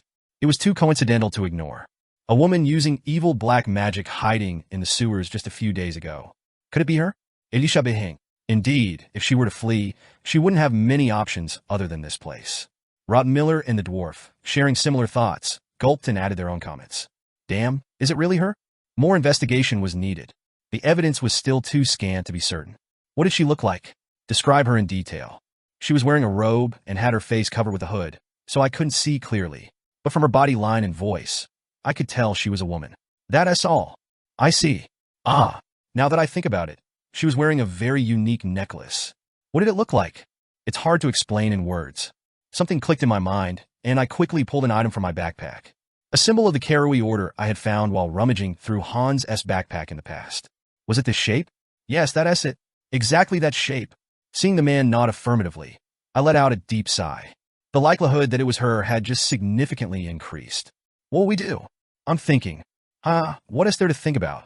We should catch her and bring her to justice. Justice, my foot. He's just after the reward. Anyway, if the dwarf was the radical, Rotten Miller was the moderate. I think we should first return to the administration and report officially.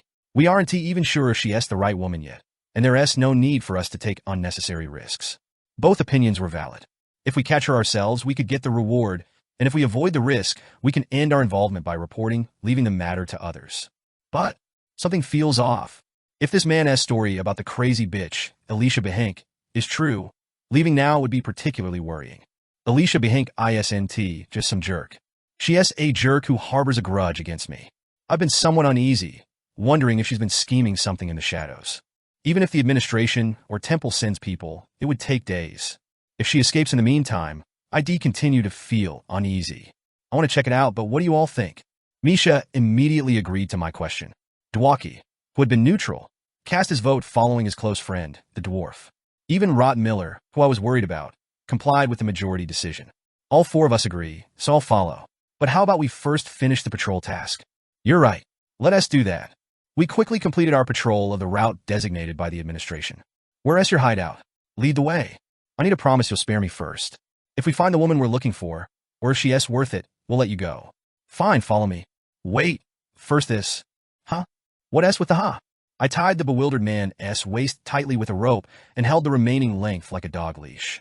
I mean, it would be annoying if he tried to escape, right? Okay, now lead the way. This way isn't on the map, so follow closely. The man then began to navigate this labyrinthine sewer. I realized just how complex it was. So far, we had only wandered along the main sewer lines. But if you squeezed through narrow gaps that seemed like walls, new spaces would open up. There were crossroads, and some places required climbing through holes in the ceiling. Then a question popped up. Why were you hiding in such a place and got caught? I was looking for a new hideout. Then I heard your voices from a distance and had to hide in a hurry. I see he's just unlucky. We're here. The place where the man stopped was marked by a 2-meter diameter hole. I wasn't sure of its intended design, but it seemed that following the path below the hole led to a large space. Let us keep our voices down from here. This is kind of exciting. The dwarf, somewhat excited, and Misha, slightly scared, were different from me. I wasn't particularly anxious. Fortunately, all 5 of us had come down into the sewer together, and we're all much stronger than before. If the woman hiding below is Elisha Behink, hey, is there another way for her to escape down there? There is no other entrance or exit besides this hole. This time, perhaps we can truly demonstrate what justice is. Surviving the game as a barbarian episode 81. Rob Miller, can you sense if there is someone inside? The stench of sewage is too strong to distinguish anything. I see. Then I'll go down first, and you'll follow when I give the signal. A 5-meter pit resembling a water tank. With my shield strapped to my back, I quickly descend the creaky ladder. After giving a hand signal, the rest of the group followed me down. This place is creepy. As the torchlight illuminated the view, I could see a passage that was impossible to see from above. From now on, you lead the way. I whispered quietly, trying to keep my voice from echoing, and led the man forward, clutching the rope. After about a minute, we saw piles of bodies stacked like old clothes. Dozens of corpses, mummified like Hansen who had been drained of life. No wonder the stench of decay was especially strong. What is this? His startled appearance suggested this wasn't the usual state of this place. Keep quiet and keep moving. I pushed the man's back and continued forward, staying alert for any immediate responses. That's why I could react. A click. The sound of a mechanical device activating, followed by a faint light seeping through the heap of bones. Then, a deep voice echoed through the passage. Sabium, Vania, Hartia. No need to see more. One of the trap skills possessed by the priests of Karui. Its effect sound was unique, commonly abbreviated to Sabaha. Your character has entered the radius of call of the evil god. Fuck, they set this up? Back off. While warning my comrades, I yanked the rope, pulling the man towards me. The reason was simple. Sabaha wasn't the kind of skill you could block with physical resistance or a Lydianium shield. And what? The man, now in my grip instead of the shield, made a stunned sound. And at that moment, hundreds of banshee-like spirits poured out from the other side of the passage. Ash! The man screamed and thrashed, but I didn't let go, hiding my body as best I could behind him. Lucky he was tall. Otherwise, it wouldn't have ended with just this damage. Your character has absorbed 102 wraiths. Darkness resistance is above a certain level. Effect reduced by 30%.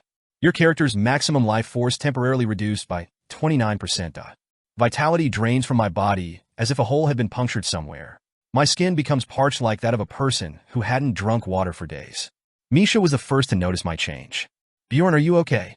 She immediately ran to me to check on my condition. She tried to give me a potion, but I stopped her and stretched out my cramped body. My muscles ached from the tension. Damn, that was close. Call of the Evil God. A trap-type skill that unleashes hundreds of souls in a particular direction when activated. The feature is that the maximum vitality decreases by the number of times the soul is hit. Naturally, if the maximum life force reaches 0, it results in instant death. Just like this man hanging from my hand. Is everyone okay? Thanks to you blocking in front, we're fine. But is he dead? I didn't bother to answer. If he had survived in his bone and skin state, that would have been more surprising. As I laid down the man I had been gripping tightly, the dwarf muttered as if in shock. I hate to say it, but it was good to put him in front. I agree. And I'm not ashamed of that fact. We are heartless explorers, after all. What do we do now? If there is more of this, it's too dangerous to go on. After a moment of thought, I decided, let us continue. To set up Call of the Evil God, various materials are required, most of which are the vitality of people. There were many corpses around. But even so, there weren't enough for hundreds, so it must have been a one-time setup. Besides, I have a feeling that if we don't deal with this now, it'll become a headache later. No evidence, just a hunch. Just as we were about to leave, the dwarf handed me something. It's not much, but I found this in his pocket. It was the identity card of the mummified man. Why a fugitive would carry his ID was beyond me. Submit this to the administration later for additional reward. Wait, why does that look? I stiffened upon checking the ID. Hans Markham. He was also a Hans? Sigh, suddenly I feel uneasy. After about 20 steps, we reached the hideout Hans he had mentioned. It was better furnished than expected. There was something resembling a bed, a table with leftover bread and coffee, and even a candle holder on the wall. However, nobody's here? Either she left this place entirely or is just temporarily away. There was no sign of anyone, and it didn't seem like there were any hidden spaces. Stay alert. Someone might be hiding. We cautiously searched the area under the bed, beneath the table, and even checked for hidden spaces in the walls. After about 5 minutes of careful observation, the search was fruitless. That was until Dwaki cast a spell. Whir Dwaki has cast the 8th grade support magic, Magic Detection. Magic Detection, a search-type magic that reveals any magically tampered objects or spaces. How is it? It's vague. Vague? There's a faint trace of magic from the floor, but it's so faint. I might be mistaken. I checked the floor Dwaki pointed at. As I'm not a mage, I couldn't see anything unusual. Nothing seemed out of place. Is there any other way to find out more about the magic here? There isn't. But if I were to guess, it seems like the magic might be hiding something beneath us. Got it. After a brief question, I lifted my mace. The dwarf looked at me and asked, "What are you doing?" "I'm going to smash it." "Smash it?" He looked puzzled, but I didn't bother to explain further. If magical means were blocked, it was time for physical action, in true barbarian style. Boom! The mace, now twice its previous size, struck the floor, causing it to tremble. But that was all. "Bjorn, you can't open a magical device like that." Dwaki, looking on, advised me, but I continued my mace assault. Boom! Boom! Boom! The solid steel mace was intact, despite being repeatedly struck on the ground. The floor was slightly dented, but unchanged. So, stop it. Didn't Dwaki say that 1T work? I took off my breastplate, shoes, helmet, and put down my backpack. Everyone looked confused. Character has cast, giant growth. Character size increases, along with threat and physical stats. My body grew twice its size, and with it my strength surged. The dwarf still sounded defeated. Even if you're strong, magic doesn't work that way. Impossible, you say? As a seasoned gamer and a current barbarian warrior, I still find that hard to agree with. If strength can't break it, boom, then it's just a lack of strength. Of course, excluding ghost types. So it did work. Dwalkie, what happened? Weren't you confident it wouldn't work? Well, I don't know myself. I'm not sure why this worked. Ignoring their murmurs, I checked the floor. After a couple of hits, light seeped through and cracks began to form. On the third hit, the floor shattered, revealing a staircase below. A hidden staircase in a sewer. It was so deep that even when I dropped the torch down, its end was not visible. It felt like an entrance to the underworld. Are we supposed to go down there? Misha looked at me with a face of dread. Honestly, I wasn't keen either. I expected, at best, a small space to hide a person, considering it was a hideout. But what is this? On one hand, I felt entangled in a troublesome situation, but on the other, curiosity sparked. After all, the sewer itself was a restricted area in the game. Of course, I wasn't planning to risk our safety for mere curiosity. However, Bjorn, I could smell her faintly down there. What? It's certain she passed through here. Not long ago, either. Damn, what should I do? Should we just stop here and tell the others to handle it? My dilemma deepened. So, I asked Rob Miller for his opinion. Rob Miller, what do you think? Should we back off? I think it's okay to check it out a little further. I don't smell anyone else down there besides her. His response was somewhat unexpected. Did my surprise show? Rob Miller smiled wryly and added, somehow I don't feel it's too dangerous. Relying on his intuition stat. I didn't disregard his words, despite the lack of concrete evidence. His hunches tend to be quite accurate. In fact, when Hansi was hiding, Rob Miller accurately sensed it. Did he hesitate to go to the hideout because he sensed danger? If that was the case, his solo descent during the majority decision made sense. Intuition might be more useful than I thought. I made my decision. Rob Miller, lead the way. If you feel anything suspicious, we turn back immediately. Rob Miller's intuition seemed trustworthy. Vice Captain, the door has been destroyed. A subordinate S report made a man frown. A subterranean refuge built thousands of years ago, in the days before Rafdonia was more than just a Lord-S castle. And there, the city of Norark was established. Most of the entrances to this place are constantly guarded by members of the unit. But, destroyed? An attack by the royal family? It's unlikely. Explain. Urged by the man, the subordinate elaborated. It's an old door, forgotten since the Karui church incident. The last Scout S report mentioned a vagabond using it as a hideout.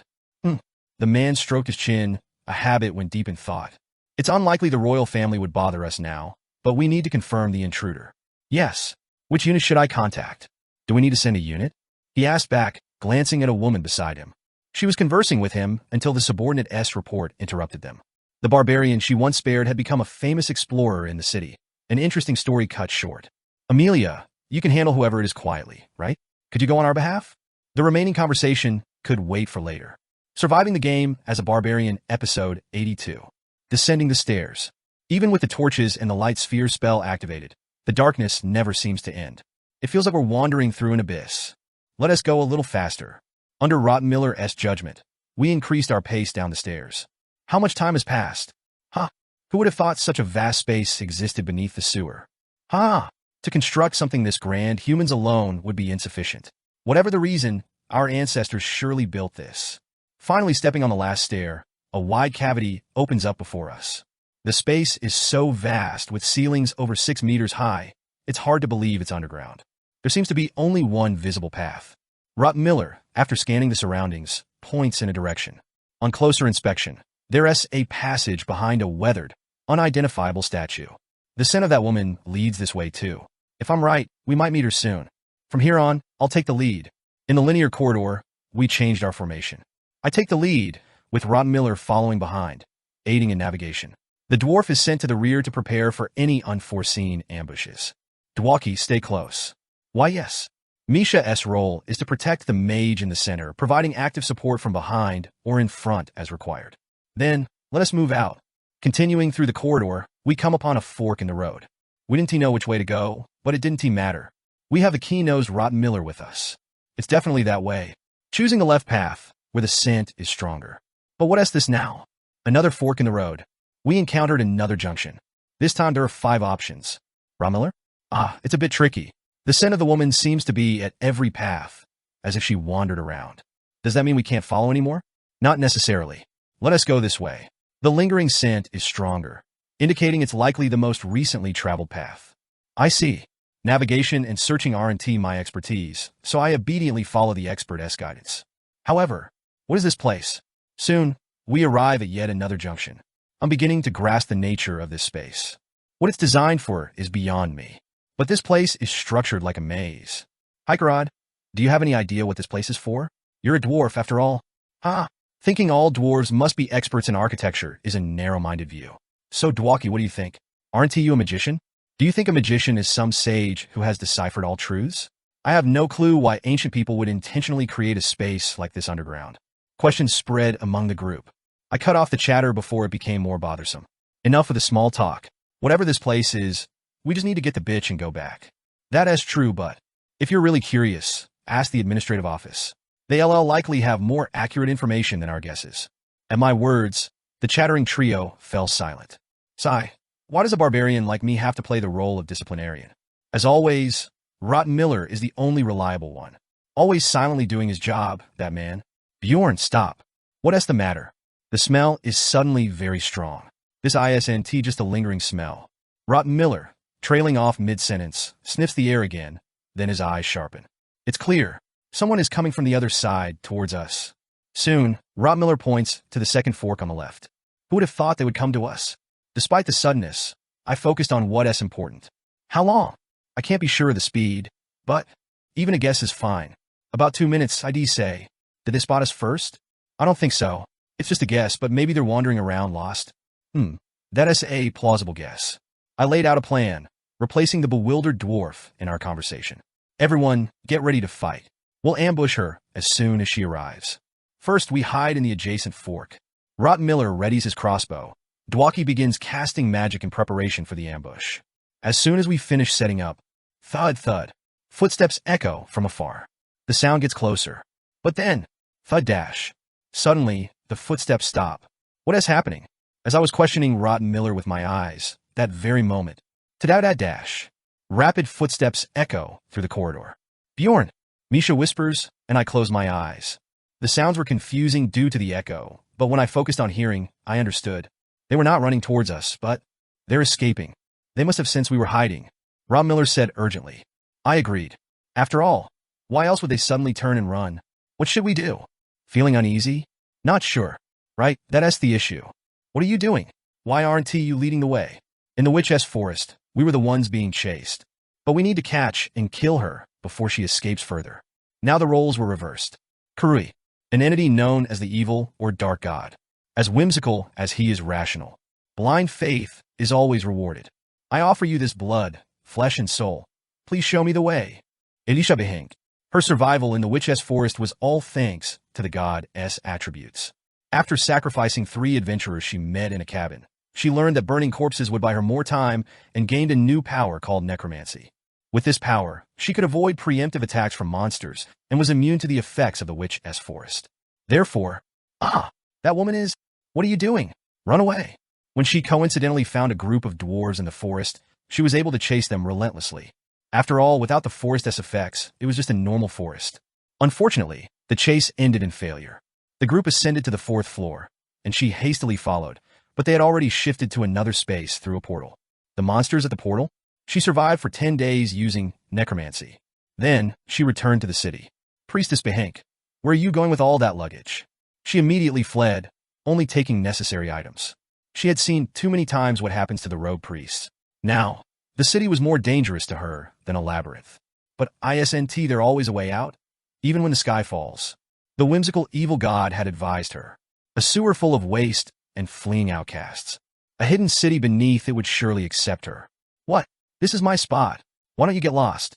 Following the guidance of the evil god, finding the door hidden in the sewer wasn't hard. The vagrant already living there wasn't a big problem. However, offer a sacrifice. The whimsical evil god did not reveal how to open the door. So, she wandered the sewers, collecting dozens of sacrifices. In return, she learned how to open the door and descended underground. But, what is this place? The pathways were too complicated. She wandered for hours in the darkness. The whimsical evil god seemed unwilling to show the way until a sacrifice was made. In the midst of this, the call of the evil god, set up with the remaining life force of her sacrifices, was activated. From then on, she had a bad feeling. It could be a pursuer sent from the temple. She moved more cautiously, navigating the maze. Then, the evil god suddenly burst into laughter. She stopped, feeling ominous. Usually, when this happened, danger and hardship lay ahead on her path. Could it be a pursuer? She paused for a moment and concentrated on her hearing. Faint breathing sounds were audible in the silence, coming from the path she intended to take. Realizing this, she turned and ran in the opposite direction. Not sure if she was mistaken, she soon heard sounds of pursuit. However, what are you doing? Why aren't you leading the way? We need to catch and kill her before she escapes further. A familiar, short voice. Bjorn, be careful. That wicked bitch might have set a trap. Soon, she realized who they were. Bjorn Jandel, a thoughtless barbarian who had hit her with a mace despite her claims of priesthood, and his companions. They're not from the temple? Realizing their identity, she unconsciously slowed down. She didn't know how they had found and followed her here. Perhaps this is good. Then she stopped. Last time, she had to flee from them after being defeated, having exhausted a significant amount of power in resurrection. Alicia Behank has summoned the Gate of the Dead. If both parties were fully prepared, there was no reason for her to lose. Just as the distance seemed to be closing, ta-da-dash! The sound of running in the darkness suddenly stopped. Then, eerie noises echoed from beyond the corridor. Kayak, keek. The bizarre sounds rapidly approached. Soon, within the range of the torchlight, dozens of four-legged monsters appeared. It's the Gate of the Dead. I admired it with newfound respect. She hadn't used her power for resurrection this time. Indeed, it was different from before. Alicia Behank has summoned shadow guards. Was it a matter of quantity? For a few minutes, alongside the monsters pouring out of the Gate of the Dead, she recklessly summoned shadow guards, their momentum akin to a tidal wave. However, what are you doing? Why aren't we smashing them yet? No need to be scared. Nothing would change anyway. Barbarian, I regretted letting you go last time, but now you've crawled right into my trap. I want to let you escape this time. Nonsense. Who is not letting who escape? That's what we should be saying. This time, I'll smash your head. The battle began, with each side exchanging their resolutions. Unlike the previous prolonged fight that lasted for tens of minutes, this one was different from the start. Squeak dash. Shadow guards with a fairly high level of physical resistance? When Misha swung her dual swords wildly, they were cut helplessly to pieces. Was it this easy? Well, now we have the ice attribute bonus. Moreover, the curses that were troublesome last time were now ineffective. Alicia Behank casts Lesser Corruption. Alicia Behank casts Strength Reduction. world.Back casts 7th grade Auxiliary Magic Radiance. All negative effects on party members are dispelled. Was it because we hit the jackpot this time? After learning to dispel curses, he came back having mastered the wide area purification magic, Radiance. Oh, how is that? Amazing. I casually complimented Dwaki, who seemed a little smug. He seemed to have taken to heart something I had said earlier. Anyway, it was time for me to join the battle. Putting up a shield wall and blocking the way would be enough for one person, but not very efficient. Bethelrea? I call out the name of my ancestral god. I could feel vitality surging through my body. The character has used Wild Burst. Temporarily, the character's threat level is tripled and physical attributes increase proportionally. The corridor was too narrow for giant growth, but the effect was still sufficient. Sensing the threat, the summoned creatures began to rush mindlessly towards me. This is like playing a hack-and-slash game. As if to release the frustrations of past days, I swung my enlarged mace wildly. Thwack! Thwack! Thwack! Regardless of their physical resistance, the Shadow Guardians burst open with each swing. The feeling of satisfaction surged within me, reminiscent of my past struggles against a few goblins. Yes, this is why we play RPGs. Whoosh! As the aggro pulled towards me, Rod Miller took the opportunity to hit with his crossbow bolts. Meanwhile, the dwarf unleashed a lightning discharge combo, momentarily clearing a path. I charged through it without hesitation. Bjorn, it's dangerous to go alone. Bethel, Rhea, ignoring the summoned creatures blocking the path, I rapidly closed the distance. Finally, Alicia's expression became clear. How can this be? Her face showed disbelief. Did she not expect to be overwhelmed like this? I shouted in advance. Dwaki now. K22. Now. Dwaki seemed confused, but I am an elite barbarian who doesn't repeat past mistakes. Hurry. Okay, got it. With Misha and the dwarf providing support by my side, I continued to forge a path. 30 m, 20 m, 10 m. The distance rapidly closed. With a huge leap, I slid towards Alicia like a dive. But the moment I reached out to grab her, Alicia's body turned translucent and began to float upwards. Alicia Behank has cast Spiritualization. Spiritualization. A high-tier movement spell granting physical immunity and gliding capabilities. You fools! I will never forget this humiliation. Forget what? Thinking back to when we were helplessly watching her escape was a mistake. Dwaki. And my call. It's ready. The spell Dwaki had prepared, costing him 1.3 million stones and learned from the Mage Tower, was unleashed. Lurwerv Dwaki casts 8th grade curse magic, Materialization. Materialization. When hit by this spell, the target's physical immunity is nullified. Even ethereal monsters become vulnerable to physical attacks. Of course, if it misses, it's useless. Lurwerv Dwaki casts 9th grade auxiliary magic, Accuracy Assist. Our Dwaki was slowly stepping out of the half-wit mage phase. As spiritualization was dispelled, I felt the sensation in my outstretched fingertips. It was reminiscent of my first battle with a goblin. Whether it was her wrist, ankle, or neck didn't matter. I just grabbed whatever part of her clothing I could and, bang, slammed her onto the ground with all my might. And immediately, I climbed onto her upper body. Whether the damage was enough to cause grogginess, Alicia glared at me, convulsing. She seemed to be cursing, but her foolish manner of speech still hadn't changed. Of course, I had no intention of letting my guard down just because she seemed foolish. Even with her head crushed, she had previously managed to get up and fight like a zombie. Swoosh. I swiftly raised my mace, but just as I was about to bring it down with all my might, wait a minute. Dwaki urgently called out to stop me. If we want a bigger bounty, wouldn't it be better to keep her alive and bring her in? True, the wanted poster did mention something like that, but I didn't expect him to care about such things. Maybe seeing the true value of money has changed him? Looks like he is finally becoming a real explorer. Indeed, killing her would be a waste. I got off Alicia's body. Then, after instructing Dwaki to use a paralysis poison spell, thump, thump, thump, thump, I methodically smashed Alicia's arms and legs with my mace, devoid of any personal vendetta. Bones and flesh were cleanly crushed. Do we really have to go that far? The dwarf frowned. But well, what if she tries to escape? I always believe that it's better to overdo it than to underdo it in such matters. In that sense, I tied the crippled Elisa tightly with rope and slung her over my shoulder like a sack of luggage. We've got much stronger. I didn't expect to win so easily. Misha, having finished off the remaining summons, muttered with a sense of elation. I agreed with her. After all, it took less than 3 minutes from the start of the battle to now. Considering we had recently fought her, the growth was palpable.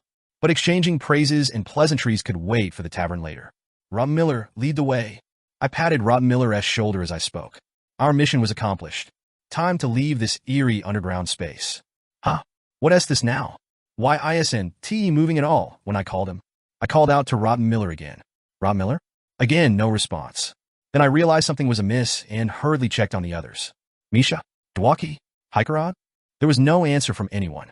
I wish they would just say it was all a joke, some kind of invisible man game, but that's unlikely. The suffocating silence engulfed me. I muttered quietly. We're fucked. It figures. Things are going too smoothly. Surviving the game as a barbarian, episode 83. Misha? Dwaki? Hikerod? Everyone was frozen like statues with their eyes open. What the hell? As soon as I asked the question, I saw something I hadn't seen before. Thin, long needles. One was embedded in each of my companions' necks. The critical point here was, I probably have one too. My neck muscles were stiff, and that numb sensation was spreading downwards. The character has been poisoned with basilisk paralysis poison. The character's physical attributes are over 300. The poison's effect is halved. My heart started racing, sensing the threat. Meanwhile, my brain calmly issued commands. What I needed to do right now. Swoosh. My sturdy arm raised the shield to protect my upper body. My legs bend slightly, lowering my body's balance so that I can react at any moment. A suffocating silence. I conserve my breath, focusing on any sounds. Drip, drip, drip. The sound of water dripping in the distance. And that was all? But I was certain, just like when I stepped on the goblin's trap. The enemy is surely nearby. Several seconds of chilling silence followed. It felt like every nerve in my body was on edge. Tat.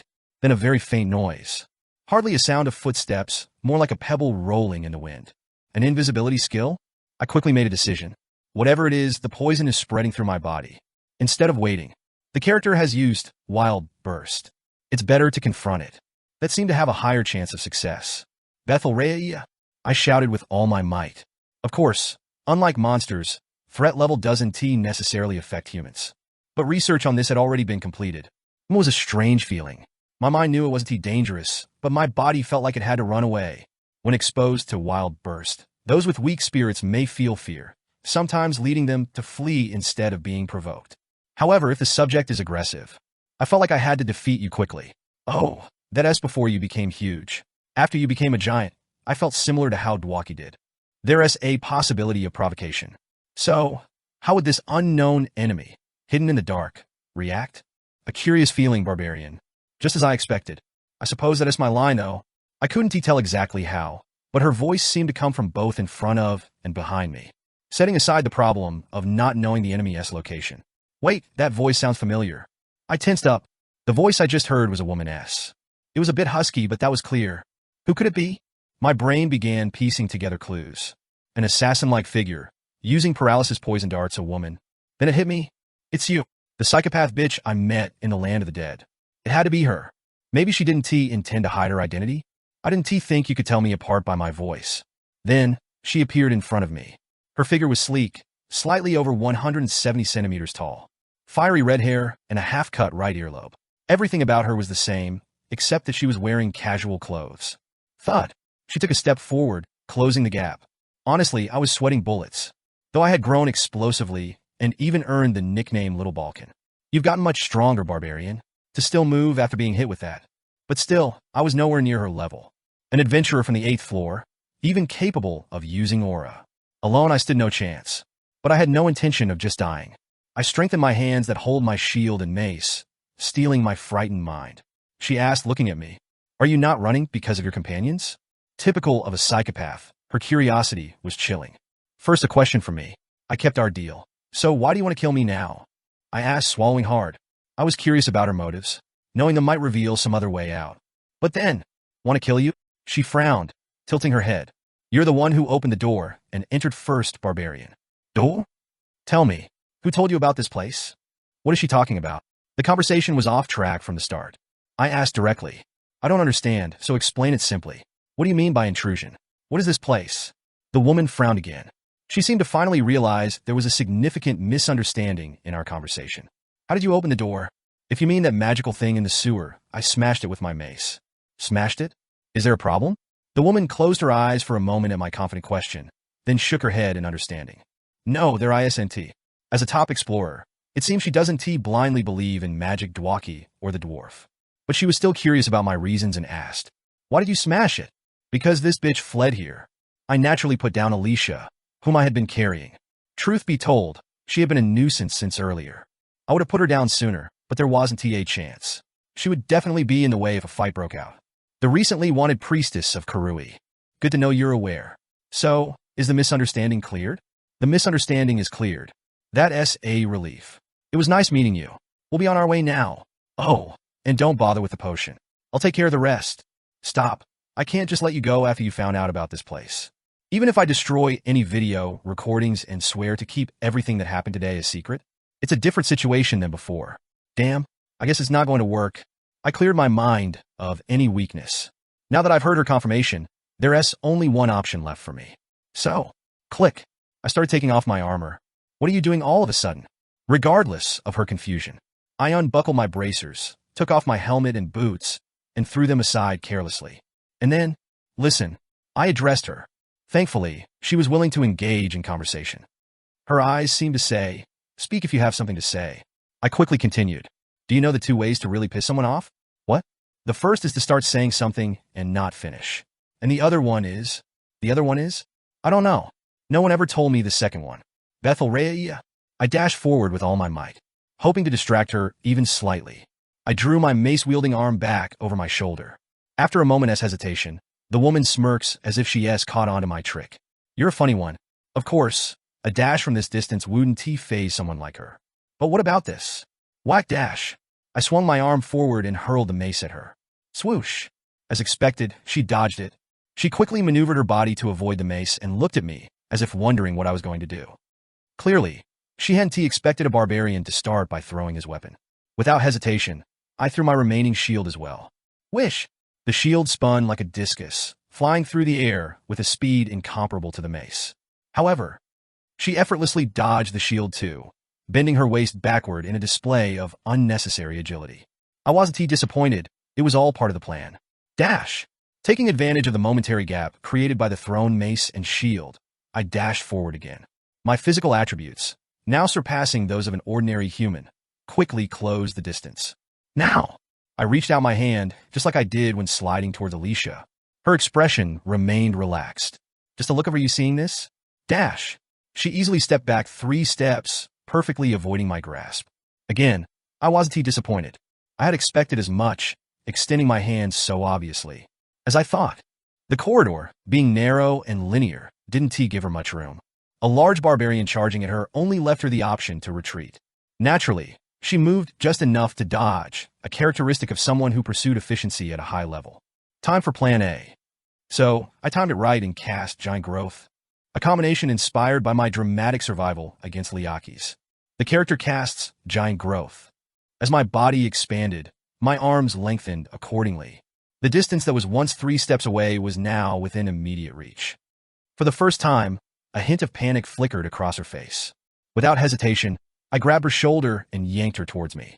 She resisted, but the strength that once overwhelmed me was no longer a match. Back then, I was just a level 1 barbarian with no essence. You should work on your strength. Powered by the strength from the corpse golem, vampire, and orc hero, she was helplessly dragged closer.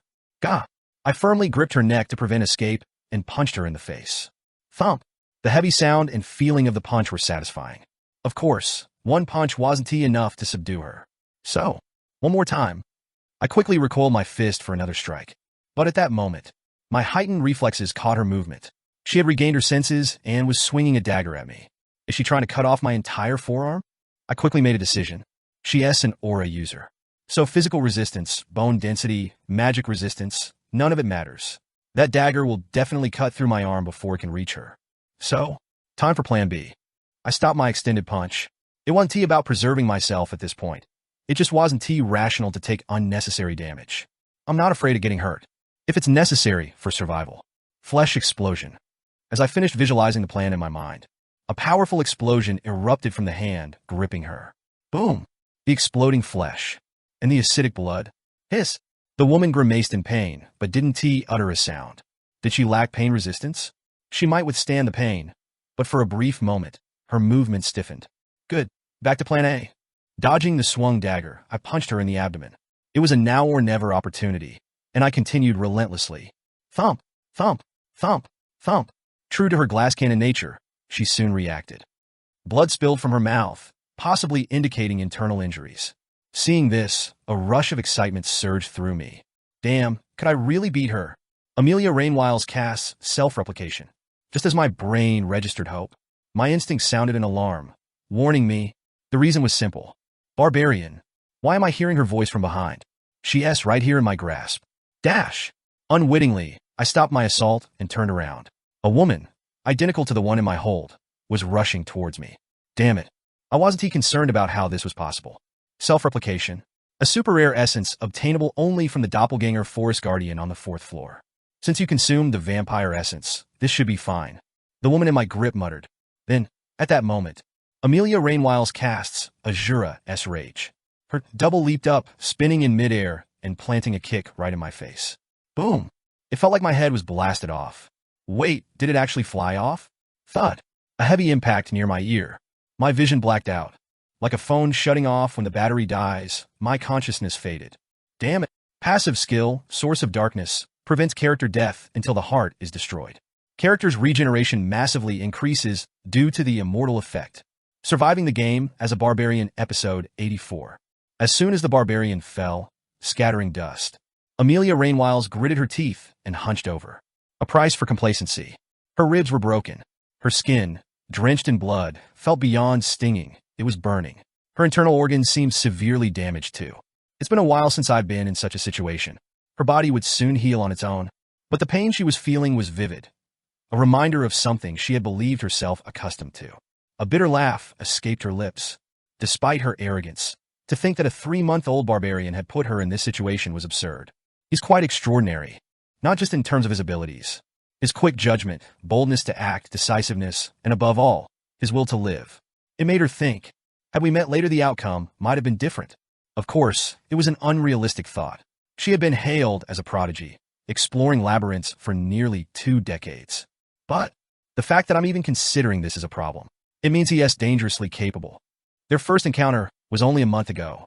In that short time, how had this barbarian changed? The same barbarian who couldn't even graze her clothes had brought her to this state. Despite his head being blown off, he didn't die, but started regenerating. Amelia slowly approached him. Thud. There are many abilities that can overcome death, like the source of darkness.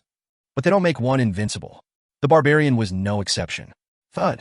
His head was shattered, leaving him completely defenseless. The activation of Immortal meant rapid healing. But such severe injuries would take considerable time to recover, and once the soul energy was depleted, even that would be impossible. Meaning, she could kill him any time she decided to. But instead of pulling out her dagger, she took out a potion. Regardless of what anyone said, I'm pretty sure he is not sent by the royal family, so there is no need to kill him. She wasn't a murderer. There were hints, a voice from the front and back at the same time. If I'd been a little smarter and calmer, I might have realized the variable of self-replication. Then plans A and B might have been different. Well, the result would probably have been the same. As my scattered consciousness reassembled, I slowly opened my eyes. What monstrous regenerative power. The first thing I saw was the psychopathic bitch. A whole bottle of potion, and you're all healed. Patine? I muttered with a raspy voice and sat up. Only then did I realize my head area was unusually wet. It didn't seem like it was all blood. Did this woman pour potion on me? Why did you not kill you? I nodded. I was relieved to still be alive, but honestly, I'd been sure I was dead the moment I lost consciousness. She looked at me with an annoyed expression. You haven't changed at all since then. What? Back then and now? Why do you always rush at me first? I never thought I'd say this, but don't people usually try to talk things out first? She had a point. It was a habit of mine to always assume the worst-case scenario. I answered calmly. If you were going to kill me, I figured it was the only way. At the slightest opportunity, before the paralysis poison spread further. I thought I had to take my chance. She just sighed briefly. Why? I clearly let you go last time. Her tone was still blunt, but it sounded slightly aggrieved. But the real aggrieved party was me. Didn't you say it yourself? Now that I know about this place, you can't just let me go. If she hadn't said that, I would have considered begging for my life as plan C instead of plan A. Did I really want to fight this monster? I remember saying I couldn't just let you go. Same difference. For some reason, she had seemed receptive earlier, so I asked a little more boldly. So, what are you going to do with me now? I have no intention of killing you. So, stop moving your hand toward the mace. I slowly stopped my arm from moving towards the mace. It's a misunderstanding. A misunderstanding? I never planned to ambush you with it. You were preparing in case I changed my mind? Well, yes, that's it. The best defense is a good offense. As I neither confirmed nor denied, she stares at me, with a look as if to say, what kind of madman is this? You really haven't changed at all? Saying so, she spat on the ground. At first, I thought she was just being disdainful, but on closer look, it wasn't spit but blood. The damage from my defensive actions before passing out hadn't been completely harmless. Haven't you taken any potion? It doesn't work on me? I see. It was a brief explanation, but I didn't press further. Some essences indeed have penalties when potions are consumed.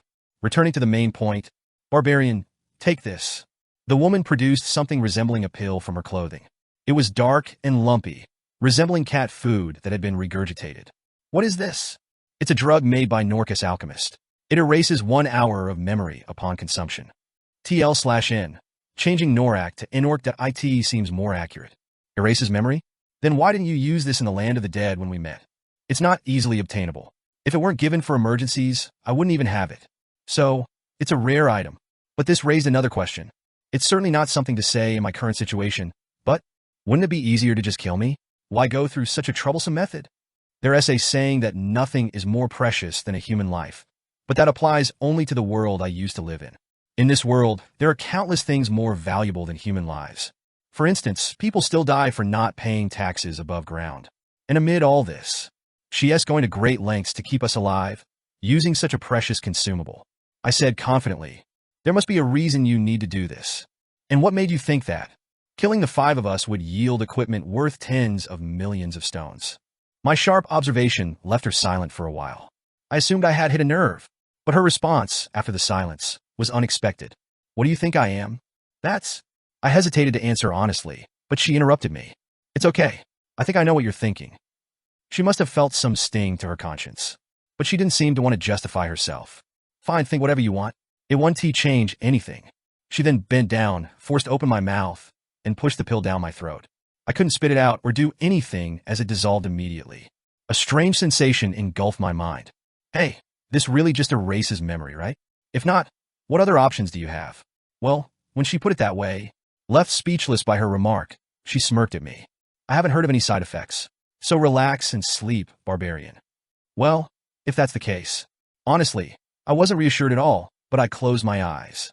Then, as if remembering, the woman opened her mouth. Oh, what was the other one? Huh? The other one? The 2 ways to really piss someone off. That. The other way is... I lost consciousness before finishing my sentence.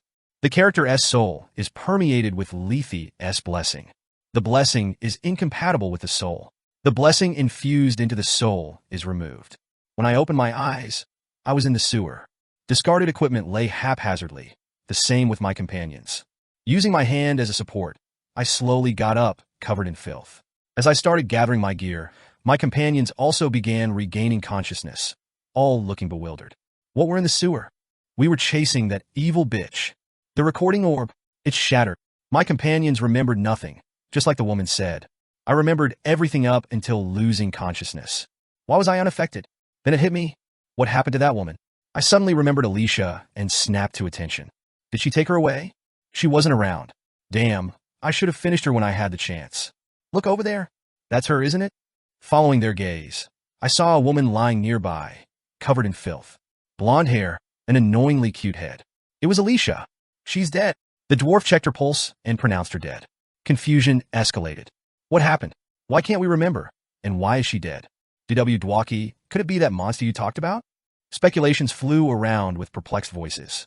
Rottmiller, who had managed to keep his composure, came up with a plausible theory. Maybe it was her doing. Her doing. We probably found and defeated her after a chase. He suggested our attack caused her injuries. Look, my magic traces are on her. Dwaki found traces of paralysis poison, confirming the theory. The remaining question was, then why can't we remember anything? Perhaps we intended to take her alive, but she regained consciousness and did something. It made sense. If I had lost my memory, I would have analyzed it the same way. Indeed, using the power of an unknown evil god, such a thing could be possible. Seeing her dead, we must have handled it well. Barbarian, what do you think? After pondering, I responded. It sounds right. No need to tell the whole truth. If it became known that I hadn't lost my memory, that psychopathic bitch might come looking for me again. Let us get out and check with the temple. Maybe something else is wrong with us, not just a memory loss. Prompted by Rottmiller's concerned words, everyone prepared to leave quickly. So I ended my reflections. Something hidden beneath the sewer. Secrets in this world, I don't know. It would be a lie to say my curiosity isn't piqued. I'll stay away from the sewers. Life is more important than curiosity, after all. Surviving the game as a barbarian episode 85. When I emerged from the sewer, I was greeted by a dark sky and 2 familiar faces. Bjorn, you're safe. Shaban, why are you here? Why am I here? You didn't report back for hours after the request, so I got worried and came. I see.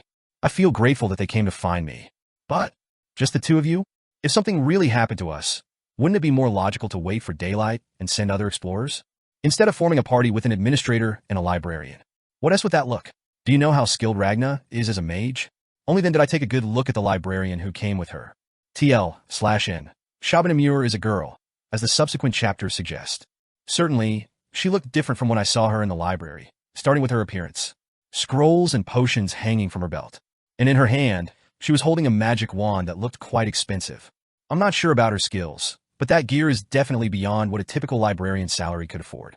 Wait, is she actually rich? Bjorn, who are these people? Shaban Muir. She's the administrative office clerk who assigned me this request. And this is Ragna Lataniel Fefrock. It's not Lataniel, it's Ritaniel. Anyway, she's a librarian from the library I used to go to. I see. After briefly introducing Misha and the others, I spoke formally. I'm sorry I made you come all this way tonight. There's no need to apologize. Then I should thank you. I didn't expect you to come all this way. Thanks, Shaban, for the gratitude. I was just dragged into this against my will. The librarian said this and turned her head away. Why does she seem so cold today? Just as I was wondering if it was just my imagination, Shaban grinned and clung to her. Ragna, you were dragged into this? Weren't you really worried? Worried? When did I ever? You said they might have gotten lost in the complex sewer system, didn't you? Shaban, stop making things up. I was just discussing a possibility. And I meant it in the sense that it was nothing serious. Was that so? Watching the librarian getting flustered, Shaban grinned. Just that was enough to give me a rough idea of their relationship. Well, that's not important right now. Let us end the small talk and proceed with the mission report. We need to move quickly if I want to return to my lodging and rest before the day ends. The results of the sewer patrol were straightforward. 1 vagrant found and eliminated. Nothing else. There's no evidence to prove the request was fully completed since the video recorder was smashed. But keeping Hans' identity badge was helpful. Hans Markham. I remember him. A fugitive criminal wanted for robbery and murder. The fee for the request, along with an additional bonus, comes to 180,000 stones. Please visit the administrative office tomorrow, and we will make the payment immediately. Do I not have to compensate for the broken video recorder? Then I'll try to talk to the higher-ups about it. They will probably be okay with it, considering the unusual circumstances you encountered. Unusual circumstances. Not exactly incorrect, but I didn't expect them to consider that aspect. However, it seemed like Shaban was showing me favor rather than the administrative office being more flexible than the guild. May the star at dusk guide us. After a short wait, a person from the temple Shaban had contacted arrived. Not just any priest, but a fearsome paladin with a massive sword on his back. He meticulously examined the corpse we showed him and then nodded. It is indeed the apostate Elisha B. Hank. Our order will never forget this contribution. His voice was kind and respectful, without any hint of arrogance. But never forget? That sounds rather vague. By contribution, do you mean the reward? I asked, straightforwardly like a barbarian without pretense. The paladin just smiled amiably. There seems to be a misunderstanding. The bounty was offered by the Adventurers Guild. So if we hand her over to you, we want to get the money? Don't worry. I will send a formal letter to the guild first thing tomorrow morning, so there is no need for concern on that part. I see. Well, that's a bit embarrassing. You should have just said that from the start. Excuse me, paladin, sir? I lost my memory during the fight with that woman. Can you check if there's anything else wrong with me? Of course. After that, the paladin performed advanced purification on each of us and then left. Something about needing to take the body to the temple. We should be going too. Looks like I have a lot of reports to write tomorrow. Better get some sleep. Shaban and the librarian were in the same boat. With a late hour, they quickly left as soon as their business was concluded. Does that mean all my immediate tasks are done? We'll talk more about the bounty tomorrow. Finally, we're heading back. I smell worse than when we returned from the labyrinth. We also dispersed and headed to our respective lodgings. It was 11:30 when I arrived. I wanted to rest immediately, but first, I headed to the bathroom to scrub off the grime. Only after a thorough wash did I finally lie down in bed, feeling the weight of the day. It's been a tough day. I'm not sure why a 150,000 stone quest made me feel this way, but at least I made it back alive. The next morning, we all gathered to collect the bounty at the guild. Luckily, the paladin expedited the process, and it was a simple matter of showing our ID cards and receiving the payment. And the amount was 10 million stones. I can't believe it. Divided by 5, that is 2 million stones. This morning, they were still grumbling about the lingering sewer smell, but now their faces bloomed with smiles. Now that I think about it, Bjorn, you're a lucky charm. Ever since I met you, it feels like money is just raining from the sky. Yeah, you would feel that way. I was the one who got my head cracked open by a psychopath after all. Rob Miller added his piece. I don't believe in superstitions, but at this point, it's undeniable. Bjorn, it's clear that the goddess of fortune accompanies you on your journey. I appreciate the compliment, but it doesn't feel great to hear it. Why is it that my hard-earned achievements are attributed to some unseen goddess? Well, I'm off then. Where are you going? Shouldn't we have a drink or something? I also need to stop by the administrative office. Right, to collect the mission payment. We'll be drinking without you then. Take care. Not even a polite offer to join me. Bjorn, do you want me to come with you? It's okay. You worked hard yesterday. You should rest. All right then. After distributing the bounty, I headed straight to the administrative office. The 5-story building reminded me of the old Seoul Station building.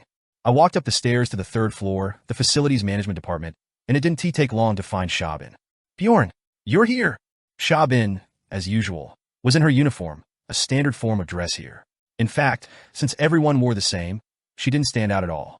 Or perhaps I was the one who stood out? Hey, is that the little Balkan? I heard he gets really big when he uses that ability. What are you all talking about? Oh my, you're so embarrassing. Was this a predominantly female workplace? As soon as I entered the facility management department, there was a flurry of excited whispers. I felt like a monkey in a cage and decided to finish my business and leave as soon as possible. Here, just sign the payment confirmation form. If you don't have a registered signature, just writing your name will do. All right. I quickly received the payment and completed the paperwork. Just as I was about to leave, Shaban caught up to me with one last thing to say. Oh, right. If you have time, please stop by the library. The library? Ragna, that girl, has prepared something special for you, Bjorn. She did? Seeing her playful eyes, I guessed I should take it with a grain of salt. I'll stop by when I have time. Yes, please do. It seemed there was a genuine reason, so I decided I should pay a visit. After leaving the administrative office, I returned to the tavern where the others were. It was complete chaos. It was still broad daylight, so I thought they'd have some restraint. No way. Is that true? Ha ha ha. Stop lying, you dwarf fool. How can a person's name be Dick Johnson Nyaha? Nyaha? The dwarf and Misha were clearly drunk, laughing and talking, while Dwaki was face down on the table, giggling to himself. Ha, the great magician whir Dwaki. I sighed at the sight, and then Rotten Miller greeted me politely. Ah, you're here too? How was it? No trouble, I hope. That's what I should be asking. Why is everyone like this already? We've just made a quick fortune, haven't we? Everyone's in high spirits. I see. I responded, and then approached Misha.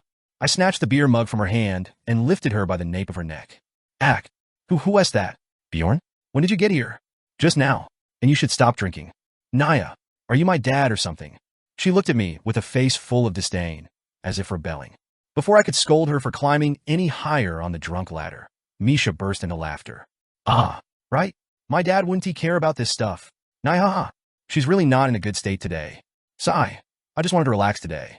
Forget it, if you're bored, drink this. Okay. Not wanting her to get more intoxicated, I ordered tomato juice for Misha and sat next to her. I'm not concerned about the dwarf, but if she gets too drunk to handle herself, I have to take her home. I'm the only one going in the same direction. Huh, you two are really something. There must be something going on. Stop talking nonsense and drink some water if you're drunk. Huh, you're still young, aren't you? Do you think this is beer to me? This is just water. Water. Do as you please. Deciding to ignore the dwarf's antics, I ordered some food to satisfy my hunger. As I was eating, Misha, who seemed a bit more sober, started fidgeting beside me, looking intently at me. What, got something to say? I do. She responded eagerly, as if she had been waiting for this. Go ahead. Misha tapped her flushed cheeks a couple of times to compose herself, then began to speak. My father asked me to bring you over once. Oh, who do we have here? Isn't that Jandel's son? Bjorn? Huh, who's that guy? Misha's words were cut off by a loud voice calling out to me. It was someone I remembered. Forgot my name already? It's Hans. Hans Hody, right? I remembered the name, but got the sequence mixed up. This Hans, identifiable by his skinny, mackerel-like body and freckles, was Code B. I had incidentally met him in a tavern when Einar left our party. He had advised me to go to the guild if I was looking for a companion. But what does this bastard want with me? Maybe it's because I've run into so many Hanses since then. +0. As soon as he spoke to me, I started to feel uneasy, as if something unpleasant was about to happen. Can I sit? No, I have nothing to talk about with you. Even meeting like this must be fate. I'll be leaving soon, so you should go now. That's unfortunate. I was just happy to see you. Seeing that I was putting up walls, Hansby looked dejected and walked away. I had a feeling that I had just avoided a potential problem. At that moment, bang! The tavern door swung open, and a group of knights bearing the same family crest on their chests entered. It's the Moselans. The Moselans, one of the city's most powerful military organizations, only accessible to knights of noble origin. Why would they come to a place like this? True to their notorious reputation for leaving nothing but blood and death in their wake, everyone's attention turned to them as soon as they entered. The tavern, which had been lively moments ago, was now filled with an eerie silence. Over there, following the commander's direction, the knights moved in unison towards one spot. Unfortunately, it was in my direction. Damn it, what now? As I recalled my recent actions, wondering if I had made a mistake. Always be wary of those with many grievances. The words of the tribe shaman who read my fortune suddenly came to mind. And then I saw Hans B., who had been on his way back to his seat, pressing himself against the corridor to let the knights pass. Wait a minute, grievances? Could it be about Hans? Surely, every time I got entangled with them, things never ended well. As these thoughts crossed my mind, click, the group of knights stopped right in front of our table. Frozen with a fork in hand, I tensed up as the commanding voice, both deep and intimidating, addressed us. World.Back, you are under arrest for the crime of insulting nobility. Surprisingly this time, it wasn't me. Surviving the game as a barbarian episode 86. Moslin's work was fast and efficient. I am the great wizard, huh? Who are you people? Looks like we've found our man. Take him away. The knights quickly grabbed Dwaki's hair as he lay face down. They checked his face and swiftly bound his arms. What is going on here? The drunk dwarf finally sobered up and tried to understand the situation, but it was in vain. You don't need to know. But, do you have a problem with our methods? Their demeanor suggested they would take him away too if he nodded. I covered the dwarf's mouth and answered for him. No. Are you the little Balkan? Surprisingly wise for a barbarian. His words and his look seemed less than complimentary. As soon as they left the tavern with the drunken Dwaki, the dwarf began to make a fuss. Bjorn, they must be mistaken about something. There's no way that guy would do something like that. He wasn't entirely wrong. Insulting a noble? It could be a case of impersonation, but honestly, I find it hard to believe it's an insult charge. However, we have to help him. What should we do to rescue a comrade taken away by the authorities? I closed my eyes. Hikerod, calm down. If Bjorn is acting like this, he must have a plan. Sigh, I just wanted to rest today. Why do these things always happen? Before trying to do anything, it was necessary to fully understand the situation. After all, I had no information yet. I don't even know if he insulted a noble, or if they just got it wrong, or if someone else framed him. Therefore, I quickly left the tavern and headed towards Moslin's office. But wait until the official investigation is concluded. The Moslins, who were closed-minded and arrogant even in-game, refused to give me any information. So, I went to see Shaban. He was taken by the Moslins? I'll see what I can find out. I can't promise anything, though. That's enough. Thank you. No problem. Considering Shaban was a public servant, I figured she would have easier access to information than a bare-ground explorer. Yes, alive, right? Hikerod, I know you're worried, but please don't be a dick about it. Okay. So, we waited for Shaban's reply, spending the day in front of Moslin's office. Hey, isn't that Dwaki? It seems so. Dwaki came out through the main entrance, his shoulders drooping. Contrary to the dwarf's worries, there were no signs of torture.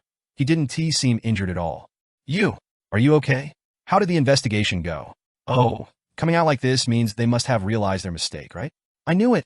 It's just that, for some reason, Dwaki, upon seeing us, didn't show any joy and just hung his head low.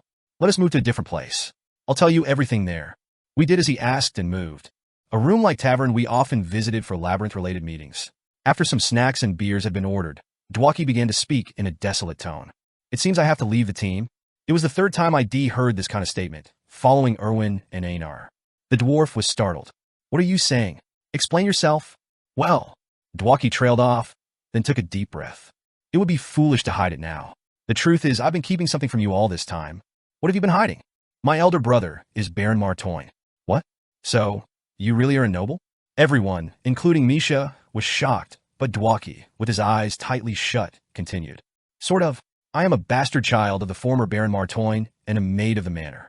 A noble's illegitimate child.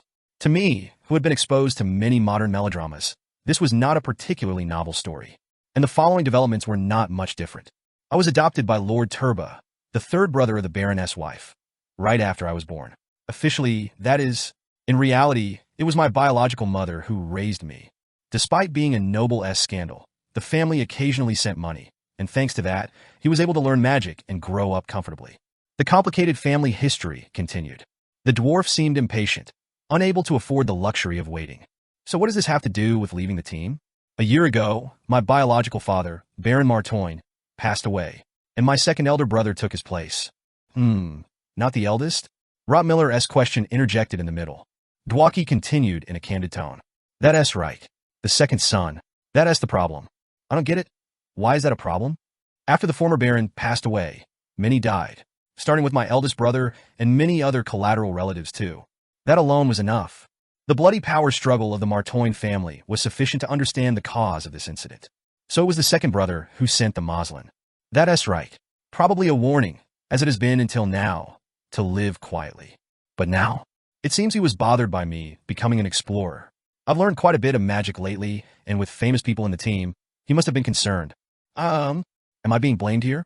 Honestly, this seems like a stretch, but I briefly summarized Dwaki's words.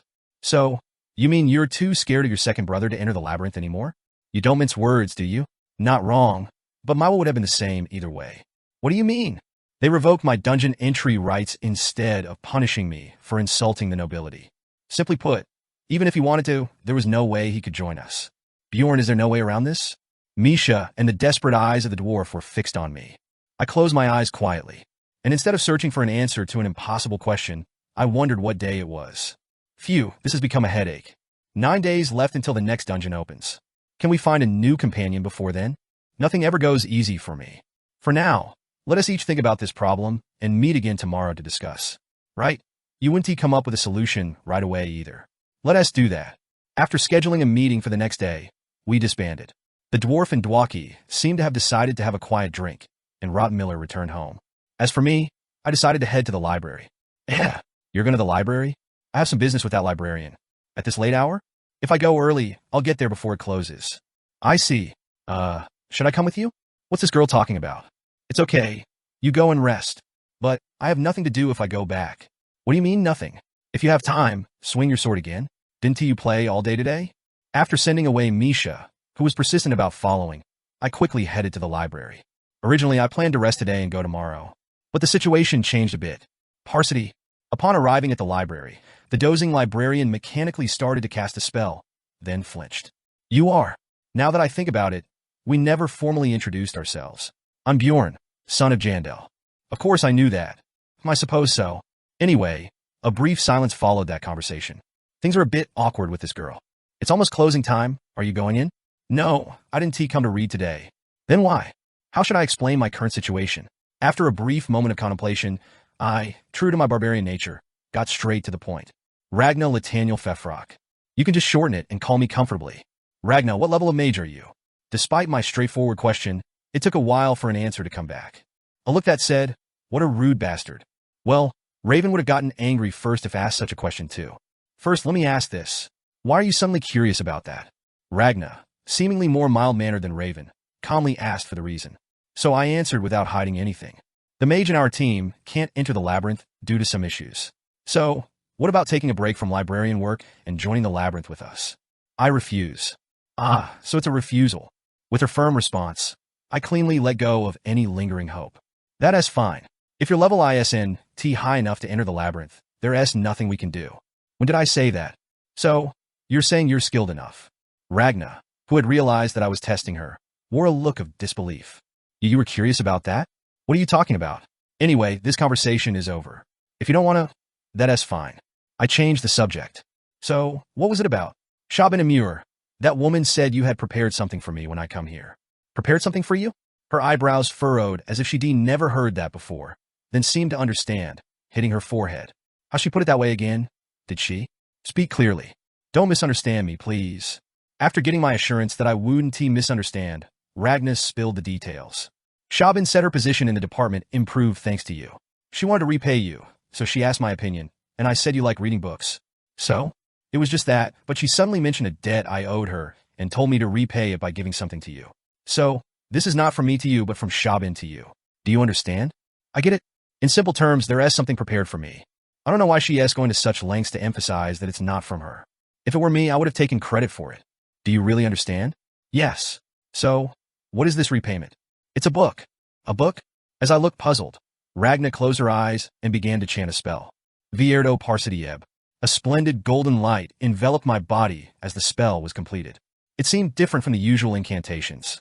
What is this? Ragna gave an unusually detailed answer to my question.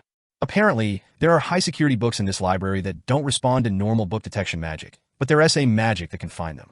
I had no idea that such things were hidden here. It's a privilege usually allowed only to nobles or a few authorized individuals. A secret library for the privileged class. I felt like I received an unexpected gift, but it was equally bewildering. Is it all right to do this for me? As long as you don't go around talking about it, there should be no problem. Besides, since I took the librarian position, I've rarely used this magic. Ragna continued in a slightly melancholic tone. Who would even care about this place? Sigh, this girl's story is getting a bit interesting too. Click-clack. The sound of shoes echoed through the silent, empty library. Inside, I was reading a book. It was all thanks to Ragna's consideration. So, why did you come at this late hour? Sigh, all right. I will make an exception and let you stay for today. Even though it was closing time and all the other users had been ushered out, Ragna allowed me to stay while she organized the books. It felt a bit magical. Was it like sneaking into a restricted area not open to the public? Click, clack. I briefly set down the book I was reading and glanced at Ragna. I thought she was just organizing, but she is using magic for that too. Books automatically found their way into empty shelves whenever she slightly moved her wand. At first, I wondered if she was placing them in their correct spots. But then I remembered that this library's books didn't need specific places. If magic was applied, it would find the desired book for you. Wait a minute. Ragna. Speak.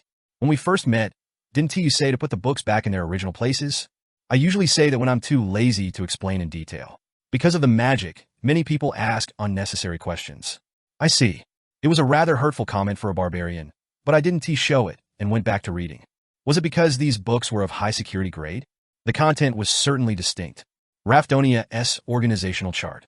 This book, covering public institutions in the city, included information about the secret police, the spirit hunters in that organization, the world of evil spirits. Another book deeply explored Ghostbusters.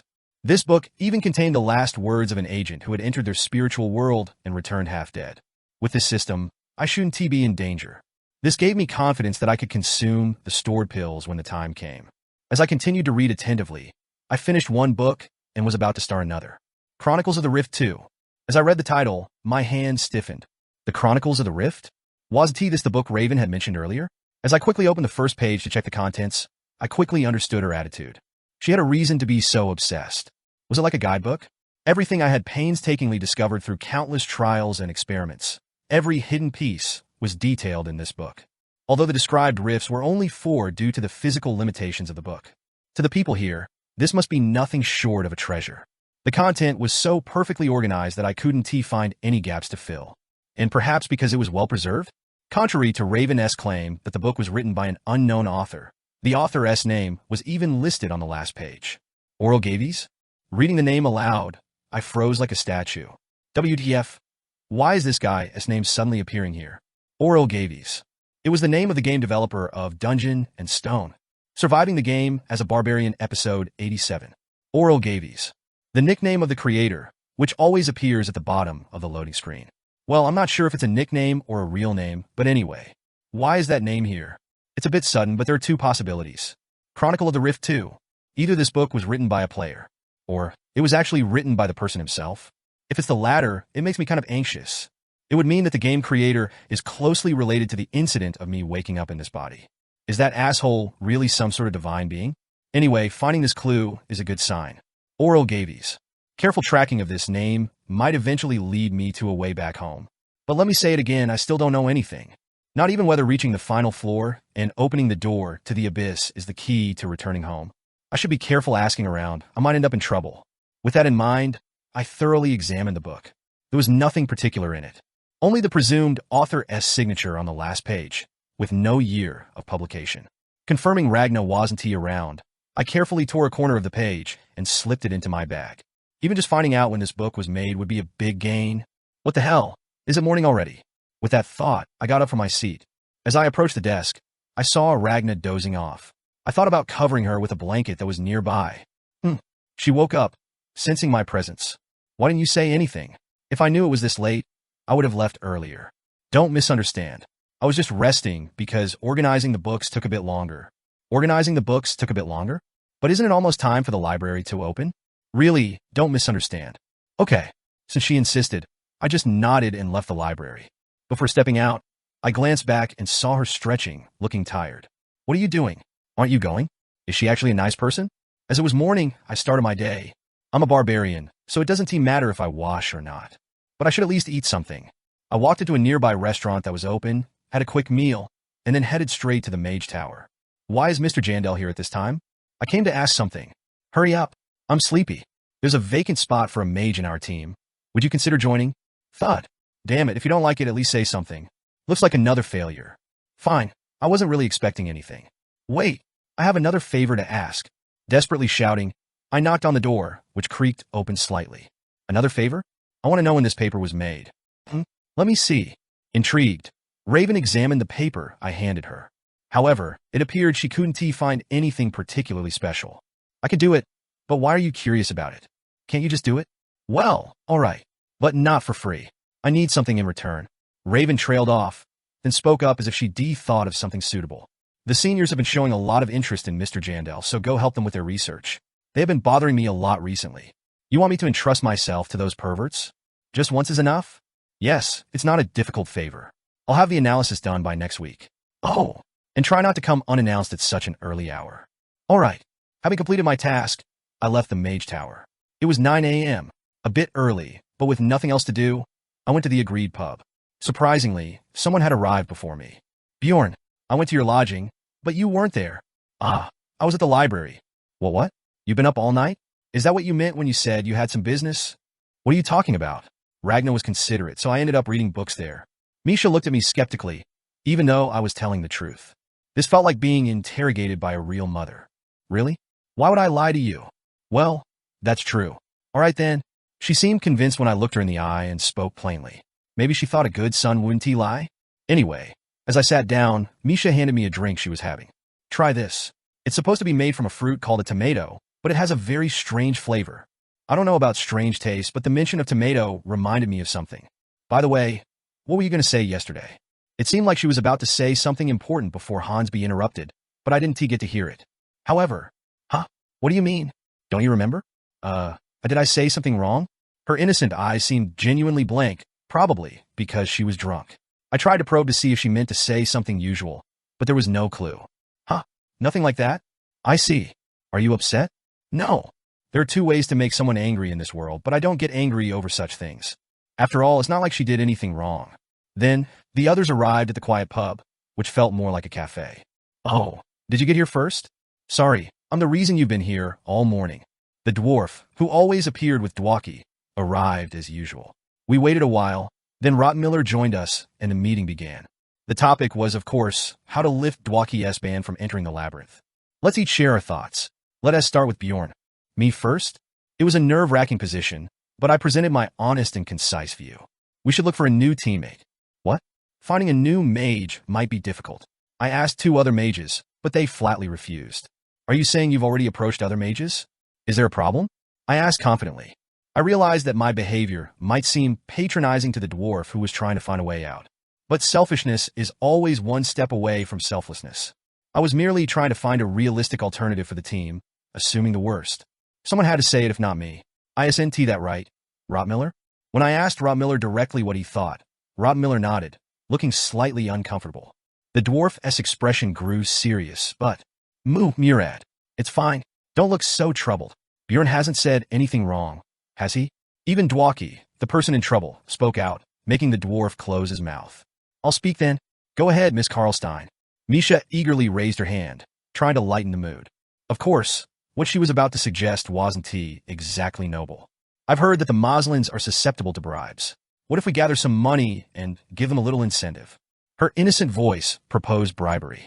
Surely Baron Martoin, or someone like him, must have bribed the Moslins to sabotage Dwaki. However, Miss Karlstein, the Moslins never deal with non-nobles. The Moslins strictly exclude commoners. Most of them are without titles, but that might be their last shred of pride. Is that so? I didn't know. Then, Rotmiller, it's your turn. Misha, looking flustered, passed the turn to Rotmiller. I awaited Rotmiller's opinion with some seriousness. However, honestly, I don't know how to deal with nobles, especially titled ones. I'm sorry. Rotmiller, too, had no viable solution. Unlike with me, the dwarf sighed and comforted him. It's not your fault. In fact, it's to be expected. Why then did he glare at me for saying the same? Grumbling internally, the dwarf spoke in a low voice. That's why last night, Dwaki and I thought hard about it. Get to the point. Perhaps we should talk directly to Baron Martoin. A frontal approach, but there was a significant issue. How will we meet him? Nobles mostly live in the 1st District, Karnan, inaccessible to lower-tier explorers like us. It's a different world. But the dwarf seemed to have a detailed plan. There's a tea house Baron Martoin regularly visits. We can wait for him there. Well, it's worth a try. There's no loss in trying, even if the chances of changing his mind are slim. Then it's settled. The 2 of you go. What a dismissive tone. Come with us. Why is he insisting on this? We're just going to beg. Why should we all go? We need courage. He's a titled noble, after all. The dwarf began to whine excessively at my suggestion that they go alone. Despite his annoying attitude, I considered the practical benefits. With only 9 days left, finding a new mage is unlikely. Any replacement not up to par would cause more trouble. It's best if Dwaki remains with the team. They'll probably just stutter and come back empty-handed. It seems more plausible that I should go myself. But I don't like meeting nobles. Even in the game, it was a rule to stay away from nobles as much as possible. There are hardly any decent ones. I'll pay 300,000 stones for this, each. Now that's tempting. If it's not just a loyalty payment, meeting a noble once isn't too bad. Then it's not a bad idea to meet him. Really? The dwarf brightened at my agreement. But I calmly confirmed the necessary details. So, when do we go? Even in a world where nobles can't just kill anyone they want, especially respected explorers, some preparation is needed. I don't think I'll be in any real danger, but it will be the first time I've met a real noble since I woke up in this body. I had to prepare mentally. Today. What? If not today, it'll be next month before he visits that place again. I felt an urge to refuse. But I agreed to do it anyway. I inquired about more details. How old Baron Martoin is, whether he is a man, if there is anything he dislikes, or anything else that would be good to know. As I gathered this information, time quickly passed. Hurry, we should go. If we want to make it look like a chance encounter, we need to be there early. Baron Martoin usually visits the tea house between 3 and 4 in the afternoon. So, we plan to arrive at the tea house around 2 o'clock to wait for the right moment. After a while, that gentleman is my second elder brother. Baron Martoin appeared, accompanied by his attendants. Does he come personally to enjoy the tea brewed by the master himself? If he entered a private room, there'd be no chance to talk, so I quickly stood up to take the lead. What do you want? As I approached, a towering knight blocked my path. Sticking to the plan, Dwaki took the initiative. Lord Martoin, it's me, Lord Dwaki. Please hear me out just once. Dwaki, following our advice, prostrated himself on the ground in a gesture of submission. This caught the attention of Baron Martoin, who had been conversing with the owner. However, his reaction was not what we expected. Dwaki? That name sounds familiar. He muttered, seemingly struggling to remember. A man who looked like a butler whispered in his ear. The Dwaki family is the maternal home of your third wife, Lady Carlina. Ah, yes, that's right. So, what business does someone from that family have with me? Well, that is... Dwaki, thrown off by the unexpected turn of events, started to stutter. It seemed it was time for me to step in. Pleased to meet you. I am Bjorn, son of Jandel. I spoke confidently, regardless of the noble status.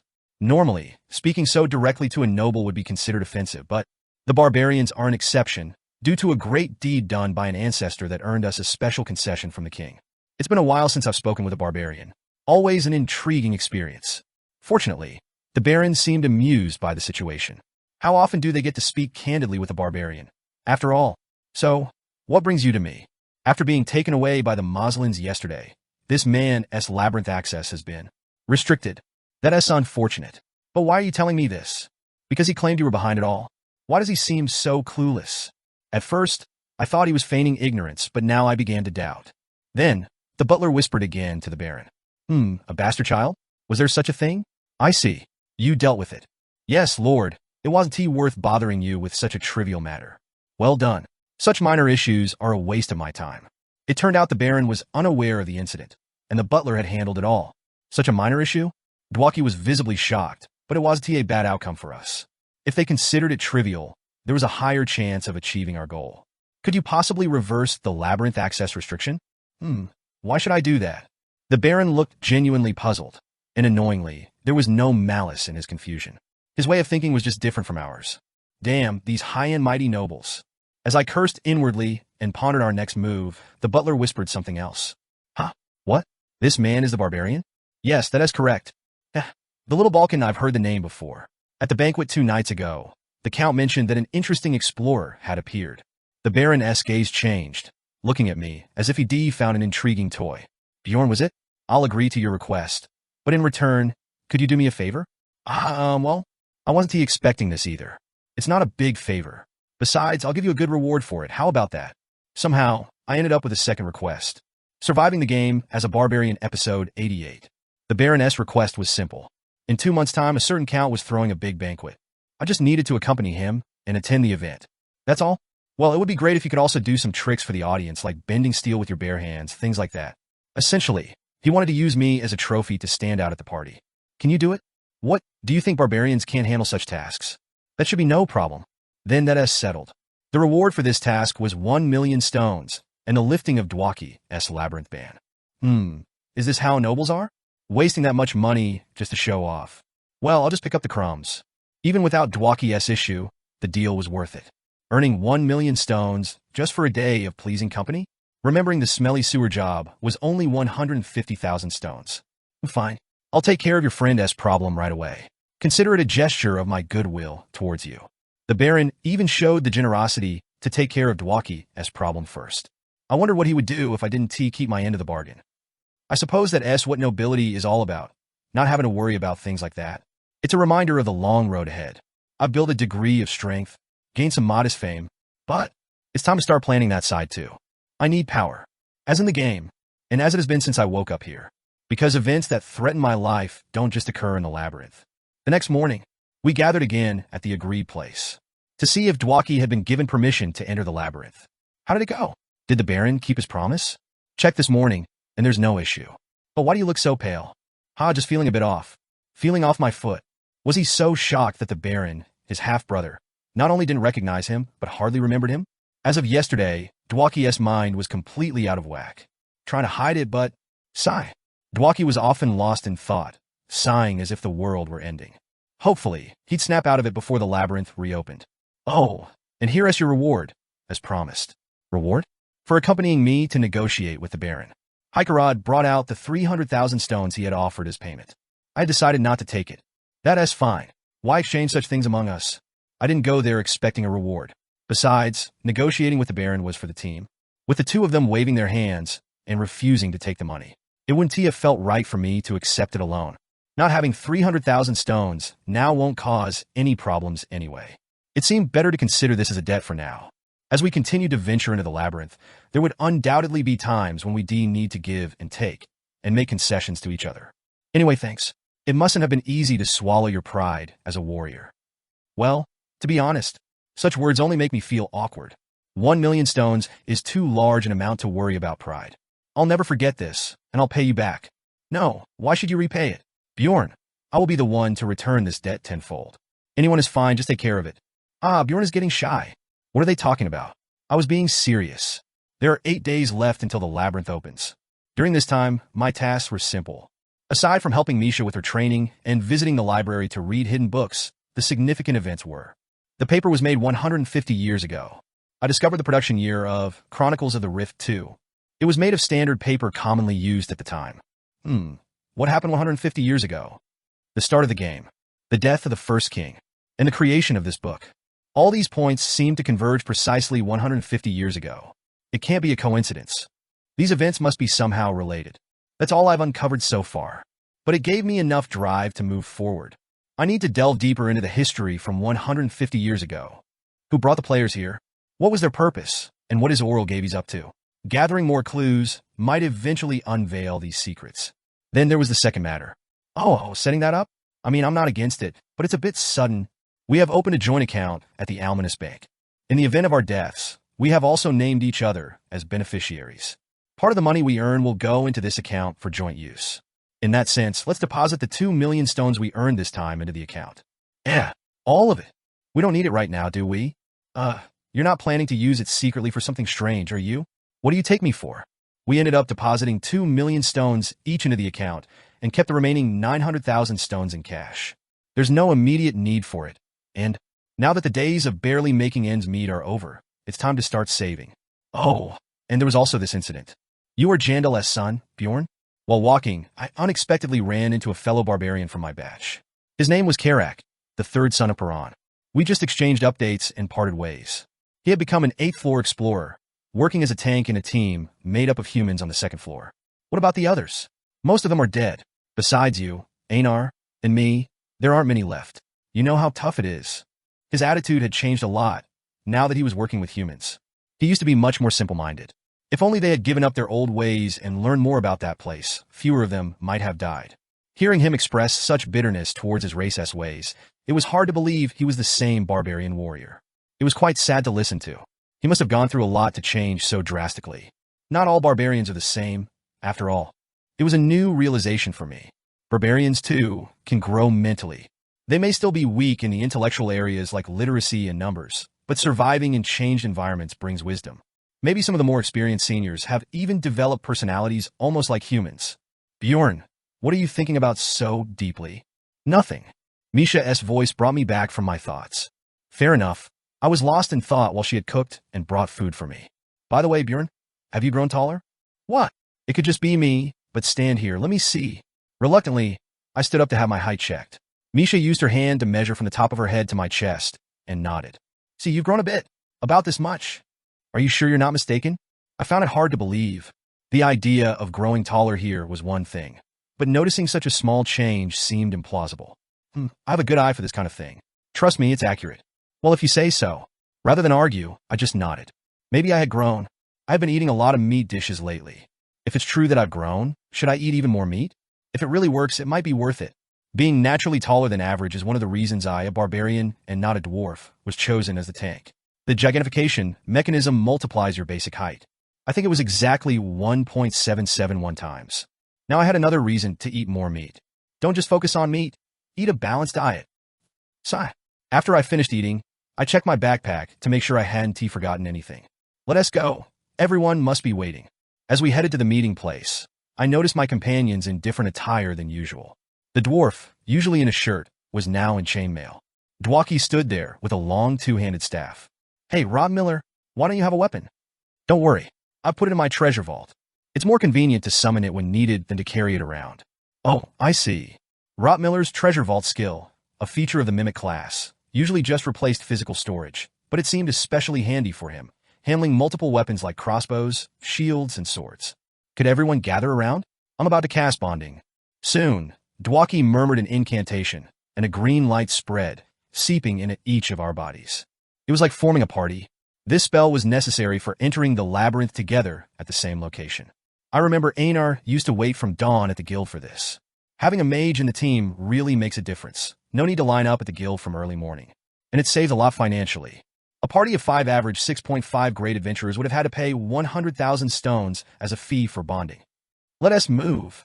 As we walked towards the Dimensional Plaza, the number of adventurers in the streets gradually increased. A sight seen only on the last night of each month. Everyone usually returns in a wretched state. Stop. We seem to have lost our way. That can't be. We must reach the labyrinth within the set time. Coincidentally, we encountered a group of barbarians. Young warriors, fresh from their coming-of-age ceremony, full of excitement and anticipation for their first labyrinth journey. Follow us. After getting permission from my group, I decided to help them, not out of a sense of duty to my race, but somehow, it just felt like the right thing to do. Really? Thank you. May I know your name? What? Bjorn, son of Jandel. You're that little Balkan. I admire you. Their exaggerated reaction was one thing, but as we walked towards the Dimensional Plaza, I gave them various pieces of advice. I warned them that the hearts of barbarians were traded at high prices, so they should be especially wary of other explorers, particularly humans. I suggested they find companions of different races for night watches. I advised them to be cautious of traps and to travel on well-lit paths, among other things. I shared with them the kind of knowledge I wish I had known when I first entered the labyrinth. By doing this, can I become a famous warrior like you? Well, I couldn't be sure about that. But, yes. Wow. Then I will definitely follow your advice. It seemed better to give them clear instructions. They needed that kind of certainty. As they headed towards the portal, committing my advice to heart, the dwarf commented quietly. You're quite kind to your race, aren't you? I just did what I could. It's harsh to learn only through experience. True. Ha! With that last bit of small talk, we headed to the center of the portal. Whoosh! A dizzying array of multicolored lights engulfed us. And suddenly, the past unfolded like a panorama. Is this my 4th time already? The first time I entered, I fought off countless bastards and reached the 2nd floor. The second time? Driven by the need to become stronger, I entered a rift. But it turned out to be a mutant rift. The third was even worse. We formed a team, but got stranded midway. Last time, the Layer Lord went berserk, and I barely made it back alive. So, I hope for no incidents this time. But who am I kidding? I brace myself. What kind of trouble will come up this time? There's always something. With that mindset, you have entered the 1st floor, Crystal Caves. TIP. Your character's essence capacity has reached its limit. Hunt new monsters and level up to increase it. Surviving the game as a barbarian, episode 89. Player 1. Name, Lee Hansu, age, 29. After a month of unauthorized absence from work, the company filed a missing personness report. TSK. What about his family? Just his biological mother. But when she was informed, she expressed no desire to be involved. The man listening to the report sipped his coffee. It was T particularly unusual. Who doesn't T have a complicated family history? So, Detective Park, why did this missing person case come to our team? Well, the CCTV only captured him entering his house, but there's no footage of him leaving. All the windows were locked too. Definitely something smells fishy. The man put down his coffee and began to read the report more intently. Having been a detective for 15 years and seen all sorts of cases, this one still struck him as particularly odd. No signs of break-in, no missing valuables. His last credit card transaction was a month ago. Most notably, the clothes the missing person had been wearing were found in his bedroom. Not as if they had been taken off, but as if his body had just vanished. Whoever did this is completely insane. He had a gut feeling that this was no simple disappearance. This could be the kind of crime that would shake the South Korean nation to its core. Did you preserve the scene? Let us start by sending a request to the National Forensic Service. Let's see what the forensic results show. At the man's instructions, Detective Park hesitated for a moment before cautiously speaking up. Sir, before that, there is something I want to show you. Why wasn't he put in the report? Despite his questions, the detective nodded, and Park brought over a monitor. This monitor was found in the missing person's room. What? Why do you have it? Don't tell me you took it without permission? The man, raising his voice in disbelief, suddenly froze as he discovered something. Hold on, Detective Park. How is this monitor turned on? That's what I don't understand either. On the black background of the monitor, letters appeared. There were no cables connected, not even a power cord. And yet it was updating with sound. Beep, beep, beep, beep. The coming-of-age ceremony is successfully completed. A new equipment has been equipped. The total item level has risen by plus 12. Bjorn. What these continuously appearing letters meant. Sir, I did some research. There have been a few similar cases overseas. What? Overseas? They still didn't know exactly what was going on. The labyrinth is closed. The character is moving to Rafdonia. As the darkness receded and the light brightened before my eyes, I habitually looked up, and the same blurry sky filled my vision as always. I exhaled a long breath. I survived again, but even saying survived seemed somewhat inaccurate. Every day was filled with tension, expecting something to happen. But ultimately, nothing did. Not just once, but twice in a row. I really thought something would happen this time. Honestly, I was still in disbelief. That was because the previous expedition had gone too smoothly. Thanks to a well-placed starting point, it only took 9 hours to travel through the portal on the second floor that connects to the Gnome District and reach the Rock Desert. Well, there were already visitors there, so I couldn't get the portal achievement points. Killed a corrupted gnome. EXP +1. Killed a kobold shieldbearer. EXP +1. Killed a stone golem. EXP +2. Killed a gargoyle. EXP +2. Killed a sandman. Various grade 9 monsters including variants of gnomes and a set of 3 different kobolds, and various types of grade 8 monsters including stone golems. Even though I had hunted every type of monster I could find, I was able to ascend to the 3rd floor on the 4th day. It was the same on the way to the Witch's Forest. I reached the center of the Witch's Forest on the 8th day without any significant problems. The plunderers I encountered on the way, there wasn't a single one. After entering the Tower of Heaven on the 4th floor, I didn't even encounter any other explorers. Completed the trial. Chose the Stairs of Courage. The real hunting began. I kept climbing the stairs and battled monsters. All the monsters that appeared in the Pilgrim's Path on the 3rd floor came out in random groups, and once every 3 days I encountered a level 6 monster. Killed Vital. EXP +4. Killed a Lizardman Scout. EXP +2. Killed a Dullahan. EXP +3. Killed a Banshee Queen. EXP +3. Killed Illitrek. EXP +3. Killed a Knight of Courage. EXP +4. Killed a Living Armor. I spent time until the 23rd day when the 4th floor closed. Those grade 6 monsters I had once worried so much about. Although I made a few mistakes since it was my first battle, I was able to defeat them all without any major crisis thanks to my increased power. And that's when I started to accumulate a lot of experience points. It's not called the Tower of Training for nothing. All the monsters that appear on the 3rd floor are here, including grade 6, and some that only appear in this place. Well, it was still a bit short for reaching level 4. Anyway, as a result of focusing solely on hunting, Dwaki? Well, I mean, if we split it between us, it would be about 720,000 stones each. It's 780,000 stones. Bjorn, what are you talking about? I just did the math again. It seems Bjorn is right. What? Each person was allocated 780,000 stones. That was also thanks to the passive skill, Greed, of the Mimic, which increased the drop rate of magic stones by 30%. Without it, it would have been around 600,000 stones. It's definitely not a small amount of money, but something feels lacking. Is it just me? Kind of I feel the same. Ha ha ha. Well, after all, we earned so much before, so it's natural to feel that way. Now that I see it, Bjorn, it seems even your ridiculous luck has run out, eh? As for luck, I'm not sure. The lack of challenges meant lower gains. Although the plunderers are a nuisance, they do wear some valuable equipment. Effectively, looting them can be more profitable than mining magic stones. Seems like I earned less than when I first entered the labyrinth. I guess that's why plunderers keep popping up. It's easier and more lucrative to attack people than to fight grade 6 monsters. Naturally, they'd be drawn to it like moths to a flame, especially those who consider themselves efficiency experts. Let us not be too disappointed. After all, the past was exceptional, and this is normal. I finally let go of my regrets, thinking of it as just a game. The cost of consumables, various expenses in the city. It's normal not to make much money in the early stages. That's why newbies struggle, not having even 1,000,000 stones in their first or second year, struggling with taxes. Considering I made it to the 4th floor in just a few months, it's an absurdly fast pace. With that self-reassurance, I spend my time productively in the city. Occasional meetings with team members for camaraderie and to plan expeditions, as well as fulfilling my weekly research obligations with Raven in the Mage Tower. Now only 4 more times to go, right? So when do I meet this senior you mentioned? Oh, there's been a bit of an issue with that. If it's alright with Mr. Jandel, I'd like to postpone it until next month. Alright, do that. Training, library, camaraderie, gathering information. Truly, these were leisurely days, unlike anything I'd experienced before. It made me anxious enough to tremble. But until I returned to the labyrinth, there were no signs of the spirit hunter, Hans, or anyone else approaching me. So I thought something might happen this time. But in the end, nothing did. I passed through the goblin forest and ascended to the 3rd floor, capturing additional monsters that I missed before, and eventually leveling up while spending my days on the 4th floor. Those were the only changes from the last expedition. Bjorn, what are you thinking about so deeply? Let's go. Misha's shaking hips snapped me out of my thoughts. Snap out of it. If we're late, we'll have to wait a long time. A long wait, really? Maybe in the days when I was a grade 9 rookie adventurer.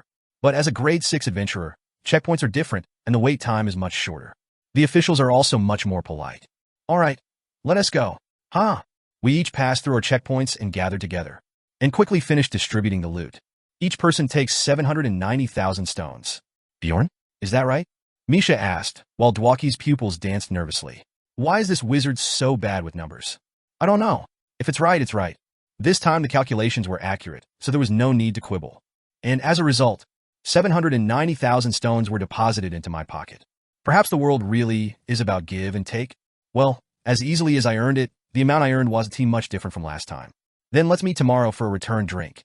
And for today, everyone can go and rest. Sounds good. As soon as the distribution was over, we dispersed and headed back to our respective lodgings. But what is this about? Today, for some reason, my room feels unusually messy and cramped. It feels like just yesterday I was happy about the room getting bigger and having a window. Thud. Even after washing up and lying in bed, it doesn't feel real. Usually, at moments like these, I would feel intensely alive. Suddenly, such a thought crossed my mind. With this rate of earning, how long would it take to move to a place like that I stayed at before? My growth has almost stalled lately. As peaceful times continue, the anxiety nesting inside me grows. So, I force a smile. I must be really spoiled. The first day I opened my eyes in this body, I planned for several years, maybe even a lifetime.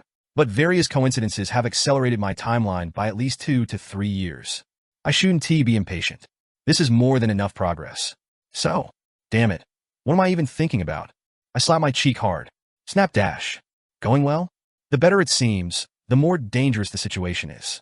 It's unrealistic to expect my luck to always be good. Don't forget, the worst situations have always come when I let my guard down. Spirit Hunter? Guild? Moslin? Nobility? Who will it be this time?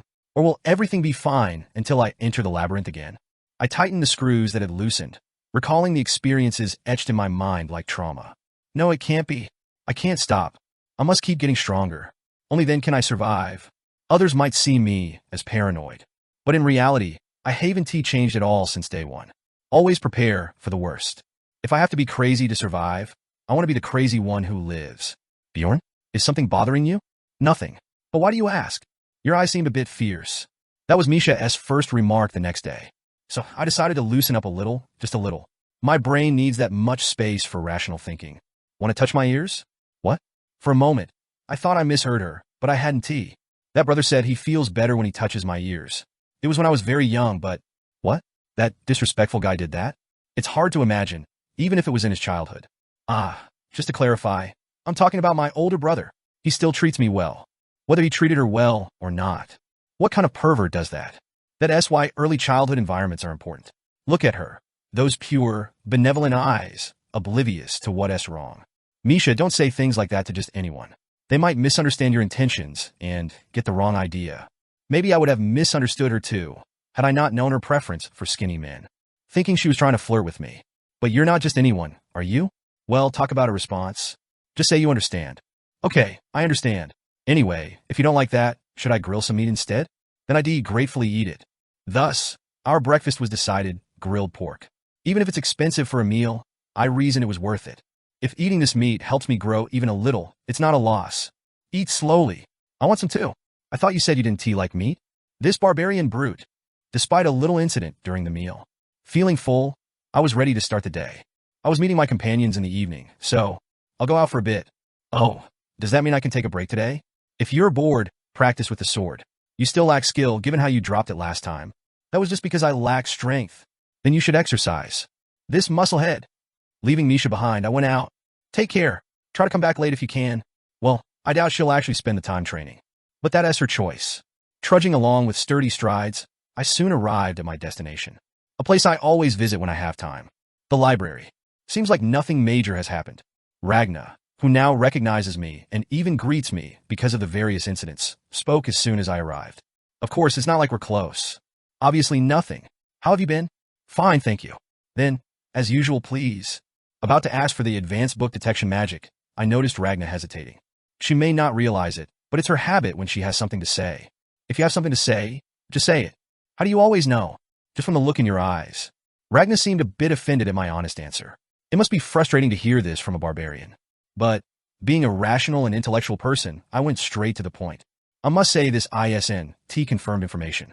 But as an explorer, I thought you should be warned. A warning? This was an unexpected term, but it suddenly sharpened my attention. Even though she prefaced it with uncertainty, knowing Ragna's character, she wouldn't speak without reason. What is it? Tell me. Upon my urging, Ragna cautiously began. There might be a dimensional collapse phenomenon occurring in the labyrinth soon. As soon as I heard it, rational skepticism kicked in. Dimensional collapse. A disaster within the labyrinth, far more severe than any layer lord. Is this why things have been too quiet lately? Could this be the calm before the storm? Surviving the game as a barbarian, episode 90. A moment of silence passed. After collecting my thoughts, I let out a small sigh, almost out of habit. Watching me, Ragna closed her eyes for a long time, then opened them again. You're calmer than I thought. I knew you wouldn't believe it even if I told you. What? I sighed because I thought it might actually be possible. Well, it might be better just to ignore it. Dimensional collapse is a disaster that can neither be foreseen nor stopped even if you know about it. That is certainly true. In the game, dimensional collapse always happens suddenly. Well, more often than not, it didn't happen throughout the game. It was like once in every 100 games or so, kind of thing. Of course, when it did happen, it was a disaster like no other. It might be manageable in the mid to late stages. But in the early stages, it was better to just press the ESC key and restart, saving time. So, where does this information come from? I calmly checked only what needed to be confirmed. I had a hunch that this was the source of my anxiety, but you never know. A mage of the Terudian school named Shernal Fergus. He has been studying the phenomenon of dimensional collapse for a long time. Having given me the name of the mage, she said she knew nothing more. I see. I'll look into it further. Thanks for the warning, though. As I turned towards the door, a voice called out from behind. Are you just leaving like that today? Well, a new quest has popped up, so I should go start on that. The tavern was as noisy as ever. A silver-haired fairy sat in a secluded spot, tapping the table with her index finger, a habit when she was troubled. Huh. My beautiful and kind sister, Erwin. She changed 3 months ago. She, who used to detest training, began asking for help with it, pushing herself to her limits, as if even sleep was a waste of time. And she got a bit sharper. While she was somewhat tolerable with her blood-related family, the way she spoke, looked, and acted towards others was markedly different from before. It's a relief that it's not a bad change, though. An excessive desire for improvement and a heightened wariness of others? These are commendable traits for an explorer destined to enter labyrinths. Indeed, thanks to this, she had achieved much growth. Managing to awaken and form contracts with 3 of the 4 great spirits, she even succeeded in giving them autonomous will. And that's not all. Her archery, martial arts, and close combat skills with daggers improved rapidly day by day. Frankly, it was astonishing how such talent hadn't blossomed sooner. However, what caused her to sigh was the catalyst for this change. How long can I keep this in? The death of a barbarian she called uncle and relied on emotionally. It's funny to call it death. The person himself is still alive and well, gaining fame as the Little Balkan. Should I tell her now? When I first heard the news about him, I was surprised. Then I felt anxious. I thought it was only a matter of time before she found out. But, to my surprise, Erwin, who had been locked in her room every day, immersed in her training, still hadn't heard the news. Have you guys heard? The Black Sword might become a disciple of the Sword Saint. Oh, where did you hear such a silly rumor? Would the noble sword master really take a mere explorer as a disciple? Daria, sitting alone in a corner of the tavern, felt relieved listening to the explorer's gossip around her. The rumors are definitely dying down now. The stories that once filled every corner of the city had been buried by newer tales. Tales of banishing evil spirits or eliminating a Karui priest who had fled into the sewers. It was a bit startling when the story of the barbarian came up again in the tavern. But even that is almost completely faded now. Yeah, let's just leave it be. Daria finally made up her mind. It wasn't really a question. As someone who chose to live as an explorer, when would she get another chance to grow like this? Hey, fairy lady, are you here alone? Buzz off, unless you want a hole in your forehead.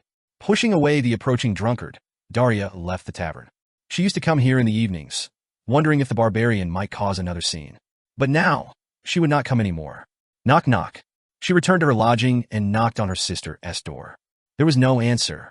Thinking her sister might have collapsed on the floor asleep, she inserted the key. Click.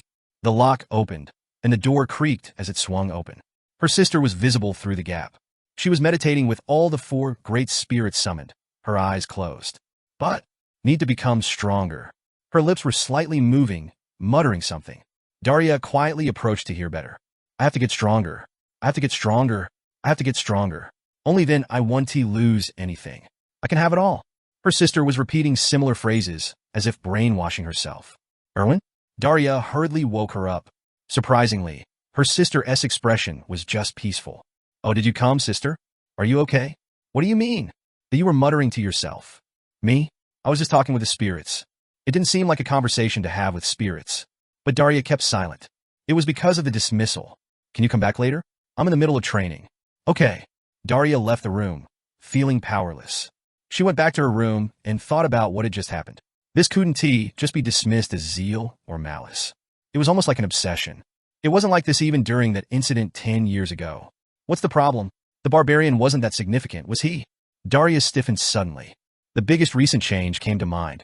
Oh, could it be because of that essence? Daria pulled out a book from the shelf. She had bought it from the guild at a high price a while back. Compendium of Lower Essences. A book containing information on all essences from grades 7 to 9. First, she checked the essence her sister had absorbed recently. Where is Carnivaro? A monster that only appears in the witch's forest. Her sister had luckily gained its essence while rescuing an explorer being chased from the forest. I found it. She read the page with a fire spirit summoned. Carnivaro, grade 7. Agility medium. Darkness resistance low. Stamina low. Accuracy medium. Sixth sense low. Hearing medium. Obsession high. Asterisk agility and senses increase during movement. Asterisk magic mind red. Asterisk hound blue. Asterisk chasing arrow green. As she carefully checked the content, she froze at one part. Obsession is high grade? Suddenly feeling a sense of déjà vu, she checked the essence her sister had absorbed 3 months ago. Steel Hill Pursuer, grade 8. Strength low. Physical resistance low. Vigor low. Leaping power medium. Earth resistance low. Perception interference low. Agility medium. Obsession medium. Asterisk increased penetration on successful ambush. Asterisk penetrating arrow red. Asterisk terrain eruption blue. Asterisk weak point detection yellow. What in the world? Obsession was there again? And it was a medium grade this time. Could it be? She went further back and checked the first essence her sister had absorbed. Sure enough, there it was. Goblin Archer, grade 9. Flexibility low. Sense of smell low. Poison resistance low. Cognition low. Perception interference low. Accuracy low. Vision low. Agility low. Obsession low. Asterisk paralyzing poison added when using bow weapons. Asterisk stealth step. Even here, obsession was present. Now Daria understood the situation. The excessive fixation on power was all due to these stats. So, What should I do? It wasn't feasible to just erase an essence they had gone to the trouble and expense of absorbing, but leaving things as they were weighed on her mind. When we find a suitable replacement essence, then we'll remove it. After much thought, she came to a conclusion. However, lying in bed after a quick wash, she faced a new question. Wait a minute. If she finds out the barbarian is still alive before then, how will these stats change direction?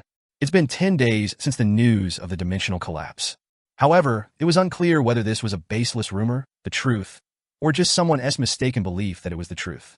Despite being quite busy searching for information, there was no significant progress. Colonel Fergus? Raven, who usually helped with questions, was of no use this time. No, what I mean is, even if you asked me to arrange a meeting, I've never heard that name before. Besides, we don't really have any interaction with the Terudian school. I see. Anyway, make sure you have a whole day free next week. We have a winner for the draw. A winner? Did you forget? As a payment for looking into that paper, you agreed to help with my senior's research for a day, remember? No, I remember that part. But I didn't expect it to be determined by a draw. Sheesh, this makes me more anxious. I never had luck with draws in my life. Nevertheless, I continued my attempts to meet the magician named Colonel Fergus, but all were in vain. Meanwhile, rumors began to slowly circulate. Bjorn, did you hear? There might be a dimensional collapse soon. Misha, who had just returned from visiting an old colleague, began to fret. If Misha knew, it probably had already spread everywhere. Indeed, when I went to the tavern in the evening, everyone was talking about the dimensional collapse. But the problem was, nobody knows the source of these rumors. Nobody knew whose mouth the story came from, nor what the basis was. Without any solid origin, everyone was just amplifying the rumors out of fear. This is odd. I felt an unexplained sense of discomfort. Usually, for something to spread this widely, there should be some credible basis, right? Now, although many unfounded stories were being added as the basis by the gossipers, initially, there was none. Could someone be deliberately fueling the rumors? Having observed the situation from the beginning, I came to that conclusion. Of course, it was just a guess, but the current situation seemed a bit odd. This really seems like there is something going on. It was frustrating. It was not the tavern gossip that I wanted to know, but the more covert information that circulated quietly in hidden places. But the reality was challenging. How could a barbarian, who had only built a reputation through combat, access such information? If it weren't for Ragna, I wouldn't even have known the name Colonel Fergus. Finally, I made a decision. In his hand was a letter and a pill sent from the Ghostbusters. Originally, I planned to take the pill, which ensured anonymity after at least 3 months. But a month early should be fine. I swallowed the pill. Character has ingested GB 027. I wasn't immediately drawn into the spiritual world. According to the information I had confirmed in the secret library opened by Raven and Ragna, the assembly was held on the 15th of every month at midnight. Just 3 days to wait. Time passed quickly, and the awaited moment arrived. A sensation as if my spirit was distancing from my body. Character's soul resonates and is drawn to a specific world. When I opened my eyes, a computer was in front of me. A pure white space reminiscent of the universe. It would have been difficult to even discern what was up or down, if it weren't for that computer over there. What is this? It was a completely unexpected start, but I slowly walked toward the computer. It was a feeling I had never experienced before, like controlling a robot from within, moving it by walking. Stumbling, I finally reached the computer and checked the monitor that was on. Please enter the password. A short sentence situated on a black DOS screen. Without much thought, I entered the password. Rafdoni is king, motherfucker. This wasn't what the PS in the postscript was referring to.